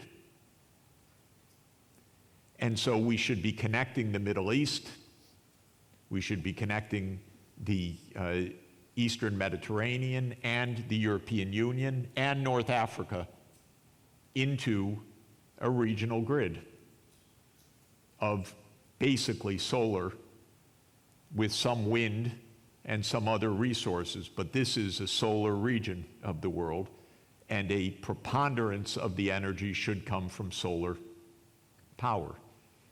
This also has the advantage of being a desert region, which means that there's lots of land at low cost that doesn't compete with food.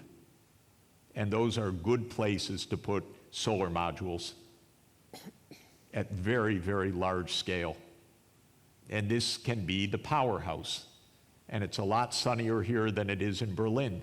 So it would be a good idea to ship some solar power to Northern Europe as well, and continue to be an energy exporting region.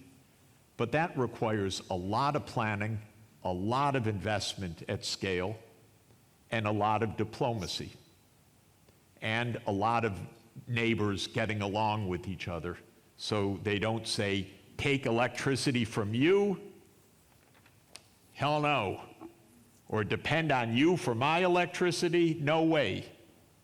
If that ends up being the approach, we will absolutely not get to net zero. So my view is that we need serious long-term, they're not even long-term, I'm talking about 28 years and 3-month plans. So scenarios that go to mid-century, that are technically sophisticated, engineered, multiple scenarios, some with nuclear, some without nuclear, different assumptions about storage, different assumptions about other key facets. And that Every government in this region needs that. I don't think that there is any government that can do that on its own. But there are lots of good partners to work on that also. The IEA, that's excellent modeling team. IRENA, excellent modeling team. All of you, excellent knowledge. So I think that a lot could be done and a lot of puzzles could be sorted out. Of course, this is also, I think it is proverbially said and also true, one of the most complicated places on the planet, this region, from every point of view, but it's also the hydrocarbon center of the world. And so this needs to be looked at really straightforwardly. So the Gulf has to really be central in this. I don't know what the real thinking is among the powers that be in the Gulf, but no place has to make a bigger transformation in the world than those countries. And either they will do it in an organized way, or perhaps face a collapse of their markets in another way, or perhaps will just wreck the planet. I'm not sure what the outcomes will be, but I think the best chance for a mutually beneficial approach is high diplomacy combined with a sound strategy. And I believe the world should say that the Middle East remains the residual producer of fossil fuels for the next 30 years. Nobody else should be investing in competitive fuels, and that use of fossil fuels is basically phased out by mid-century with a small amount of carbon capture and storage that permits some modest continued use. There is, of course, one more major dimension in addition to the energy transformation that is core to this project, and that is the adaptation agenda. That also requires a tremendous amount of regional cooperation. Sea level rise, the health of the Mediterranean itself, pervasive droughts, the need for massive desalination, the need for massive increase of irrigation, efficient water management and agriculture are pervasive issues. And as we heard so eloquently from the minister in Egypt yesterday, when countries act on their own, as Ethiopia did to build these new dams, the potential for catastrophe rises significantly.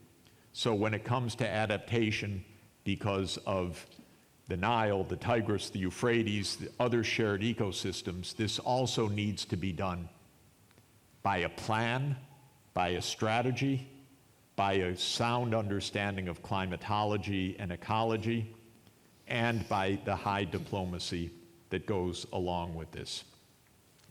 So that just brings me to the last part.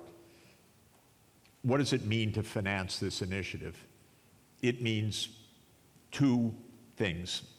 One is, if governments buy into this idea, we need a comprehensive plan to carry us to mid-century, and that recognizes the interdependence of our countries and the common shared features. If the governments accept that and say that, I don't think that there is a great difficulty of mobilizing tens of millions of dollars for the underpinnings of the scientific work.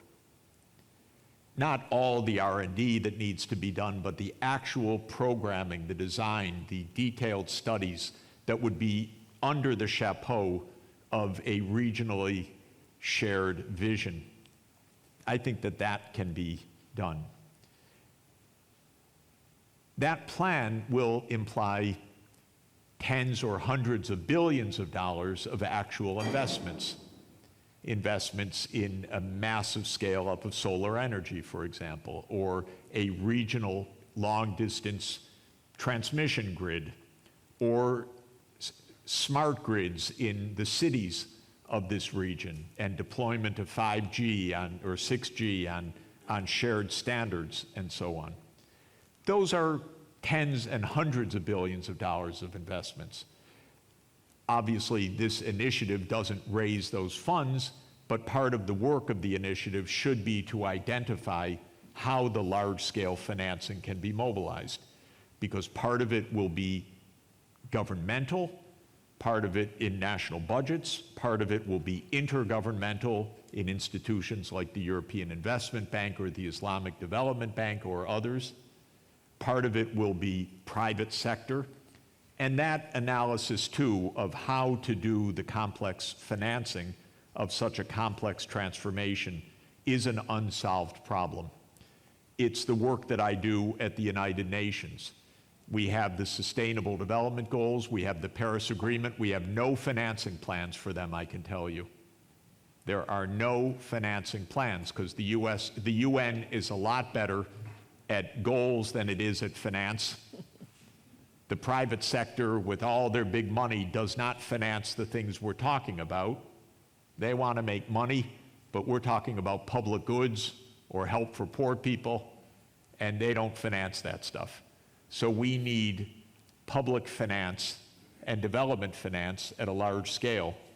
And I would say that it would be a core part of our work to identify within this region, with its vast wealth, its sovereign wealth funds, its regional development institutions, of which there are several, how to put together the package to underpin, I don't know the number, but probably hundreds of billions of dollars between now, or at least, I'm not sure, don't quote me, but probably hundreds of billions of dollars between now and 2050 for the full-scale transformation of a region that includes hundreds of millions of people. Thank you very much. Thank you very much, Professor Sachs. I could have asked a lot of questions on this very cardinal and very crucial topic of financing, but I think our time is up. Since all three speakers are going to be in the next and final panel, I think there is a lot of room for questions and answering some of the questions that I would have on this, especially on this very important issue of financing. Thank you very much for this, all three of you. I think there are many valid questions that we have to answer. Thank you very much for participating. Thank you. Thank you, Dr. Kozakoumas-Filiz, for chairing, Professor Papanikolaou, Dr. Dougan, and Professor Sachs. As we are heading towards the end of the conference, and since a very interesting panelist will follow, we will skip the last break in order to conclude in time. We now invite the convener of our final panel of the conference, Professor Jeffrey Sachs. The topic of discussion is advancing the initiative assessment and the next steps. Great. We have not planned anything, so this is very spontaneous. I'm delighted that we have Gideon Behar, Ambassador and Special Envoy for Climate Change and Sustainability, to lead off. And then we will have Kostas Kadis, Minister of Agriculture for Cyprus. And then we'll have President Papanikolaou. And we will have then Dr. Khaled Toukan to finish up. But we'll continue down the row. So Gideon, if you could get us started. Okay. Thank you very much, Jeffrey. Thank you all. Yassas, salamu alaikum. Good afternoon. We are in the last moments of the conference, and I always wonder what is the best time to speak in a conference. Is it the best time to speak at the beginning or to speak at the end? So let's make the utmost of this afternoon for the conclusion of this conference. Now, I will speak about assessment and what, in my opinion, should be the next steps for the future, and I've prepared also a short presentation here. So, everyone was saying here that climate change, that the Middle East is a climate hotspot. Here it is again, for us to remember that. We have heard it many times. We should remember and repeat it again and again and believe in that also inside our hearts. I think that although the Middle East is experiencing very dramatic climate changes effects, it is also experiencing other phenomena which are extremely important, and they are interacting together, like desertification, like the water crisis, like biodiversity loss, like population growth. Everything is linked together, and this is important to understand while we are addressing and preparing our answers to the climate crisis. And again, we are really in a severe situation already. You know, whereas world average temperature has risen approximately 1.1 degrees Celsius, in the region it's almost 1.4, 1.5. In some places it's already 2 degrees Celsius. So we have crossed already the global threshold of 1.5 degrees Celsius warming. And we are about to experience more with huge ramification for the future, for the Middle East. That's why it is essential and crucial that we take the actions today, not tomorrow, not in 2 years, and not in 10 years. We have no other time. And we, the people who are sitting in this room, everything happens on our shift. This is our shift. I mean, how many more years do we have to work till we retire, or till some people who retired here are still working? Okay, but how many active years some of us here have? We have really to seize the moment and the time and to create the change.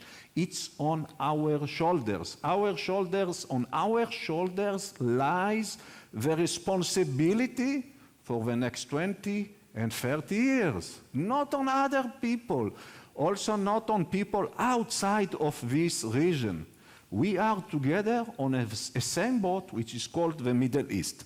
Now, I have also selected few slides. I will not try to repeat what other people were presenting here before, but I want to illustrate and to emphasize by these slides our situation here in the Middle East, and draw the conclusions for the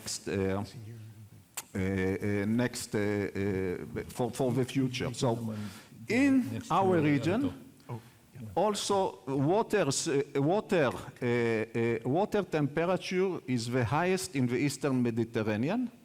Not only that water temperature is the highest in the Eastern Mediterranean, also water salinity and sea level water rise is the highest in the Eastern Mediterranean, okay? So all of these phenomena are interconnected and they are here, okay?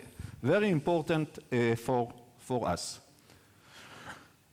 Population growth. We have seen a huge increase in population growth. In 1950, there were about 100 million people in the region. Some 15 years ago, it was 430 million. And in 2050, we are expecting 700 million people together in this region. This is by itself, even without climate change, even without desertification, even without a corona crisis, a huge task for us in the region. And this is water shortage. Now, I want to tell you that this is the time bomb of our region. Time bomb of our region, water shortages. And we see that the Middle East is the most water scarce in the world. Really, there is no other area in the world with less water like the Middle East. And I want you to remember this slide or this graph. Okay, it is very important. This is the future. This is water availability per person in the region. We see that it starts in 1960. It goes toward 2050. And this is water availability per person in 1,000 cubic meters. So just 50 years ago, 60 years ago, approximately when I was born, the situation was not that bad. Per person, there were 3,500 cubic meters in the region. Today, it is less than 1,000, and the future is approximately 500 cubic meter per person per year. Now, this is logical because if you divide the water resources with the population growth, you will get to this result. But add to that climate change and desertification, etc., and you will understand that this is extremely, extremely huge. And that's why emphasis of our initiative should be focused a lot on water. Water is extremely important, and we have to focus our initiative on few major key areas. And we see already the results. This is water riots in Iraq. There were water riots in Iran.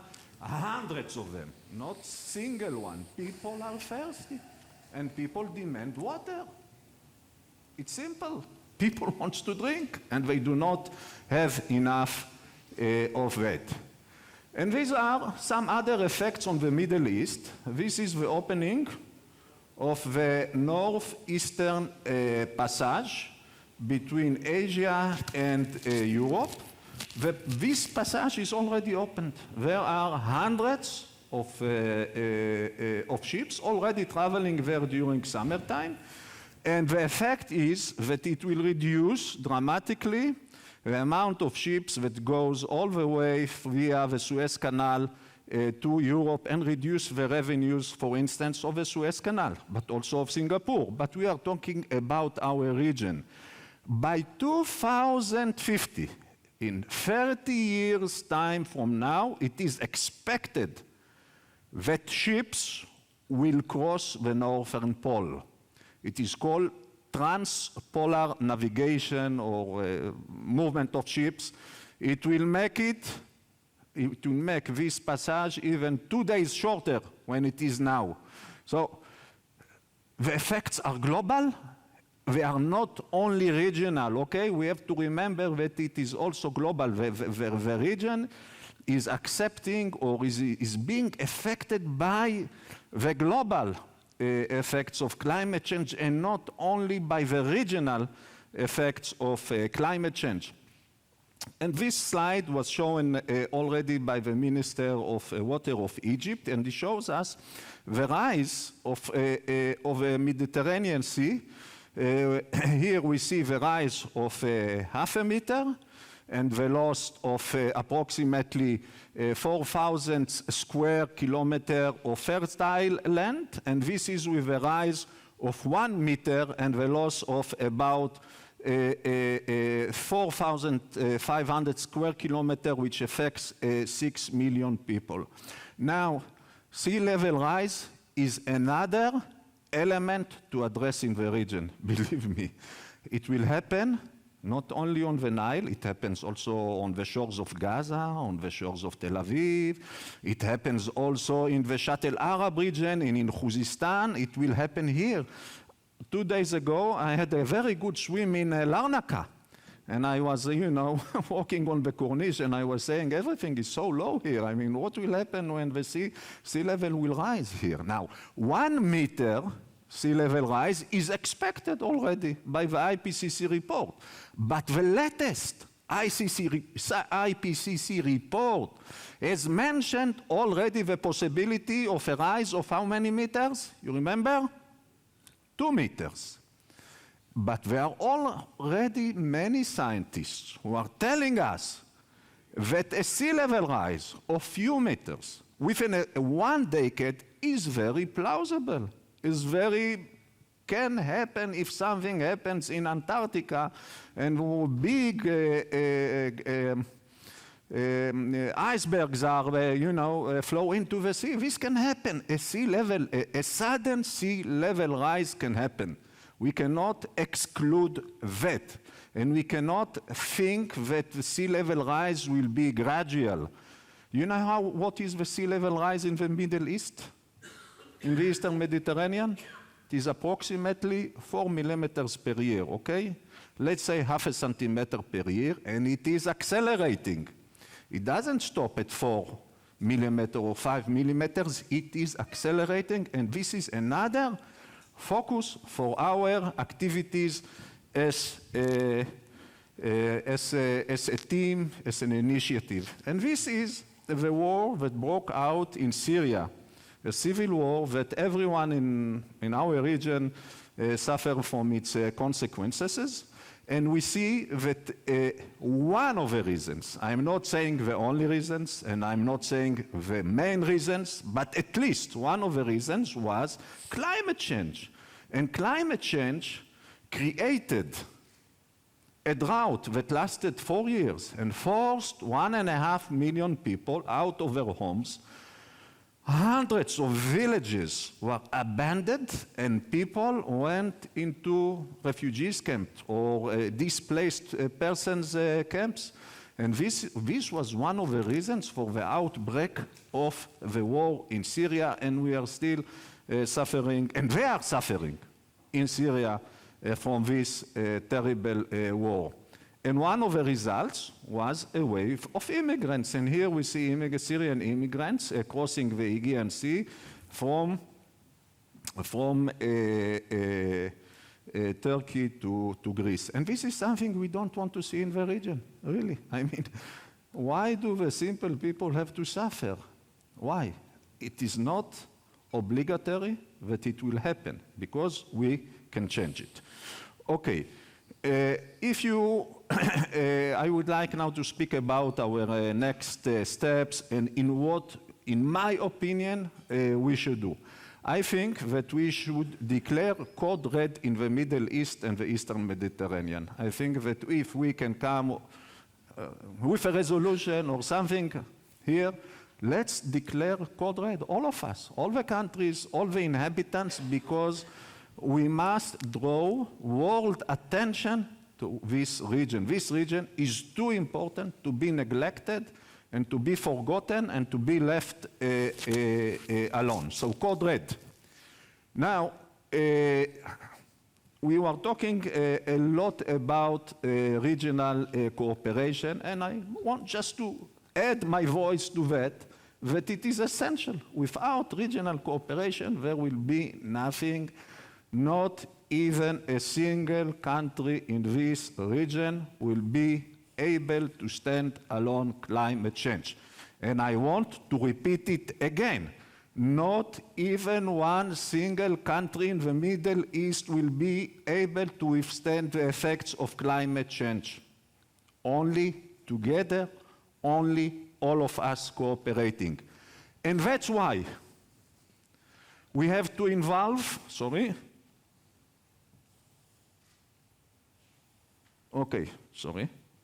And that's why we have to involve every country in the region, every population and every region in this region. We should not and must not leave someone behind. No one has to be left behind. This is a principle. It has to be inclusive for all of us. And what I say is also avoid politics. Let's make cooperation on climate change. If you want the only field of cooperation without politics, please, God, no politics in that. It's in our future. Let's avoid it. If we are working on that without politics, there might be also other benefits.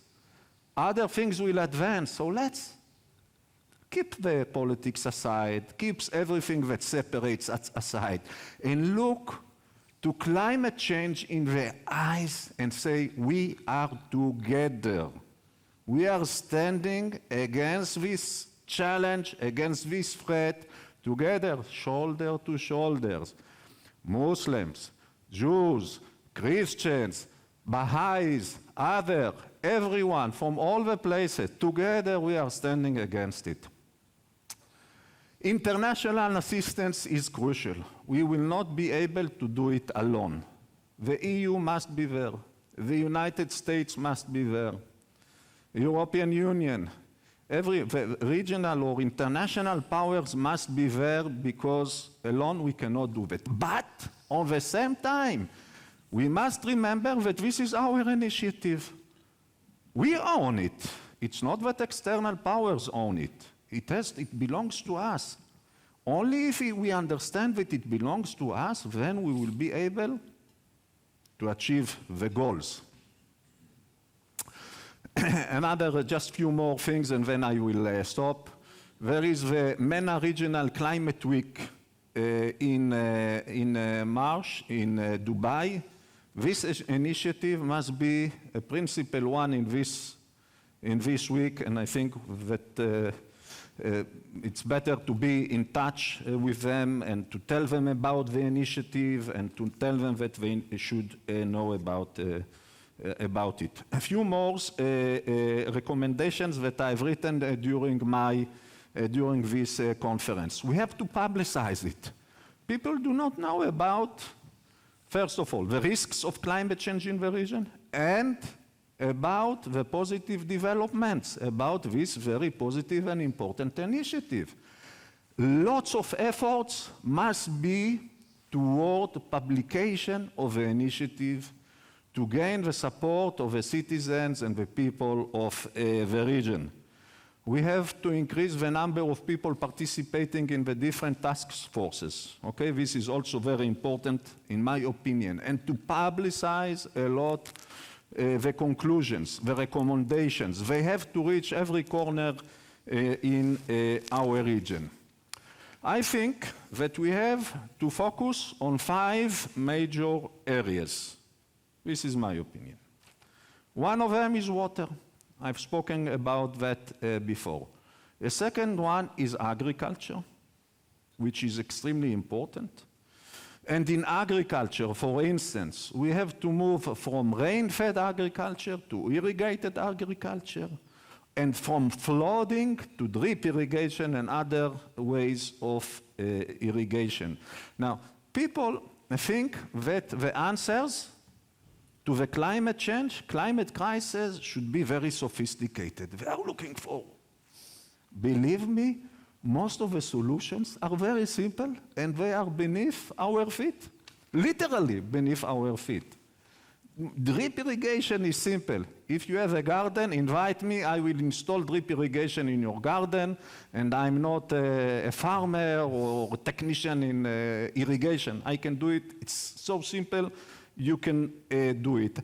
The issue of water, just treat sewage water. This is not a high-tech issue, or stop leakages of water or water loss in water systems. I live in a small city called Modi'in. The municipality called me 4 times to tell me that I have a water leak in my home. Told me, Mr. Bahar, check around, you have a water leak. How do they know that I have a water leak? Because everything is computerized, and if they see consumption of water during nighttime, and it's night after night, they know that there is a problem in my home. Indeed, I went and stopped it.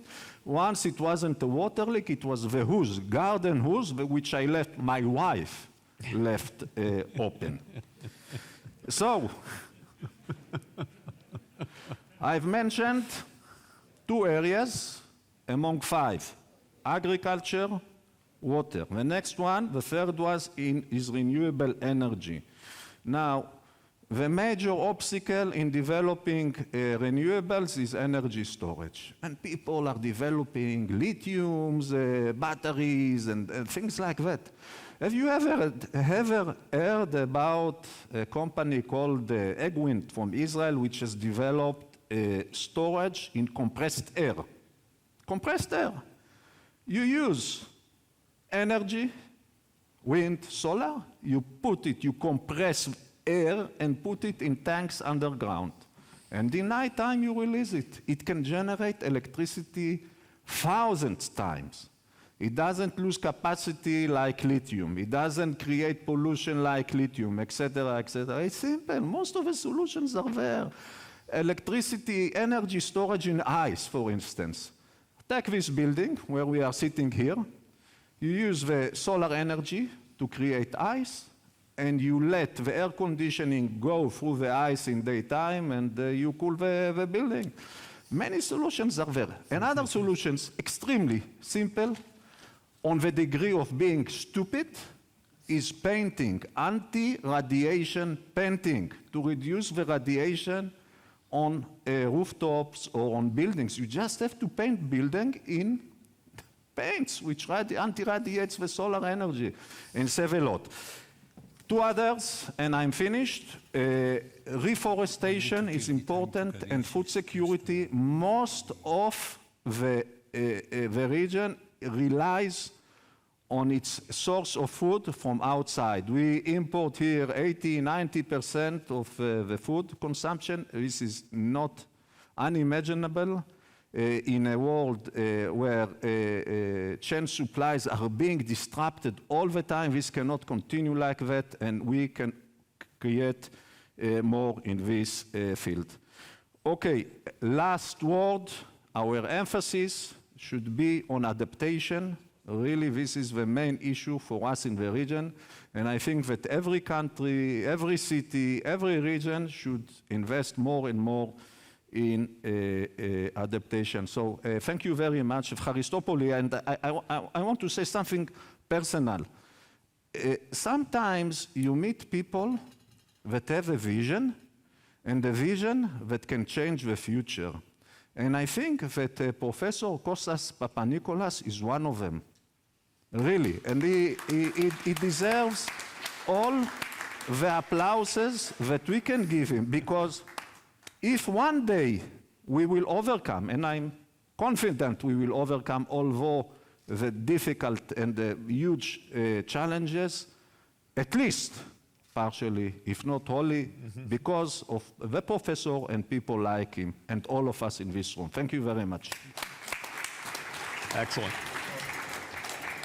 Thank you for abolishing me. Now, Kostas. Everything. Please.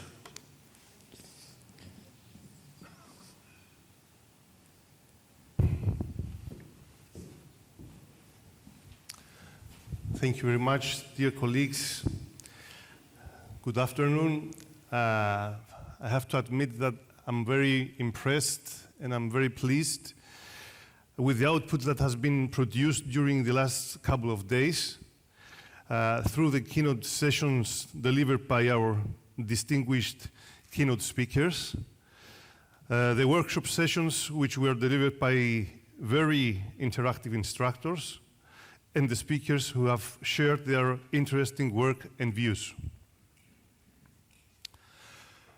The work that has been presented during this conference is a culmination of all the scientific work that has been carried out over the last 2 years within the framework of the Cyprus Initiative on Climate Change.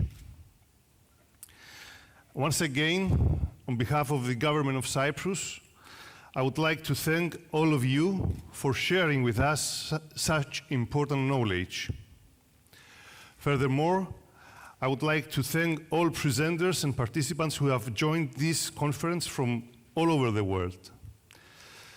Through your presentations and discussions, you substantially contributed to the better understanding and addressing the climate change challenge in our region.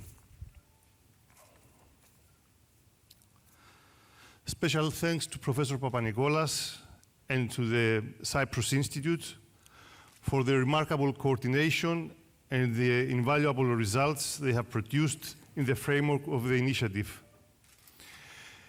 It is also extremely important to thank the 240 scientists who voluntarily participated in the 13 scientific task forces and ensured that the reports are focusing on the Eastern Mediterranean and Middle East region and take into consideration its special characteristics.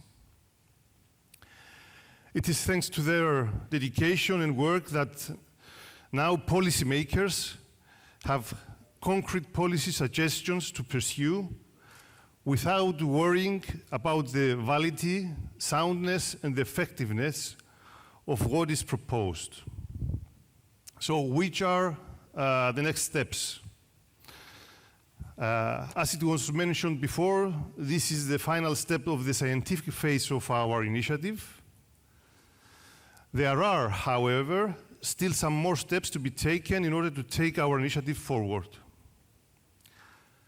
At this stage, the national contact points appointed by the governments of the countries of our region will utilize all the scientific information produced by the thematic task forces to develop a regional action plan.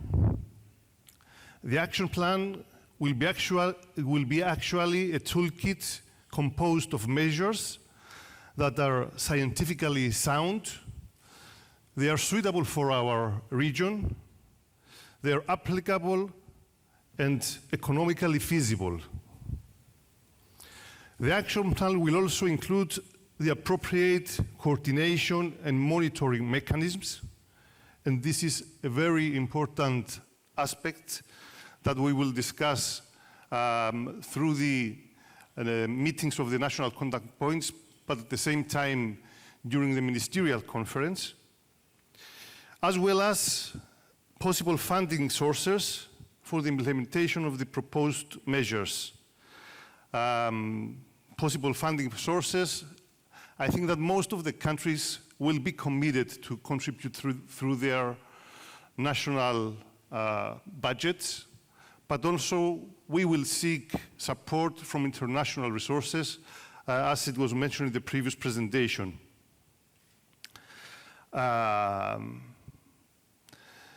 Professor Papanikolas said, there are several institutionalization models that will be, I would say, they will be the issue of institutionalization of the initiative will be in the center of the discussions that will follow, especially during the ministerial meetings.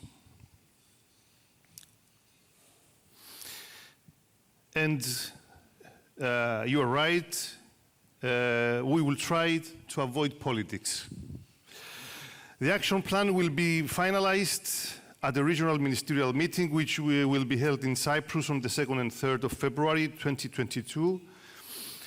I will also have the opportunity to discuss with my colleagues, the ministers of the countries of the region, the ways of collaboration during the COP meeting in Glasgow. And hopefully we will have a leaders' summit on climate change, which is tentatively scheduled for autumn 2022.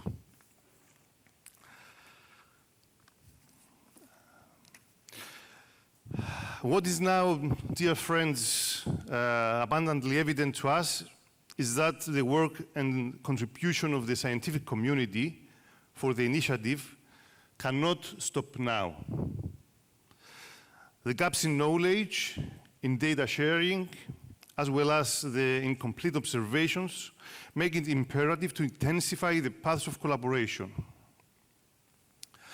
The truly impressive know-how and resources that have been assembled so far need to be consolidated and further organized in order to pursue further the excellent work that has just started. Our aim is for the scientific work to continue in parallel with the political process.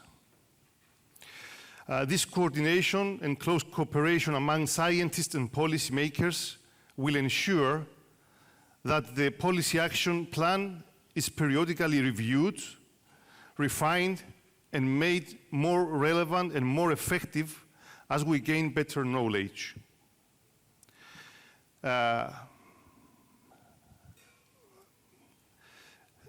At least I can transfer to this meeting at least the commitment of Cyprus to make any effort possible for the materialization of the action plan. And from preliminary discussions that we had with the governments of other countries participating in the initiatives, I have seen that there is the same willingness from their side. So hopefully we will work together towards implementing what has been prepared so far. So dear friends, humanity is at a crossroad. We must either act now and act collectively, scientists, policymakers, and the society together, or forever live with the consequences of climate change, especially in our region. Scientists and policymakers have a responsibility towards society and towards the present and future generations.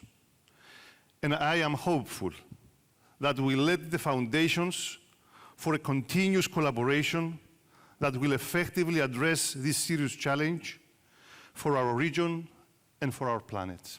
Thank you.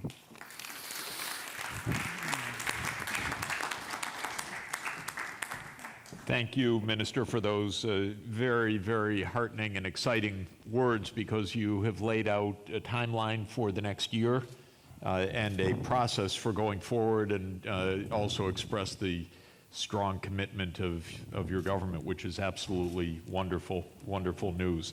I'm going to ask Dr. Tukan to speak next, and then Kostas will close up for us. Please.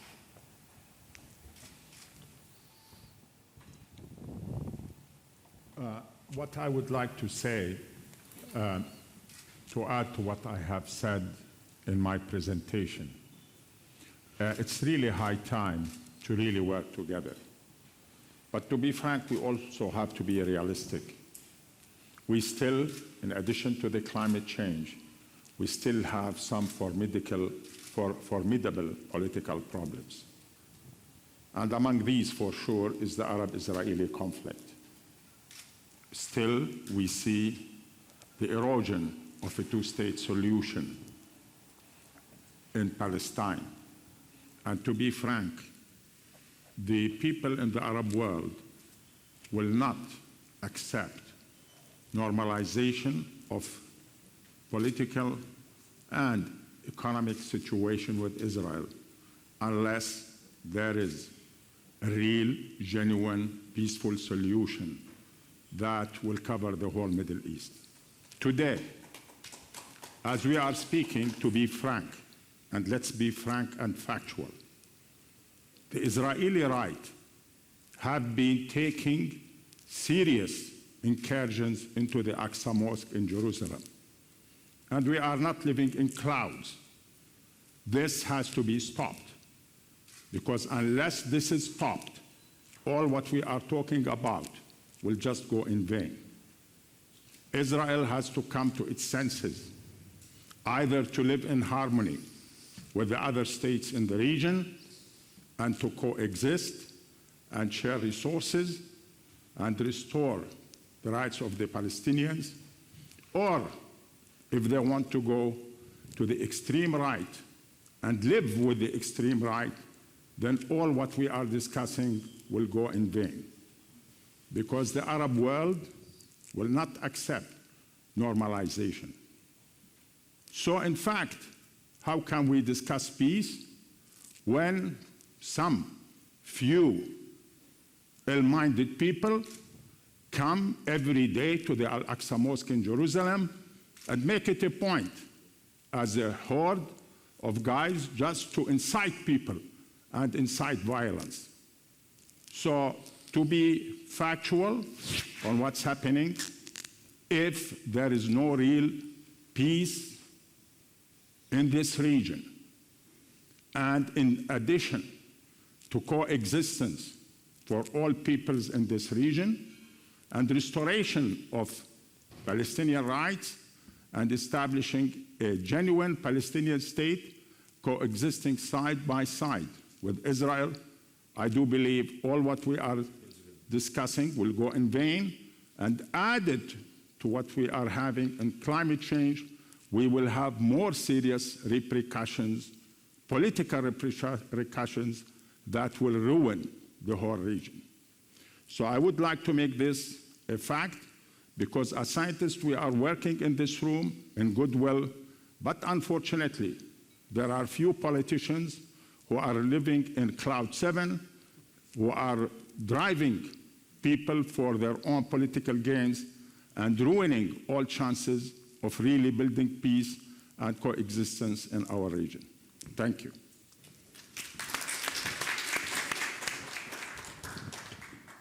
Thank you very much. Kostas. Okay.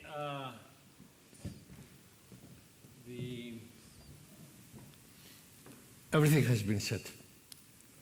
I will not repeat. Once again, I think I'm preaching to the chorus. I think we're all convinced here the message has to get outside this room. The crisis is escalating. Time is running out. A lot of pointers have emerged. We have to capitalize on the very positive messages that during the last 2 days were heard by scientists, opinion makers, government officials, politicians. We heard from Minister Cadiz, and I want to thank him. As Jeff, you pointed out, a concrete timeline. We have to grab on a concrete timeline, capitalize on the positive work that has been done. I want to thank once again the fellow 250 or so scientists that worked pro bono for 2 years because they believe in it. And we had from every country in the region people working on it for this crisis that will make every other crisis, unfortunately, if we don't act, look minuscule, depending on a catastrophe that is visible on the horizon. So I'll stop. I want to thank everyone for making this meeting productive. We achieved the first milestone of the initiative on a positive note. We are handing it now to the governments of the region. I'm very glad that the Minister Cadiz highlighted something very important that a lot of people have been asking. Does the scientific work stop here? Definitely. And we heard, no, it actually is a staging for more elaborate, more detailed, along the lines that we have heard also from Professor Sachs. We have to make it from more detailed, if possible, find more concrete examples that can build confidence in this as we move along. So with this, I would like to thank you all for making this a success, and this is a collective effort, and your presence, your contributions, your hard work is a good omen for the very, very challenging road that lies ahead. Thank you very much.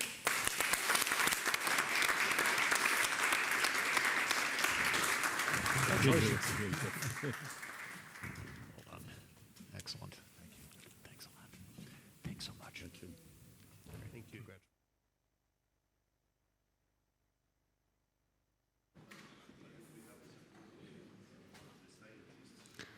Thank you, Professor Sachs, for chairing. Your Excellency, Mr. Behar, Dr. Dukan, Honorable Dr. Cadiz and Professor Papanikolas. We have reached the end of our second international conference on climate change in the Eastern Mediterranean and Middle East. A big round of applause to all the speakers the last 2 days.